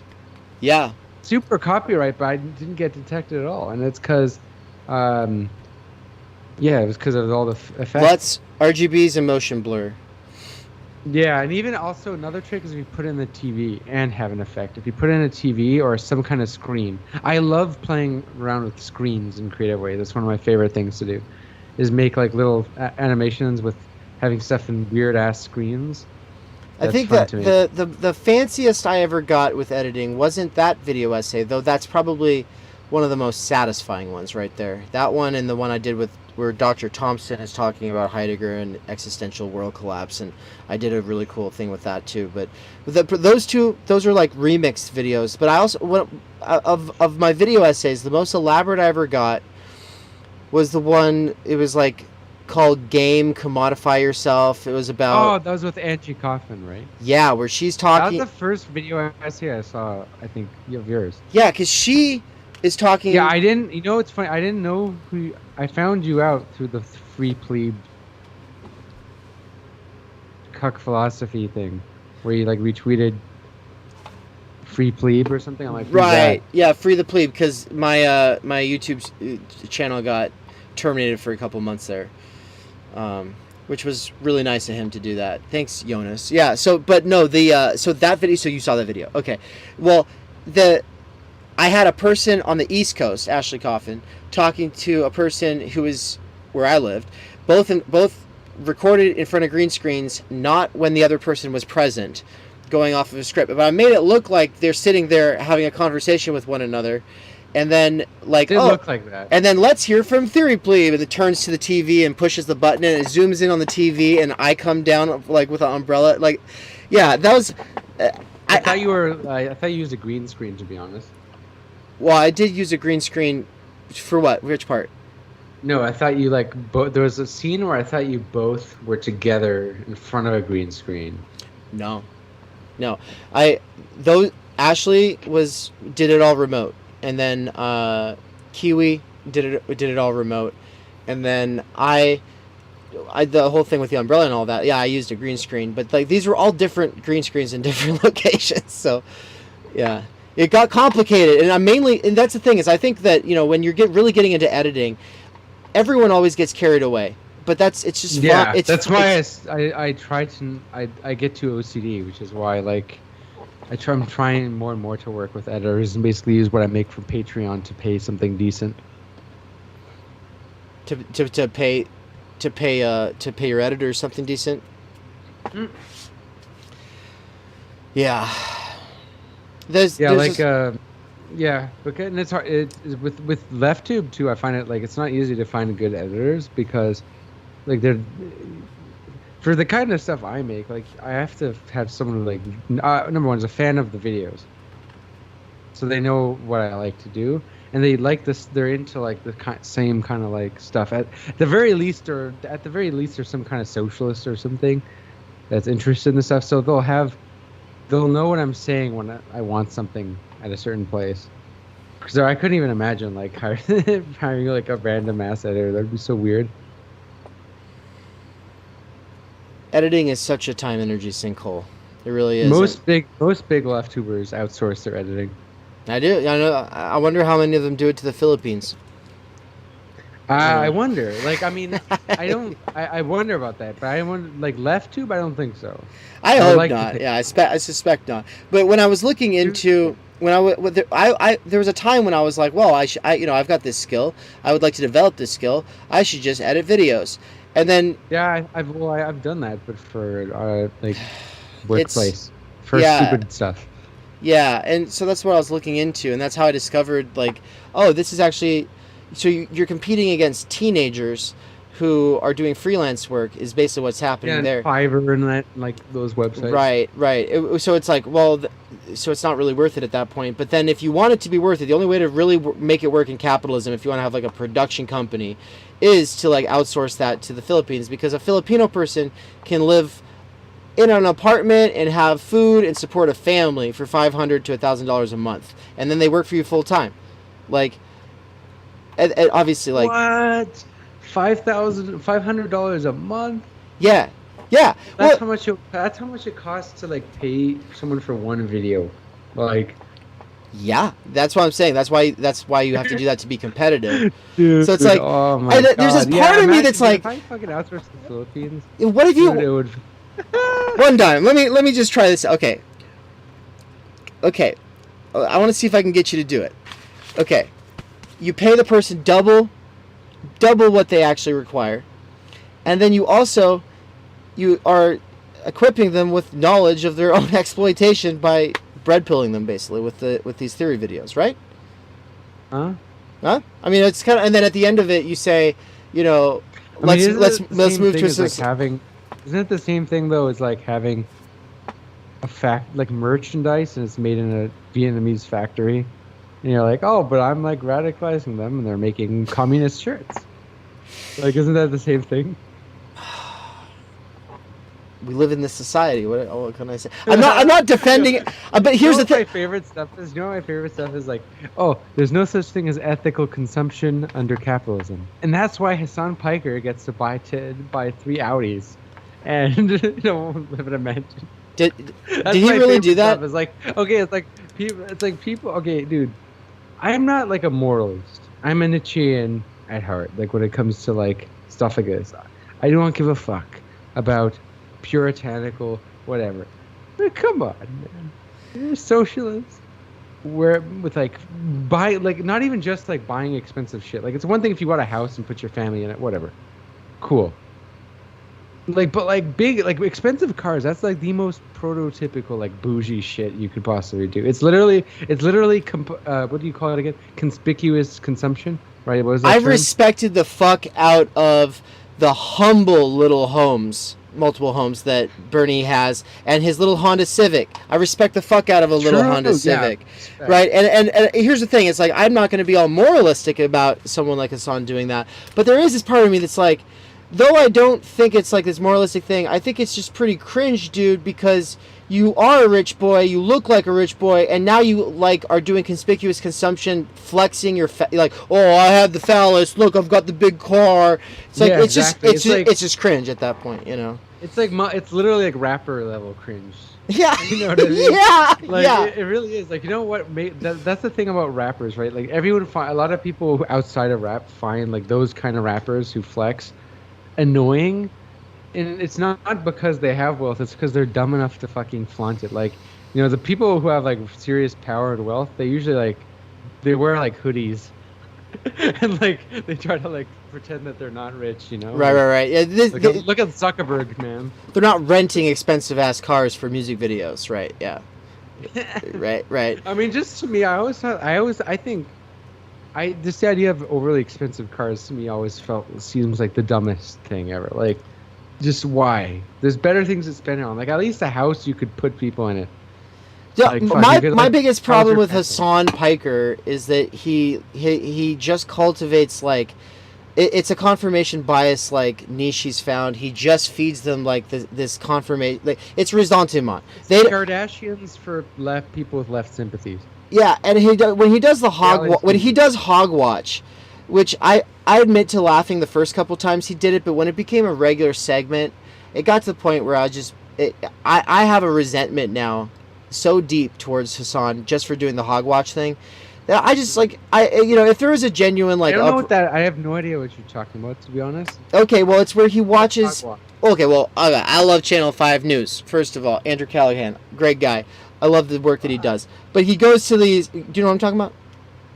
No. Oh, he's the guy that wears the oversized suit and he goes to rallies and music festivals and talks to just. I haven't watched TV. Random people. No, Channel 5 News is not a real thing. Probably since I was like 18. No. Channel 5 is just a YouTube channel. I mean, not like channel TV, not like actual. Yeah, this is just a YouTube channel. So, but it's a fake news channel, and it's funny. But anyway, people like him and other people, they go to these Trump rallies and they talk to the cringiest people in the world, right? And Hassan just watches these, and it's like people of Walmart, which is like, are you familiar with People of Walmart? I know People's Republic of Walmart. Yeah, that's a good book, but that's not this. I don't know what you're talking about. People of Walmart's a website where you take photos of disgusting people at Walmart and you upload it to the website. It's it's about as classist as it gets. It's like World Star, but for like whites. Yeah, I mean they're not all white, but yeah, they're because it's but you're just finding the ugly, so it's not just people in their sweatpants in the store, but it is also that. It's also like grossly obese people, and it's just like, oh, here's a picture of them, like let's make fun of them. It's like, what do you think about fat phobia? Well, I mean, if that's a person's like mode of enjoyment, they love getting off on trolling fat people or whatever, or making fun of them, then I think that's reprehensible, right? Like that's a stupid fucking. What do you think about the? Actually, I don't know if I want to take you in that can of worms. Probably not. To be perfectly there's honest. Some people who think beauty is entirely subjective, and I think it mostly is. And then there's like the idea that there's fact activism, and I gotta be honest, there's a lot of that just cope. It's cope. It is cope. There is bad health. Like there's a point. There's a difference between like chunky or like a bit, like chubby and a bit fat than being like obese when you're like can die of fucking heart attacks at like 50. Yeah. Like there's a point where it's just like bad health. Like stop coping. Yes. Yeah, and stop trying to turn it into activism, like whatever, It's also like, good for consumerism, dude. It's good for all these companies that want to sell us 3 meals a day. What the fuck, 3 meals a day? It's like, that's the worst thing for you ever. Like look, when they sell us like fucking people eat Reese's peanut butter cup for breakfast. My best friend will say I'm the fucking fat boy in the group, right? My best friend will say I'm a fucking fat boy, but he's not trying to say that's my activism. Now you need to fucking never like make a joke about that's obviously I'm also not the kind of person who makes fun of you for that or whatever. But it's just like, to me, this is not politics. It's just it's just not. Yeah. It's just not politics. This is a part of a cultural discourse. It's an actual conversation that everyone's gonna have over and over again for another 1,000 years. But it's not politics, and so. That's my position. But I want to bring it back to Hogwatch. I'm saying that people don't realize how classist it is to go to the people of Walmart and just be like, these people, like, oh, they're so gross, they're so scummy. They're fucking poor and probably like traumatized, like they've been blamed their whole lives by everybody in the system, and then the people who like purport to have their interests in mind don't, and it's a fucking circus, and now they're being put on display to make you feel good about doing nothing, which is ressentiment, right? And so when Hassan does this Hogwatch thing, it's like, yeah, these are cringy Trump supporters, a lot of them, most of the time that's what they are. Yeah, they're cringy. But he just makes fun of how stupid they are, and he doesn't provide any sort of this sympathetic contextualization that I think is necessary. It's pure ressentiment. It's just so that these little liberals can feel good, not doing anything. It's like SJW stuff, but for lefties. It is, and it's disgusting to me because the people. I mean, to be honest, I've seen a lot of like this new genre. I'm gonna be honest, we can say it because there's not that many people on stream, but I've seen this happen to so many leftist creators. I've seen like they start off is like they're creative, they make a couple creative videos, then they realize that the algorithm rewards like that fucking dunking bullshit, and they just make chud dunking videos. That's all they do, dunking on the things that everyone in the audience already knows is stupid, right? But they just watch it because it's like, haha, watching some idiot get like made fun of because he's stupid. Like, watching the Christians get dunked on by Bill Maher, like back in the day. Yeah. The same, Yeah. exact same shit. And, I hate it. Like, I see it's like there's these left tubers. They have big audience. And, like, you can actually fucking show them something worth hearing that might actually add to their life and their perspective. And instead, it's just appealing to the fucking lowest common denominator. Like that React content. There's so much of that on YouTube. So many promising, talented creators I've seen. That's all they become. Yep. And it's, what the fuck, man? It's so... That's what happens when you chase clicks, annoying. man. If you're chasing clicks, it'll turn you into that. It really will. And I call it dumb fuck dialectics If you chase clicks in the fast way, if you want to go like the fast success, if you want to blow up in like 1 or 2 years, yeah, that's the way, right? But like, there's some people who, to be honest, who I'm jealous of, not envious because I respect them, who they manage to not do that, and they're pretty successful. Like, like Jonas Cheka. Like I'm like really surprised. How has he had that many subscribers? I'm that gives me hope. Or like, even ContraPoints, like here's the thing about ContraPoints. She does play on the spectacle a lot. And there's a lot of people, I'm sure, who watch her only for the spectacle. But she at least has substance. Like there's substance in ContraPoints videos. Even in some of the ones I disagree with. Like in the Envy one, a lot of that video, I think, has a lot of like truth to it. And it's pretty interesting, And she does have a good reading of Nietzsche. Like she's not reading it in like a pop philosophy way like a lot of people do. She's reading it pretty well, I just wish she cared about capital. That's all. Yeah, that's what I hate. Her politics suck. Like I hate that one when she was like, oh, the bourgeois, that doesn't really, the working class, that doesn't really exist anymore. There's a bunch of different workers. And what about workers that own homes? It's like, oh, shut up, dude. Like I hate when people say that. Like, oh yeah, I'm actually middle class. I hate that idea of middle class, dude. Most people are middle class just become working class, like, or they were working class their whole life and they like had invested in the stock market or something. Like, middle class is wishy to me. To me, there's the different types of bourgeois. There's the manager, the coordinator class, which you might call a PMC, and then there's like working class. Right. Basically, people rely on wage labor, which is the majority. So there is this possibility for me in this time of moratorium while I'm suspending my presuppositions and going over everything that I've thought and really just working through it all. There's a possibility that what she's getting at when she said that, because it pissed me off. But then I'm like, well, why does it piss me off? And then I'm like, well, maybe there's something to it. I have the book that she references, like, I think it's like right fucking here, right now. Hold on. Yeah, this is the book she references. Class, a guide through the American status system. I'm gonna read it. I'm not against this idea. Like, it's possible. It's possible that class is a lot more complicated than sociologists and Marxists before them made it out to be. Owen Wright's book on that's pretty widely known. I haven't read that actually. Yeah, like, I read his essay on I think it was him. I read his essay on class just like a couple months ago in a local philosophy group that was going over that, because my friend Elton, he has a podcast called Working Class Intelligentsia, and so this is an interesting question for him as well. But here's what I'm going to say though: the old left's revolutionary subject was the proletariat. The new left's revolutionary subject was oppressed people, marginalized people.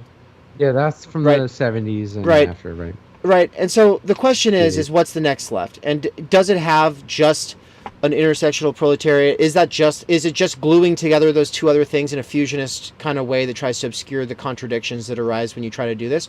Or, because I obviously don't think that's the solution, or could the revolutionary subject be something different? And so that's a question that I'm working through right now. And so I don't think there is a revolutionary subject, like individually. Like, I think there's a bunch of subjects, but like the issues is, what issues do we focus on that can unite these subjects?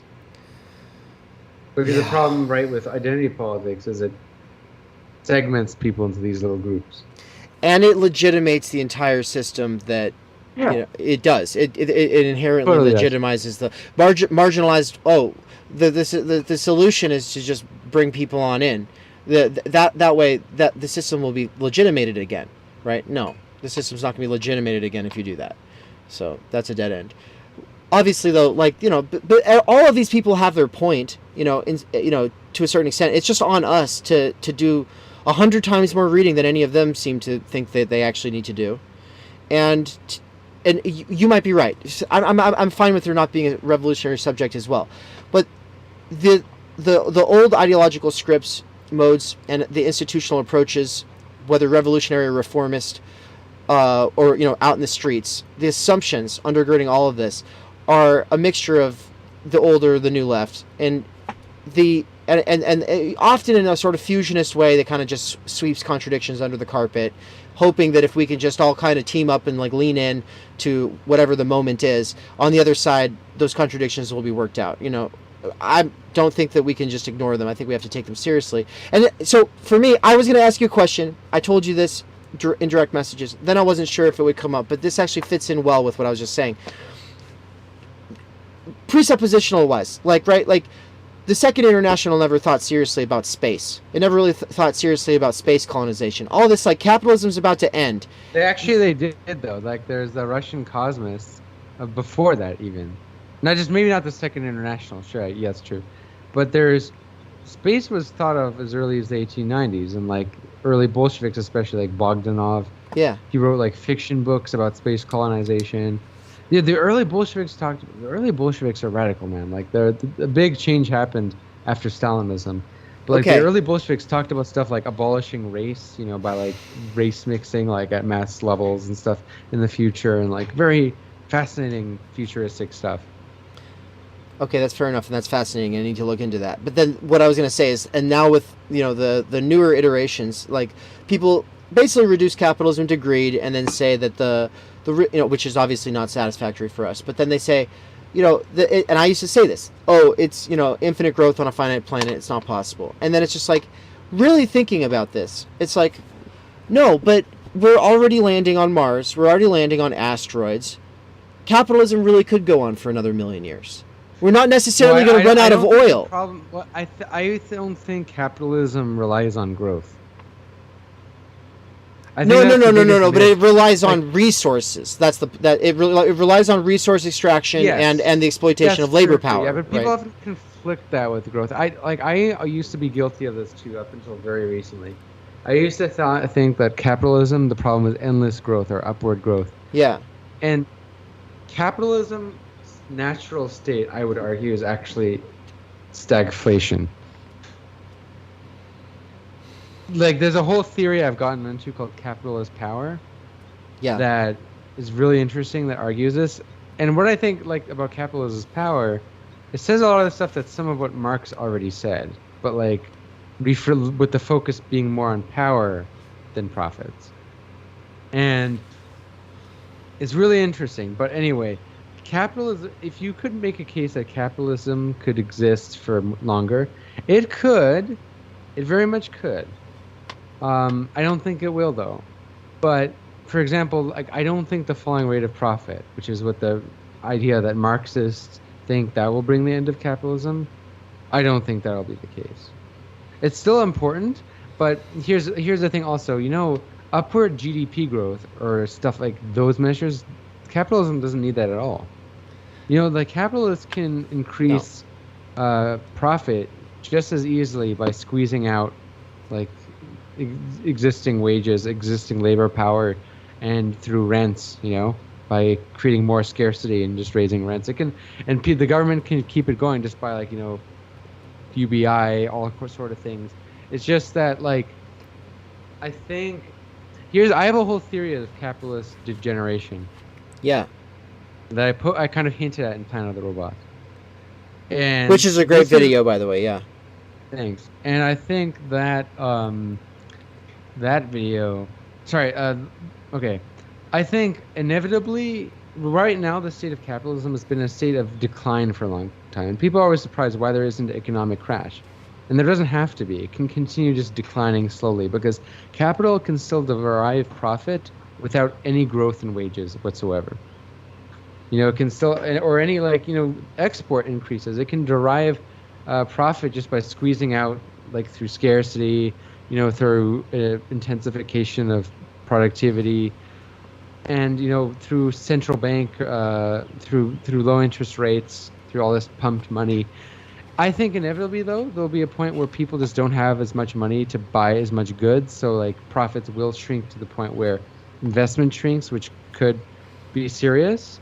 And I think inevitably governments with currency sovereignty will start, or maybe even without currency sovereignty too, but we'll start using UBI. I think UBI is gonna happen in some form. It won't happen in the utopian Andrew, whatever. It won't happen in like the $2,000 no strings attached. But what I think will happen is we'll get some kind of like UBI or basic income with strings attached, with cuts in the welfare state or privatization of certain industries, and we'll getting this money, which will be good for capitalists so that we can at least buy their products. But this creates a contradiction because labor power all of a sudden has more leverage where it can, quit their jobs potentially, right? And like even if it's living off of a tiny bare amount, it still can allow people to quit their jobs. So this is a contradiction. I think UBI, even though it'll be neoliberal, people say, oh, it'll be implemented by a neoliberal government. Probably, but that's still a contradiction. Like, they're not going to do that because they want to. They're going to do it because they have to. Right. The reason why most capitalist parties today are very against UBI is because they saw what happened with, what did they call it in the US? In Canada, they call it CRB, a CERB, which is basically in Canada, we got $2,000 a month, roughly. If you were unemployed, you got $2,000 a month. Or you got $2,000 a month because of COVID. And I think in America it was like a one-time $1,000 check. I forget what it was. Something way less. It's terrible. Yeah. Well, technically there were 3. They got smaller and smaller, and I didn't get the last 2. I only got the first one. So, total ripoff. And what happened after that? You saw, and especially in Canada, you saw this also in countries in Europe too. You saw massive strikes, a huge wave of unionization. Suddenly, because people are like, oh, the people who used to be called low-skilled workers are now called essential workers. They need us. Yeah. Oh, now they're giving us money so that we can spend to keep this capitalist zombie going. Oh, okay, yeah. So you need us, so I can quit my job now. Okay, and I can go like either strike for better wages, or just a lot of people have been dropping out of the workforce, or like trying to move to different jobs. There's a big rise of that. Like, it's a real phenomenon, and that's why they're scared to do UBI. Like, if you think about it, I am one of them, because it wasn't wholly by choice. All 3 jobs that I had last year were complete bullshit, and the last one ripped me off a bunch of money. And anyway, I was able to make some money for a few months there, and because I don't have to pay for rent with my special living situation here, I ended up, like, after that job ripped me off and then I left, like, I just didn't go back to work for a few months. Like, I've never done that in my life before, where I just was like... Right, that happened to me for the, first 4 or 3 months of COVID. That was crazy to me, to not work for a few months, just be, like, coasting on my savings. That's how I started my channel, straight up. That's really... I never even considered it before. Like, I always wanted to do stuff in, like... I wanted to be a podcaster before. But I didn't feel confident that I knew enough. Like, I always had this imposter syndrome, whereas I've always wanted to start YouTube and stuff before, but I always felt like I wanted to read more. Right. Yeah. Because but I think that's healthy. It's better than like being a Vosh or whatever. One of these streamers who just talks out of their ass. That kind of scares me how some people can do that. How they can talk so confidently about like Marxism or anything. Yeah. And not have read shit. It's really weird to me. Like, but yeah, I didn't before. I always thought like, oh, video making. That seems. I have a friend who's a YouTuber, but for not political stuff, and I always thought like, how do you do this? Like, this seems so hard. Like fucking editing, all of this shit. Like, dude, fuck that. And I always consider myself fairly like lazy. Yeah. In terms of like. Not like I did well in school and stuff, but when I say lazy, is I would always like, to me, anyone who, like, I like sleeping, okay? Yeah. like anything that it would like pull all nighters, fuck that, okay? Nightmares from university. So yeah, yeah, like the idea of YouTube deterred me, but when I actually had the time, energy. During COVID, dude, I enjoyed the first few months. Yeah. Like, straight up, I enjoyed the first few months because it was an excuse not to go out. Because I always have friends who want to go out. And I'm like, maybe not. And also, it was like, I was like, why not just start a YouTube video? And I knew I also wanted to get, like, one of the first one I do to get some views. So like, I looked at what Jonas Cheka does. I'm like, this guy, he's able to use theory and he's able to put it with cultural topics. I'm gonna try that. Yeah.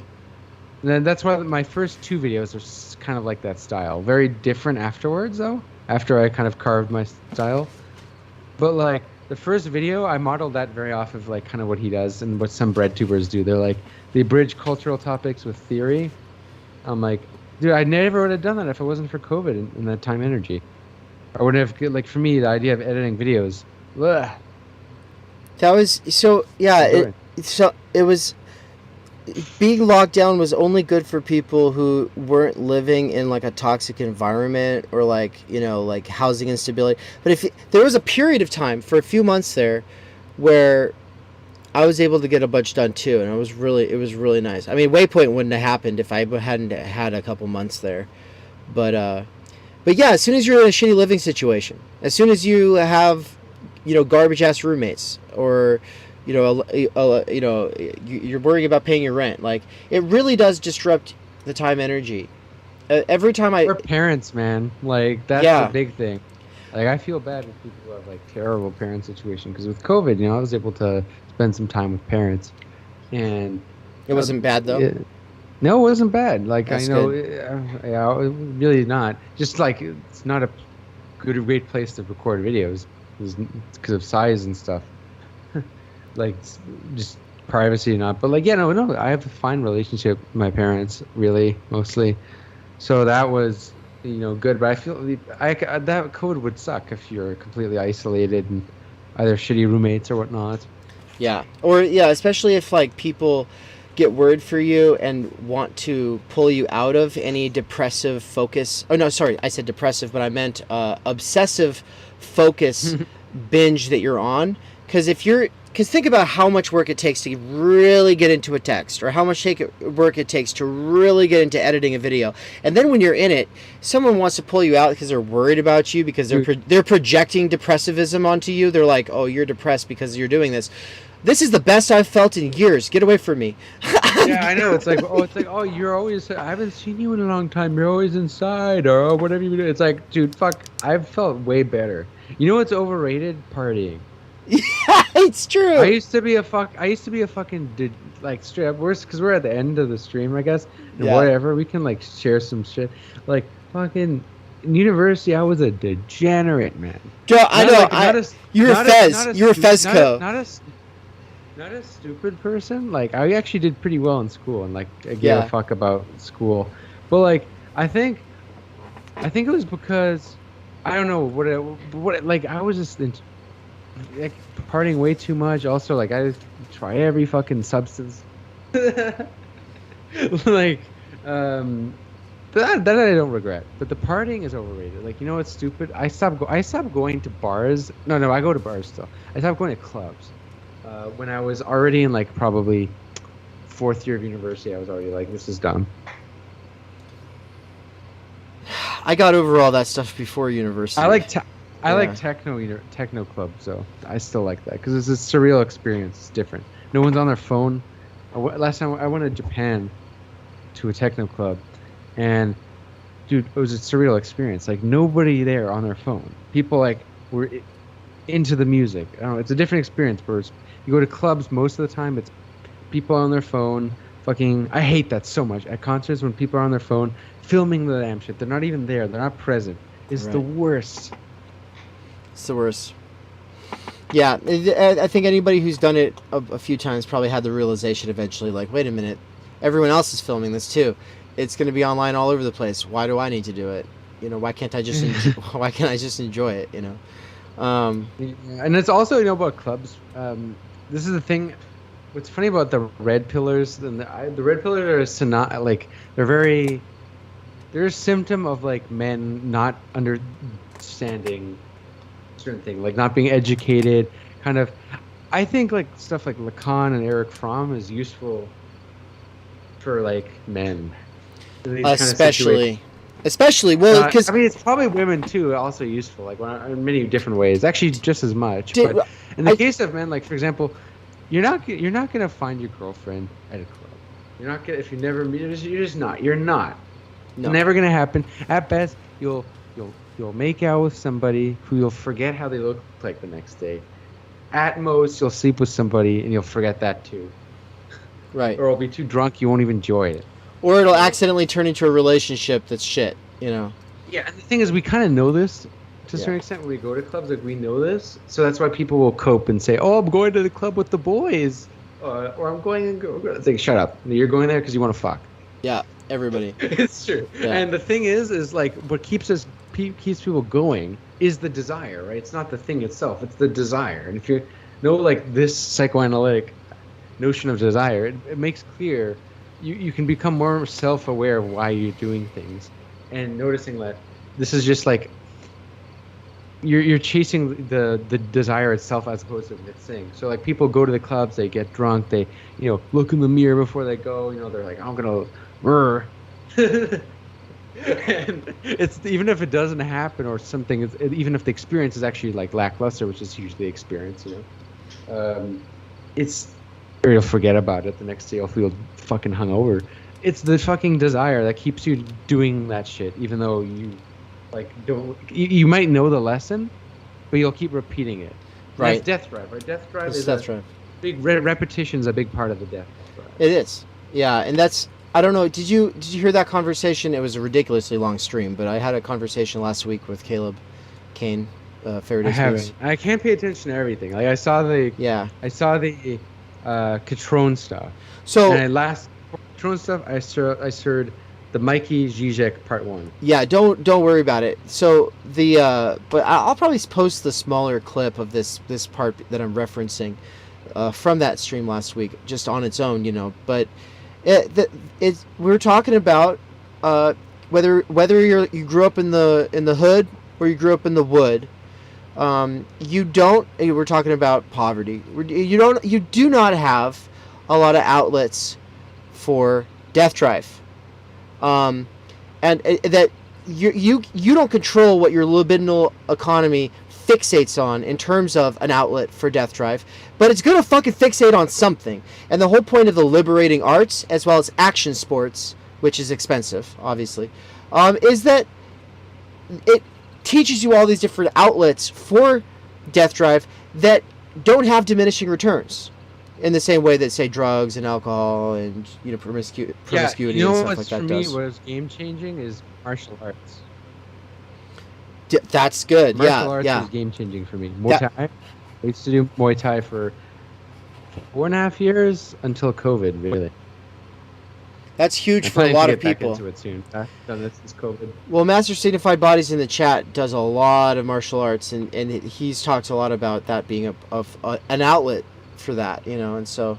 Dude, I knew a lot of people in like the dojo, because there's also in the dojo those people who did Brazilian Jiu-Jitsu too, BJJ, and a lot of those people, like, they talk about how this shit saved their lives. Like, they do. It gives them like a meaning in life, and I've noticed, and there's, people need that meaning. That's how philosophy and theory saves lives, at least in my case. That's true.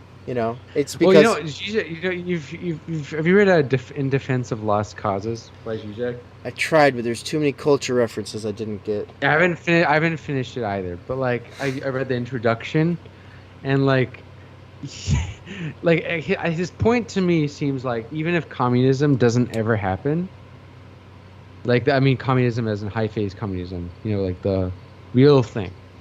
Even if that never happens, it's a goal to strive for that gives people meaning. And it's one of the, people need ideology, and it's one of the best productive ideologies out there.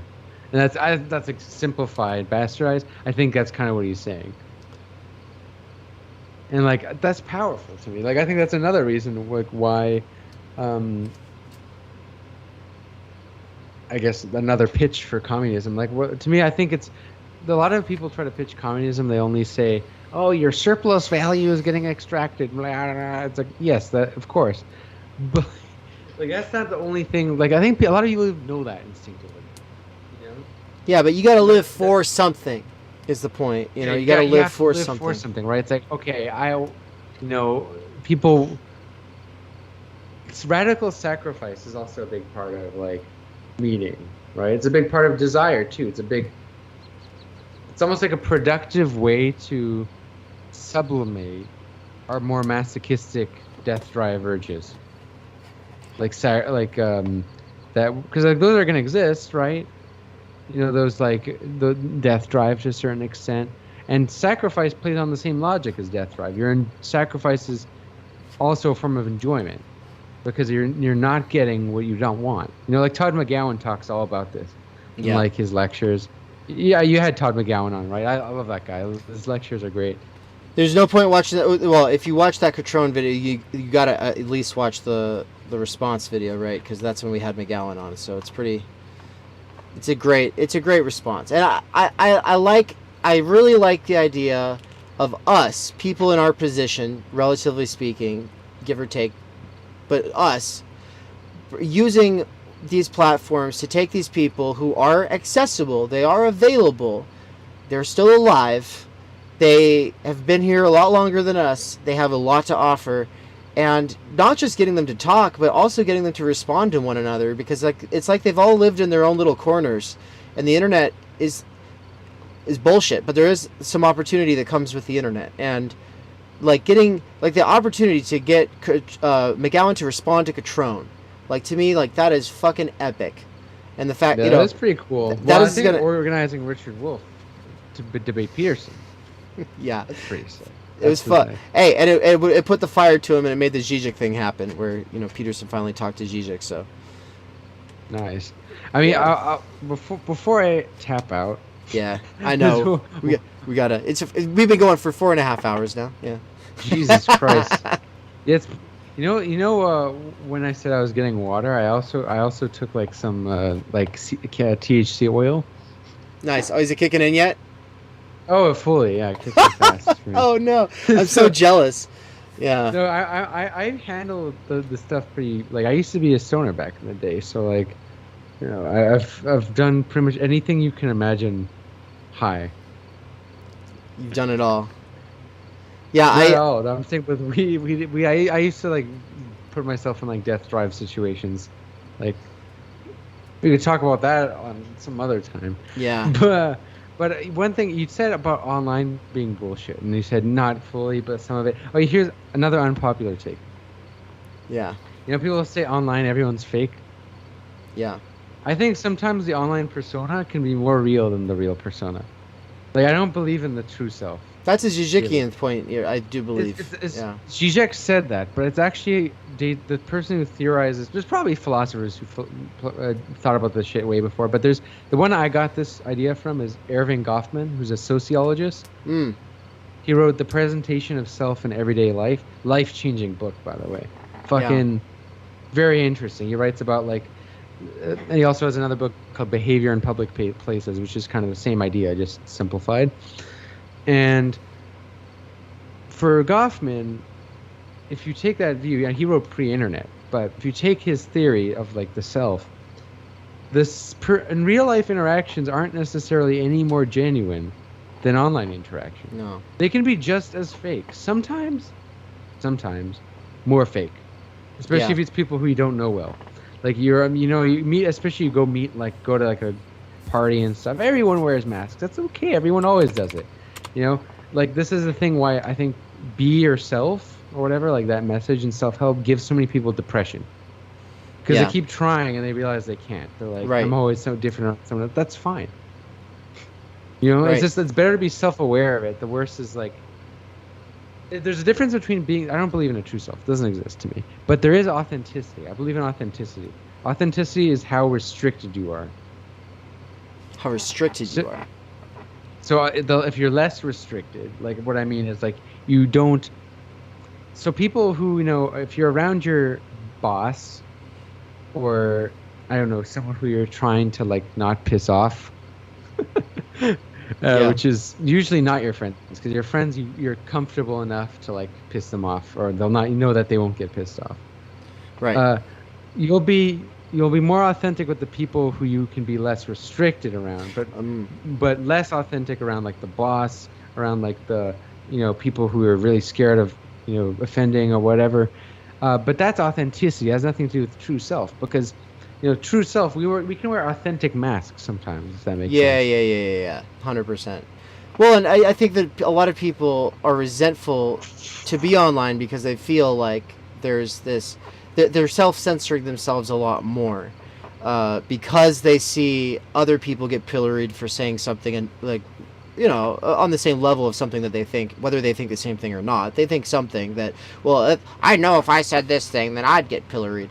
It's like, that's the risk that we run, but at the same time, though, like, I think that it creates a lot of resentment, though, for people who don't go around expressing they don't have a voice. They haven't found their voice. They want to have a voice, but they don't, and they probably self-censor, or they resent people who speak freely. And then there's this resentment on both sides of the culture war. This resentment against people who fucking say their piece, really, Mm-hmm. And so it's like, there's the opportunity to be more authentic, but it comes with the risk. There is a risk there. Of course there is, yeah. But there can also be authentic masks too. That's what I mean is like, someone can play a character and still be authentic. Okay, yeah, this goes deeper. Yes. Okay. Yeah, because that's the whole Goffman point. Is like, there's. Have you ever noticed? Okay, this is obvious, but it says a lot about human psychology in the South. Is you notice when you hang out with a certain friend, and they're very authentic around you, and when you're with them in a group, they suddenly like either become a different person, or they're like just kind of like the relationship's not as authentic, if that makes sense. It's almost surface level. You're almost united by spectatorship. Yep. Yeah, like, and that's such a thing. That's why I'm a very anti-group. I used to be fascinated with group psychology. I even joined a fraternity for a brief time. Like, it fascinated me. Like, just the way, like, people suddenly change. Like, the herd effect is a real thing. And people change themselves entirely. And according to the norms between that. But that happens even between two people. Like, sometimes you have inside jokes. You'll relate to each other based on shared norms. Right. Shared social constructions. Sure. Right. So like it's still like might have a different mask with a different friend, but it'll be authentic. And what defines the inauthenticity? Fuck me. The inauthenticity. Yeah. Inauthenticity. Inauthenticity. Jesus Christ. Is whether you restrict or not. So like whether you restrict what you're saying. So it's not whether you have a mask. So that's why I don't like the be yourself one so much. Like, I don't like that advice. That's also, like, I think probably for the two of us who, we feel sympathetic for those poor suckers who are getting into the manosphere shit, right? But like, but we also, there's that little party that's like, well, I get where you're coming from, bro, but like, get out of that. It's bad, But it doesn't help whenever they're having problems with their dating life. Everyone's just like, well, just be yourself. Oh, just be yourself. It's like, that's a terrible piece of advice. And also, it's just bad, not just philosophically and psychologically. It's also bad practically. Yeah. Because some people are just shit. Yeah. It's like, bro, I see you being yourself. You need to just stop. For the love of God. Some people are angry drunks. Yes. Yeah. They're just like angry when they're drunk, or they're just fucking spiteful, nasty motherfuckers. It's like, no, do not be yourself. Yeah, there's some people who have like obscene obsessions, like cultivated identities. Yeah. Well, I like to call them like they're like hyper obsessed with like Star Wars or something. You're right. And I'm like, no, don't be yourself. You're basing your identity on a fucking consuming like. Oh my God, that's not good for your subjectivity. Like, it just liquidates any thinking, I feel. Like, it's what Adorno called pseudo-individualization. When people feel like they feel they have an identity because they're sold a kind of identity, a consumer set of consumable things that they can stand out. So, like, the typical thing is in high school or whatever, university, you see someone that have ripped jeans and they're like, I'm into fashion. It's like, just shut up. Like, you're a consumer. That's what you are, right? Yeah, I could never find my authentic fashion, and it was a real struggle. And eventually, I was like, I'll just wear what's comfortable, I guess. And then there was also this aspect of like realizing that what I wear is actually changing how people are treating me. So how do I want to be treated? Because I can't control other people's behavior, but to some degree, like I can You know, it's like it was just today I was wearing tights and I went to this pizza place, and it's like I still wear tights. And like I walk in there and it's just like all these cowboys out there, and it's just like it's. And then I always remember. I'm always like, ah, yes, this is not what one wears. Then I'm like, it's like I forget, you know, and I always forget until some guys are like, you know, and then it's like, oh shit. You know, working in the office, I found made me much more aware of like appearance and stuff like that, because I noticed something. The blue pill tries to pretend people aren't superficial, okay? They totally are in some circumstances. Because I noticed something like where when I dressed better and made myself look better, the like my manager and also like colleagues would fuck off and not ask me if I'm doing or ask me to do more work. I noticed like a direct correlation as I looked better. What the fuck? There's a privilege, a total big privilege that comes with that, and like they'll be more willing to give you the benefit of the doubt. There's all of these like factors, whereas when you come in, you don't give a fuck about the appearance. They'll be like, "Get to work. Doesn't care. You need to get to work, bro." It's like a woman who doesn't want to have to wear makeup. Well, then she's gonna have to deal with everybody being like, "Are you okay?"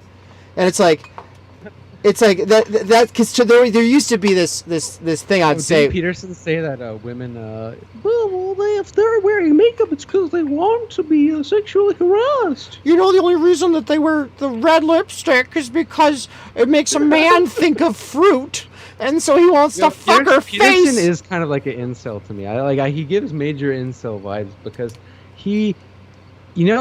have you seen the videos where he talks about casual sex and he like cries?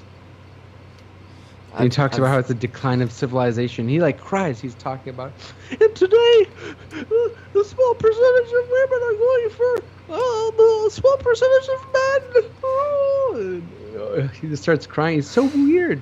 In my opinion, he has some like buried existential regrets. Can you imagine though? Would say repression is obvious. It's not. It's not deep down. It comes out in your fucking language. It's right there, right? Yeah. And you can see it all on Peterson. Like his like anxieties are right on full display. And his mental illnesses, yeah. But can you imagine though having? Because like if you were the left analog for Peterson, because you said that would be nice to have a few of those. Yeah. The problem with it is that you're going to get millions of emails, and you're probably going to read 10,000 of them. You're going to be talking to people all over the world, and it's always these people who are really suffering right now with this current situation. And so it's like, whatever you believe is the cause of that situation, it's going to make you cry. Now, if he believes that that's ultimately it, then it's going to make him cry. But I don't blame him for crying. Yeah, I think his cause is off. But, I think, yeah, I had students, their lives are absolutely miserable. You know what I mean? Like, I feel bad for them. It's like when in capitalist realism, depressive hedonia. This is what we're going to talk about on your podcast. Yeah. But it's like that shit's fucking real. I listen to a lot of hip hop, and that is such a theme in hip hop. Like, you can why I like to read theory? The thing I pitch to like friends who are just getting into theory or who they're into reading literature or something, and I'm like, you should read theory, and they're like, why? One of the biggest pitches is you enjoy popular culture so much more. Oh, it's true. Even if you hate it more, but you'll notice. Yeah. For example, you notice ideology. Like I notice ideology in movies more, in hip hop more. Right. Like especially with hip hop, you see all these certain tendencies. I'll be like, oh, I get it. That's a product of the burnout society or depressive hedonia or capitalist realism, right? You'll notice these things are this is death drive. This is jouissance. This is.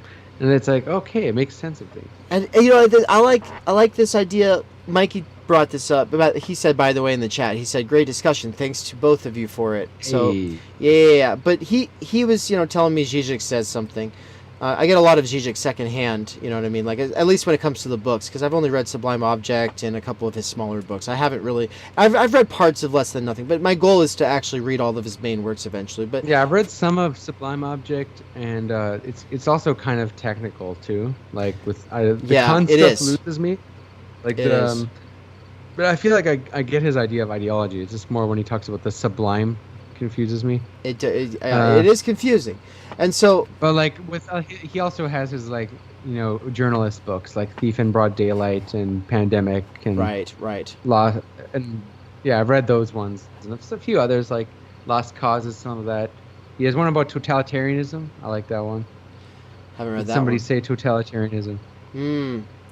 Yeah. So the thing that Mikey said though was that Zizek says, or Slavoj goes, one of the things about applying a concept to a cultural artifact or some text or some film or whatever is not just to see what the concept will do with the cultural artifact, but to see what the cultural artifact does to the concept.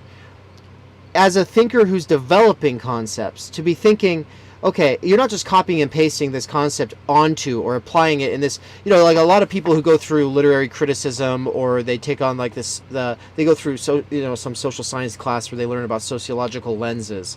That's this sort of relativistic approach where you're basically just going, okay, I'm looking at this cultural artifact or at this situation or at this data, and I'm going to sit here and I'm going to apply a feminist lens. I'm going to apply a racial lens. I'm going to apply a anti-capitalist lens. I'm going to apply, it's relativistic in this sense. And it's also, you end up going with the one that you feel is your favorite or the one that seems more useful. Like, this is problematic in a lot of ways. But what Slavoj is saying is like, no, like, what does that do to your theory? What does it do to your concept? How does it change your concept in your theory? And obviously you could do the same thing with real life situations as well, right? So it's like, for the rest of my life, I'm learning the concepts that I've gotten from all of these other thinkers, and I'm developing my own, and everything that I watch and everything I engage with is ultimately like, oh, how should I understand it? And it's not just willy-nilly whatever feels best, right? Because also that's part of the critique of ressentiment, is that the life of the mind is so prone to that sort of self-congratulatory bullshit where you go with just whatever's convenient, So, yeah, I really like this idea. And so, one of my friends recently was complaining about Zizek always talking about cultural things, always talking about movies, always talking about books. And that's what I like about Zizek, actually. Yeah. Like that. Like I like the Pervert's Guide to Ideology. Like it's a good way to explain things. Yeah. Well, I'll be honest. I did not understand Pervert's Guide to Ideology the first couple times I watched it, and it took and then I didn't go back to it, and then I had these conversations with Mikey, and then I went and watched it, and now I'm like, oh my god, it's like so clear now, but because I just didn't get what he was trying to say half the time, Yeah, he can be a little bit like he says things like they're obvious, but they're not at all. Yeah. The thing, I know some people who listen to Zizek who don't know any Lacan, Hegel, or Marx, and they like Zizek. Like I have a good friend of mine. He's like a lefty, but he's not like a big theory guy at all, and he just loves listening to Zizek. I think he just likes the way he sniffs and stuff like that. He's an entertaining guy. But he has charisma, that's something important. That's a lot of people on the left don't have. Well, a lot of people, period. It's not a left-right thing. A lot of academics don't have charisma, and you need that to be an influential leftist personality. Is you need that charisma and to talk, because there's some smart people I've met, in the academy, who are very smart people, way more well-read than I am. You can't talk for shit. Yeah. They read every theory book, but they talk and they're like, it's a skill. Like you need to. I remember there's a clip from Peterson that made me laugh. When he said, someone asked him the number one advice he would give anyone. He said, he was like crying because he's always so serious. He's like, learn how to bloody speak. And that made me laugh. It's true. It's true. It is true. It's because he had these self-help courses he was putting people through, and I know a guy who took one of those, and it's like he has you do these reflections and he has you practice speaking and stuff like that, and it's like, well, that's genuinely useful. That's important. It's true. Yeah. The fucking social media makes it so people can't talk. Like, I believe that. That's my boomer opinion. Even though I'm a millennial. Yeah, so you were just sticking up for social media for the internet, but that's you're bringing it back around to that. It Well, does. I don't think the internet ruins the self for inauthenticity, but it does fucking kill like the ability to speak. There's so many people I know they talk in, well, not that I know like well, but if you go to like bars and clubs or like any of these like random university parties, you meet like all kind of people from fucking different jungles. It's true. And, like some people like I'm talking like. I want to be clear. What I'm about to impersonate is not a black person. Like, there's tons of white dudes, Arab dudes, fucking Asian dudes who talk like in these fucking ad libs, dude. Okay. Because they spend all their time on TikTok and on Snapchat. They talk in emojis and they're like, blah, blah, blah, blah, hey, oh, hey, you know, It's like, what to say a sentence? Yes. Like, Jesus Christ. Like, some people just like speak in ad libs. I don't know. I've been seeing it more and more. Like, it is really fascinating to me. Shit slip, bro. Yeah, shit Just- splits, bruh. Just that's whack. It's like it's kind of like the discourse of the person who's so faded, like they're trying to be present with you, and so they're just saying the things to egg you on to keep you talking, so that you don't realize that they're not really there, you know. And it's like that's what they're doing, you know. I mean, I do think like the characteristic of contemporary capitalist society is that it's both an opiate society and a speed society. Oh, 100%. Actually, Like yeah. those like the actually my point in my opinion in the burnout society, the most important point I made was the part about how the big dilemma we're in is how we're in a society that demands us to work as much as possible but also enjoy as much as possible. Like be consuming, be enjoying, always enjoy. Enjoy. And but you have to fucking but you also have to be on your grind. You have to always be on your grind. You know, delete social media, but also here's the social media about watching. You know, you see people are in this contradiction. I think it pulls apart the psyche like some parasitic cognitive dissonance. You know, it's really bad. I think we're caught between two, like as Rick Roderick would say, we're caught between two worlds, or what does he say? The death of God is like the drying up of a horizon of meaning. Yeah. Yeah, it's the world that's still struggling to be born. I think that's what he says in that one that you're saying. So, and it's true, you know. But I just throw this out there because I always like to bring it up. You know, there's a lot of actual practical tips as far as media hygiene goes.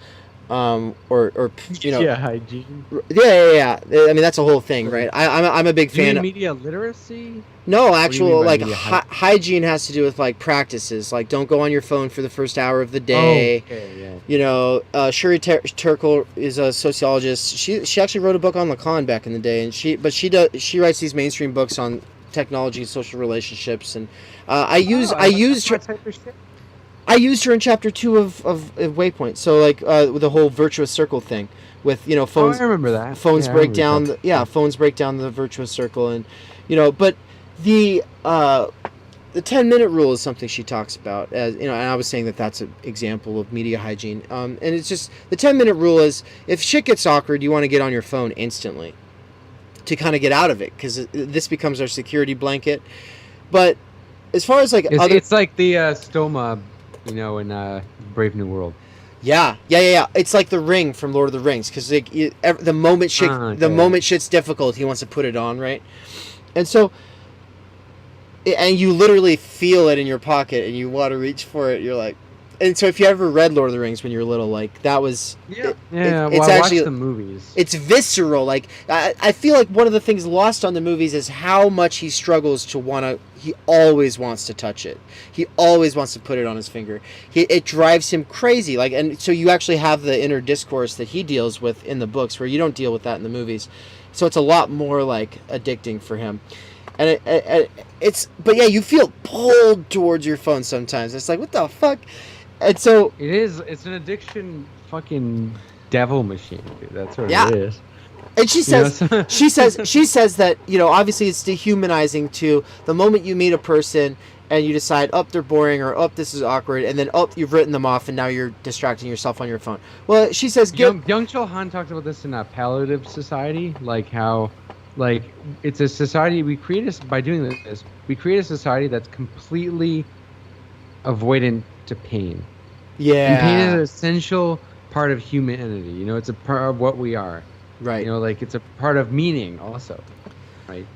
But it creates us to live in this kind of society of positivity. And when I say society of positivity, it thinks that that's, oh, you're happy. Positivity in the sense that it avoids all negativity. You Right. know, oh, things get awkward on your phone. Oh, you feel sad. Oh, go on Tinder, or go on Pornhub or whatever. Like, you know, like fucking, you know, or you feel like socially, there's a cure like right there, you know, an escape. You know, people, my favorite people are like, oh, I can't imagine drug addicts, silly alcoholics. Why would anyone be an alcoholic? Meanwhile, they watch Netflix TV series like every day. They binge every series on Netflix. It's like, dude, And they've got nothing to say, and they're not good conversationalists. But let me finish a 10-minute rule, just because I would be remiss not to. And it's just that if a person gives you that vibe and then you want to escape onto your phone, the discipline thing is just give it 10 minutes. Be present with them for 10 minutes. Some people are going through a lot and they don't want to talk about it immediately, and so they're going to do superficial talk. Don't write them off as superficial just because they're not instantly deep. And then also just like be present, because some people never experience another person just being present to You don't them. want to be like Nietzsche. Like Nietzsche didn't hang out with anyone because he was like when they didn't want to take philosophy. Who was he dancing with? He died alone and then got syphilis from like a hooker or something. Nietzsche had a shitty life. Man, I don't know. Okay. Let's think about this. He danced every day. And where did he dance? He wasn't dancing alone. Didn't he go to a place to dance? Was. I think he got syphilis dancing with the ladies, or maybe the men. Some people think he was gay, so you never know. That would surprise me. Yeah, well, everyone likes to be like, this historical figure was gay. This historical figure was bipolar. This historical figure had schizophrenia. It's just it's a part of the Nietzsche, thing. like as much as I like him, from what I've heard about his life, there's a book called This Is Dynamite, I think, that I've listened to the audiobook, but it's basically an autobiography of Nietzsche.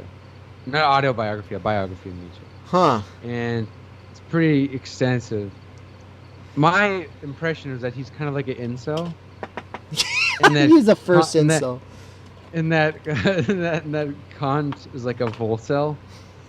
True. Like Immanuel Kant, like a voluntarily celibate. There was like, no such Kant, there was no such thing as incels back then because prostitution existed. All right.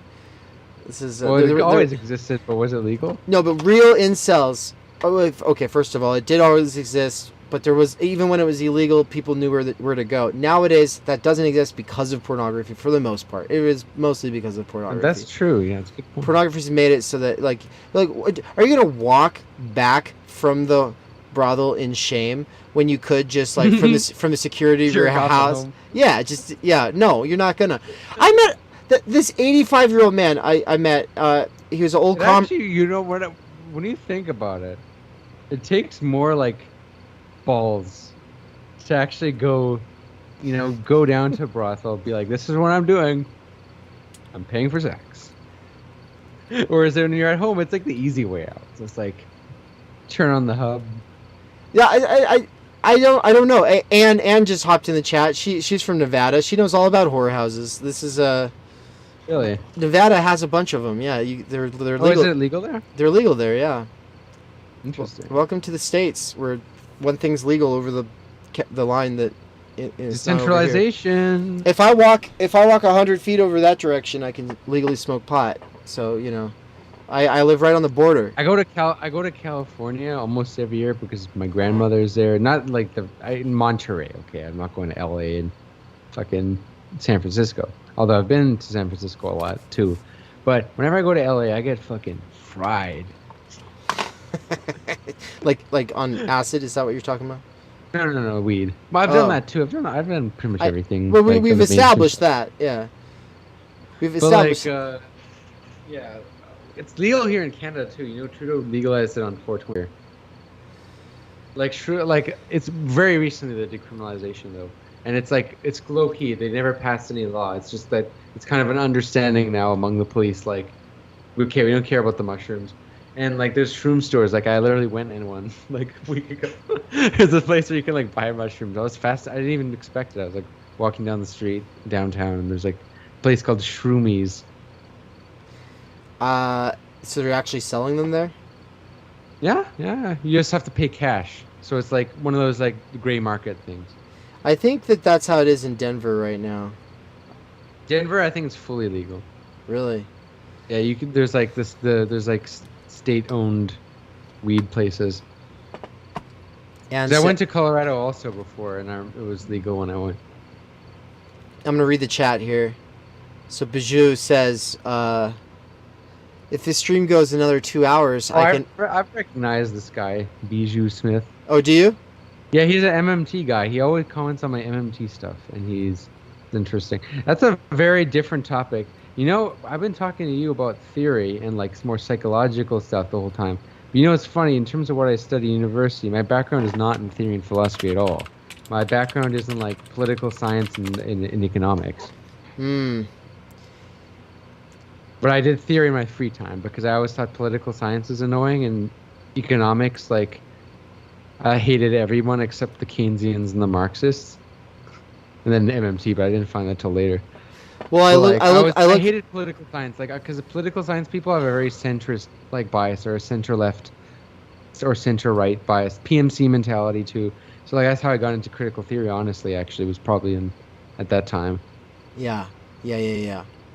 Well, he said that if he watches the stream on, if we go for another 2 hours, he could watch it on double speed and catch up.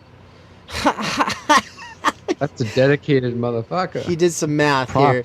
Bijou has been pretty dedicated. He's been going steadily through my entire back catalog and leaving a lot of comments, and a lot of them are often very thoughtful. I think he found me through my MMT stuff or something. A lot of people did because of deficit myth. It's funny. I'm like labeled sometimes as an MMT YouTuber now because of the deficit myth video. Like I get tagged in all these posts and shit from like MMT people. It's kind of interesting because it's like cool, but it's also I never really thought of myself that way. Yeah. Like, I never thought of myself as a political econ YouTuber, but I guess like whatever. No, I mean it's become an interest for you, and that's the nice thing about YouTube is like I was always interested in econ. I just never thought I'd make videos about it. But when I found MMT, which I was never taught in university, I was like, Jesus, people need to know this now. Right.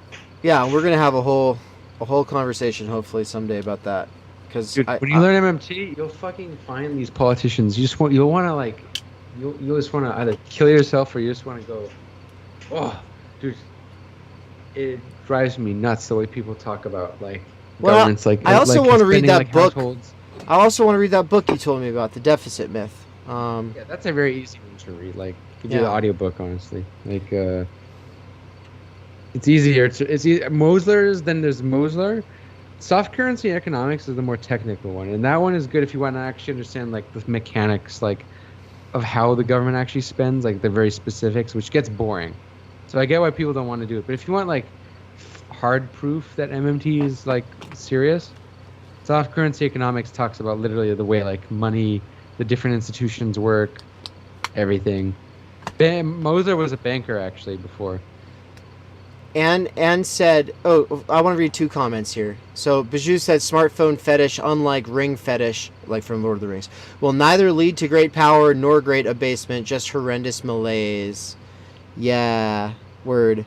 And then Anne said that she, yes,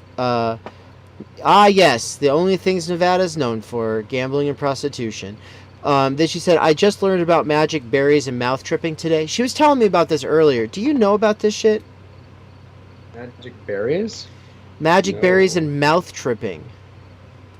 What is that? Check it. Yeah. You're like, I'm a psychedelic. You're like, sign me up. I'm very pro psychedelic. I know you are. Although I also don't think that, like, though I'm not also like a psychedelia guy that thinks psychedelics make people leftist. Yeah, thank God. Yeah, and it's also Like it's, I don't think that at all. Like I think psychedelic, because I don't view anything makes people anything. Because I think if you deterritorialize the mind, you'll realize there's nothing there. right. Yeah. So like what the value of psychedelics is merely that it can break down some structures, and it can break down the symbolic. I'm like that you're a Lacanian person, or like you like Lacan, because then I can use these terminology. Because with my friends who have done like trips with, there's phenomena that I can only like I find it easier to explain with Lacanian terminology that doesn't make sense. But like psychedelics break down the symbolic order and the imaginary order, depending on how high doses you do it. So yeah. like, Yeah, this can be I very would say healthy sometimes. it definitely breaks down the imaginary and the symbolic. But here's the problem: people think that they then have like this unmediated access to the real. Of course not. It comes back after. They think, but they also think they have an unmediated access to the real in that state. You only get glimpses. You only get little glimpses of it. You never see all of it. I would say I don't even know if you get a glimpse, and I've done plenty. Oh, at high doses, I think you do. But is that the real, or is that? I mean, I know it feels real. It feels real. But like, here's the thing: it's glimpses of it, but I couldn't talk about it now because I'd be filtering it through a symbolic order. Yeah, but you don't know that you're not. You don't know that you're not filtering it in that situation as well, though. Well, yeah, you do, because you can't speak. Like that's what I mean by literally breaking down symbolic order, like symbolic structures. Is at high doses, you literally can't talk. That's a feature of sex. For sure. But that's that doesn't. part of like. But it's not just speech. This is why you need to read Kant's Critique of Pure Reason. You're a little theory plebe still. You gotta actually go. You gotta put on your You gotta put on your big boy pants and roll up your sleeves and read Kant's Critique of Pure Reason. The categories are still operative for you, and as is the dogmatic image of thought that Deleuze talks about in Difference or Repetition. Those are still operative for you.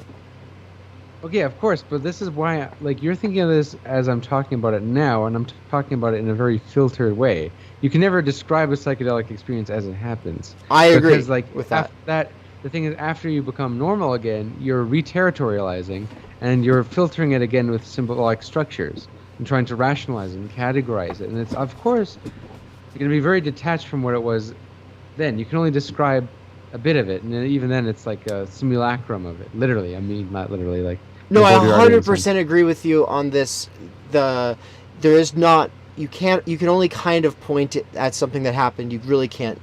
You can't put it back into words. It's impossible. Yeah, I don't think you see the full real. But what I mean is, then in the Lacanian sense, I don't know what the Kantian sense. I don't know if it means you're seeing the noumenal world. I don't think so either. Probably not.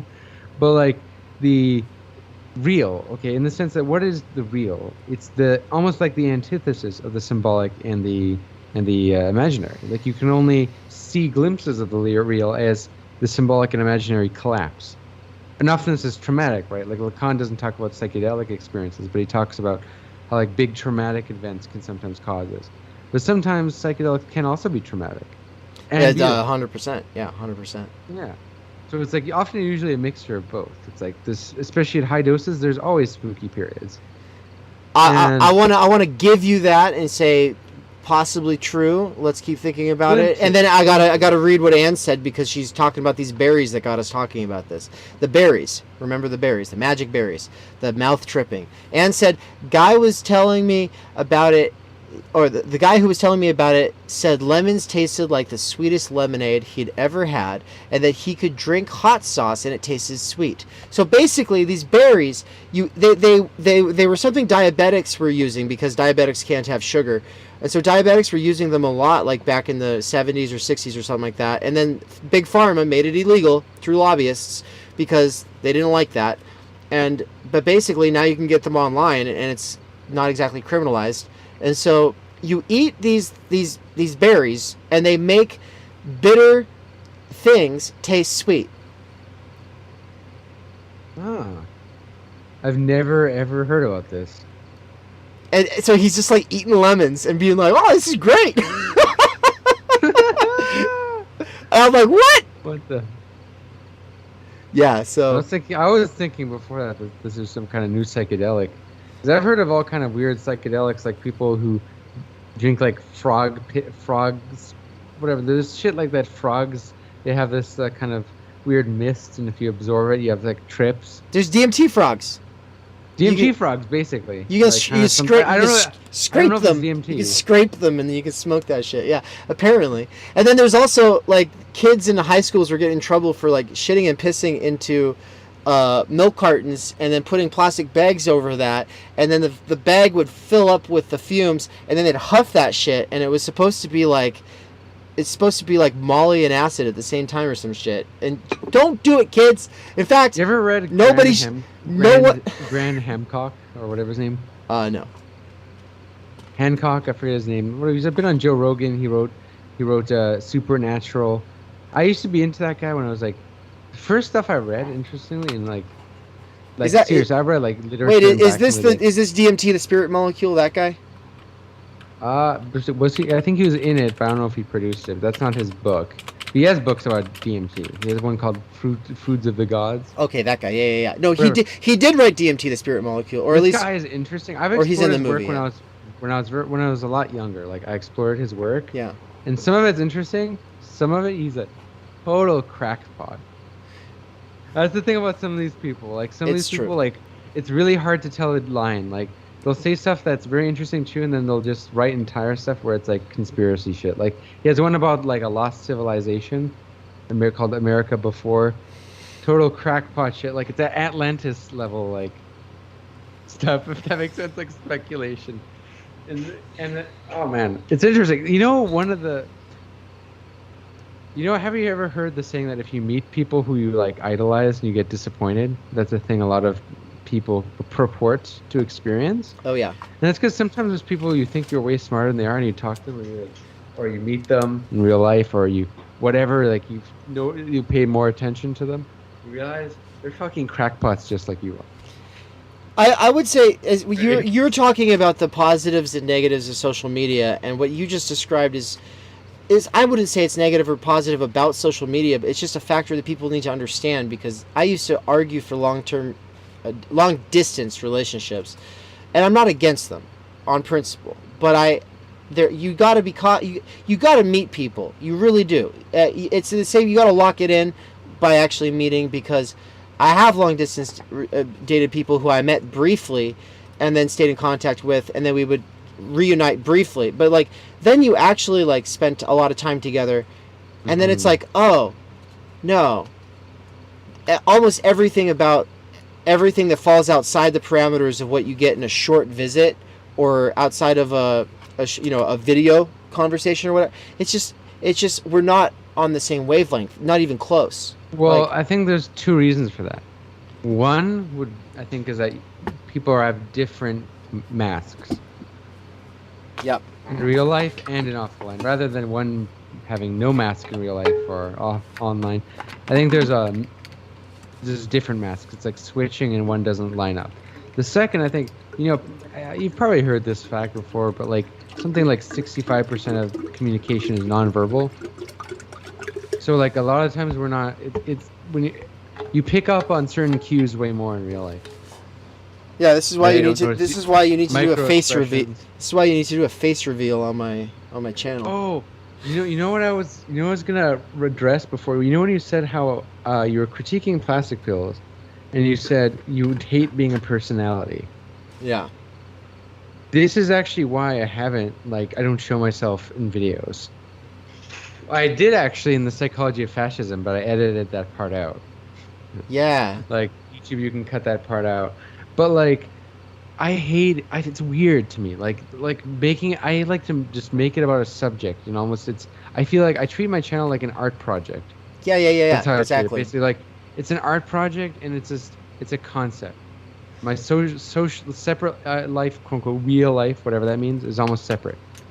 And I feel like if you make yourself the center of that, I'm showing myself in every video in green screen. It almost makes it like one dime is me rather than an art project. Yeah. And it blurs the line. Yeah. And the thing is I recognize, though, that it's much more advantageous to show yourself in videos, because people often watch because of a personality, regardless of the content. Right. And they get attached to its parasocial. It's a huge advantage.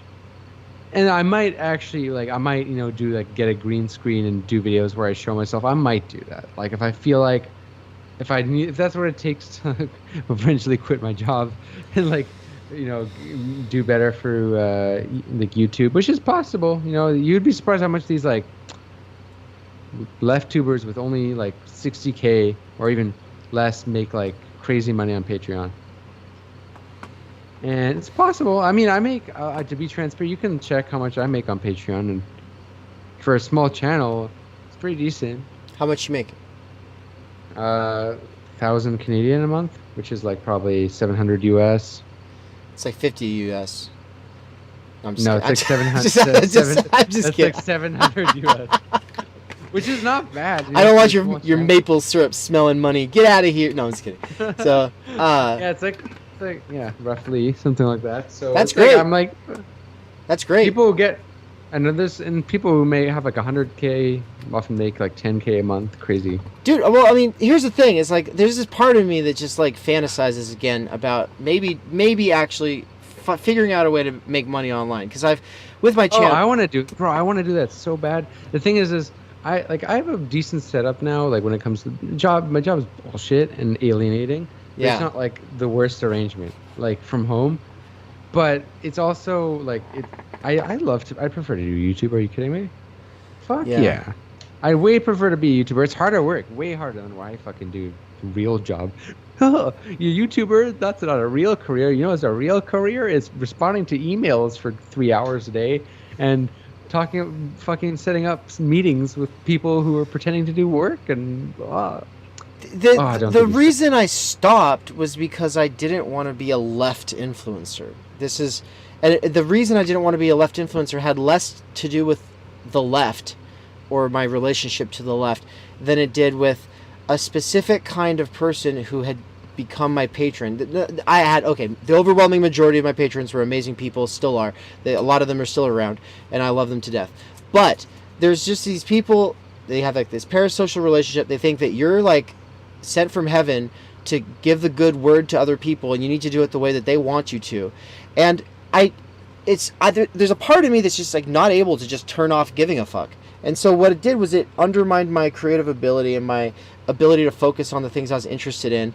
And it's these people who want to influence the influencers, It's like I'm fine with that. I understand that it's a legitimate thing to do. It's not like evil, but it just made it like, this is annoying. I can't focus on the things that I care about, and I'm not even making enough money to make it worth it. I'd rather be a left creator. I don't like the word influencer. I like creator.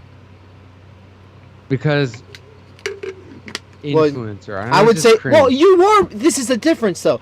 You're talking about the standing in front of the green screen. I do feel like the personality thing and the green. That is influencer. Yeah, I agree. I feel like you enter into influencer sphere when you do it, and it's like, it's true. But I didn't make this distinction until I'd already done it, right? Because I tried a lot of different things, and when I did that, it was more successful, and people liked it more. That's why I'm tempted to do it. Yeah, and it's like, so I don't blame someone like Pills for doing it. I'm just saying it's like, yeah, but would I rather?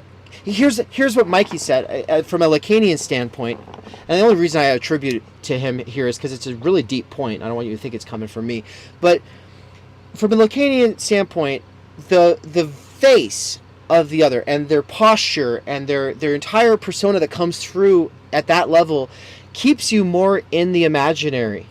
And when you're 100% true. When you're trying to talk theory, you want to get people into the symbolic more, and so it's like, yeah, this is. I think that's why I like kite philosophy. That's why I like what you're doing.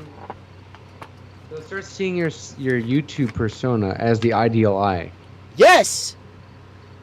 Yeah, exactly. And it's like, that's a lot of stress. Yeah, makes sense. And here's the thing, is like, I also didn't like that if a person, there's like this whole kind of like, oh, you can't really be friends with people who are your patrons. You can't really be friends with people who are your patrons. You can't really. And so for me, it's like, I wanted to have fellow travelers, not followers. I wanted to have, like, I'd prefer to have 50 people who watch my videos if I can talk to them and I'm not taking money from them. But then I also wanted... That's why I made my Discord private. Like, I made my Discord private to be only patron because I want the people there to actually, like, I don't know, be watchers of it. Like, dude, imagine having a public Discord. That would fucking I don't get how people have that. That's just chaos. I tried. Dude, I'm so like full confession. It's weird. COVID has made me realize that I'm actually an introvert. I used to always think I was an extrovert, but COVID, I realized I actually like not being too social, and I've like really barely used. I like gradually quit so much social media, but even before that, but like I find it, to me, it's exhausting just to manage a Discord, a patron-only Discord. And reply to a few friends like on time, usually not on time. Like my social batteries are so fucking low. Yeah. It's like I end up. I was discussing with somebody. I was like, we were talking. And she was like, "What do you think about open relationships?" And I thought, I'm not against it. I'd probably try it out. But the thing is, I feel like I wouldn't have the energy for it. Like that must be insane. You would have that drain my social batteries. You're actually like, okay. By the way, there's two ways of doing polyamory. One is like ethical, and the other one is considered unethical by the people who call themselves ethical. Okay, and the unethical one is like, you do what you do, and it's whatever, and it doesn't require a lot of communication. It's just it's open. But then there's like all these books get written about all the people who get really hurt in those kinds of relationships because things go undiscussed. And so then the ethical way requires so much fucking talking. Okay, so and so I tried them both, and it's true. In the first case, everyone gets really hurt, really hurt, and the person who doesn't get really hurt is usually the guy, usually. And then or it's whoever's more charismatic and has fewer fucks to give about the other person in the relationship. Power doesn't exist. In relationships. Right. Yeah. And then there's the other way. It's just so exhausting. And so my critique of it is a time energy critique, and it also comes from my personal experiences. Now I'm biased, but I think that the people who usually are pushing it have this, like, they've moralized it, usually on some naturalized basis, like, we're like bonobos, not chimpanzees. Actually, this is the way that we need to be doing it. This will help us become communists. Basically, it's like Reich, and it's like Wilhelm Reich. It's like this idea that, like, oh, if we just unrepress ourselves, capitalism will fail. Marcuse and D&G buy into that to some degree, and it's like, no, sorry, capitalism does not thrive off of repression. It's not that they think that sexual liberation would end capitalism. I think their point more that they buy into is that sexual repression reinforces authoritarianism. Oh.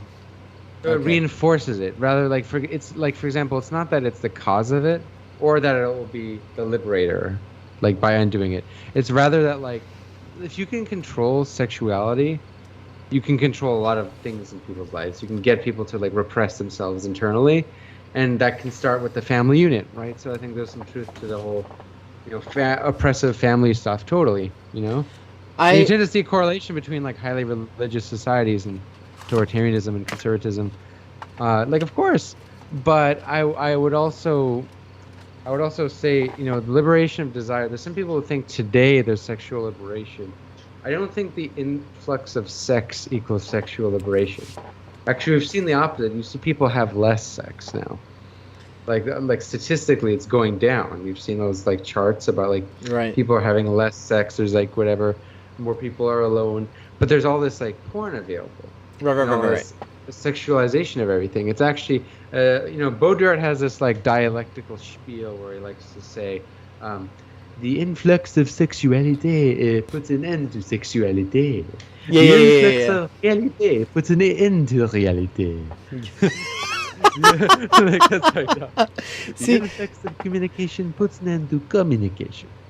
It's fair. I mean, it's true. And I would just also say a lot of those, like, people who tried to do the Wilhelm Reich strategy became conservatives later. Like, a lot of putting your tits out. A lot of I've met a lot of conservatives who were into free love and then they got hurt because of it, and then they became conservative. So it's like, it's like that. So I think that, like, when you have, like, these radical writers and what they're seeing, it seems to have this potential, but they're not able to see the longer term blowback. It's up to us now to be like, oh, there is that longer term blowback. Now, that doesn't mean it proves everything that they're saying bunk, but it's just something to keep in mind. So, I mean, this is also why I think the Lacanian theory of desire is better than well, Reich's similar, but it's different. Like Lacan focuses much more.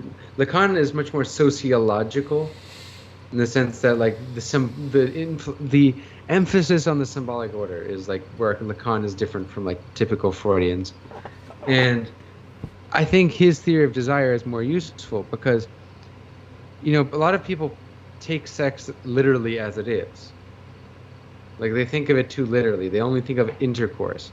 Right. Whereas the way like Lacan looks at sex, and like Lenka Zupancic, she's also Lacanian, Based. and like she has that book, What Is Sex?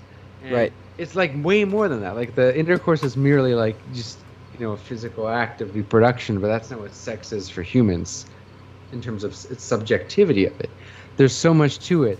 So I think sexual liberation, looking only at the sexualization of the body, it looks at a very narrow part of what sex actually is. So in and of itself, it's flawed, right? On its own merits, on its own. They make it about pleasure. They make it about pleasure, and they hedonism. Right. Yeah. Man, I feel like if I don't, let's just get out of here. Let's just call this. Everyone, really, we appreciate you all joining. Obviously, we're gonna have to talk more. This was a fantastic conversation. I really appreciate you joining. This was like a Joe Rogan podcast with like fucking 5 hours. We talked about all the same shit too. We talked about psychedelics. We talked about sex. Did we talk about wrestling? I don't know. We did it all. Joe Rogan with theory. Yeah, that's what I want. That's what I want. It's Joe Rogan podcast is good though. Like, let's be honest. Like, like he's a good podcaster, and I get why he's popular. Because I used to do Muay Thai, and everybody I knew loved fucking Joe Rogan. Everybody's like, oh, he doesn't know how to interview, and I'm like, you fucking idiots! You're so stupid. Hey, some of my friends say that. Now they're all gonna be mad that I called them stupid. But I tell them to their face. That's just such a dumb thing to say. I'm sorry. Joe Rogan is good if he read more and if he had talked to people who read more. Yeah. Well, the problem with Joe Rogan, he has a bunch of fucking dumbasses on. He does bring on a lot of dumbasses. He also brings on just like anybody who's relevant, which is part of the problem. But and he also all the leftists he brought I don't know. Abby Martin. He brought Abby Martin. Abby Martin's great. Abby Martin's great. Yeah. I was about to think like, what leftist did he bring on? He brought Bernie Sanders. And he brought Cornel West. Cornel West. And I honestly I think sure like Jimmy Dore can be kind of cringe sometimes, but I think also people write him off. Jimmy Dore's a fucking people write him off. People write him off on the basis of like, oh, he took a thing out of context in an article because Sean took him down. I don't think he's right wing. I don't think Jimmy Dore's right. I don't think he's a red-brown alliance. I just think he's dumb. He's just dumb. Like, I think that about a lot of the Young Turks people, like Cenk Uygur too. Like, honestly, Anna's the best one of Young Turks. Like, even she's terrible. She's terrible. She used to be way worse though. I take Jimmy on the feud between Jimmy and her. I take Jimmy's side. Yeah, well, she used to be worse. That's what I'm saying. She used to be worse, but she Michael Brooks got her into theory, so she's a little. When I'm saying she's better than Cenk, dude, that's not a high bar. No, Michael Brooks was the only good one actually. So yeah. Well, actually, he wasn't a Young Turk though, was he? No, he was not a Young Turk, but he was with the Majority Report, which was affiliated with the Young Turks. So technically, I guess. Okay. But I always consider him a very different field. I think that we could have a whole conversation just on Joe Rogan because honestly, that was a hot take that could go for 3 hours. But let's call it off. You have a good night. Okay. All right. Take care. Oh, Ann says just have to tell One Dime before you go that 1D also means One Direction for me. And I'm probably the only person on TheoryTube who was into One Direction, so this probably only affects me. LOL. Okay. All right. One Direction. Have a good night. Oh my God. That's the secret meaning exposed. Yeah.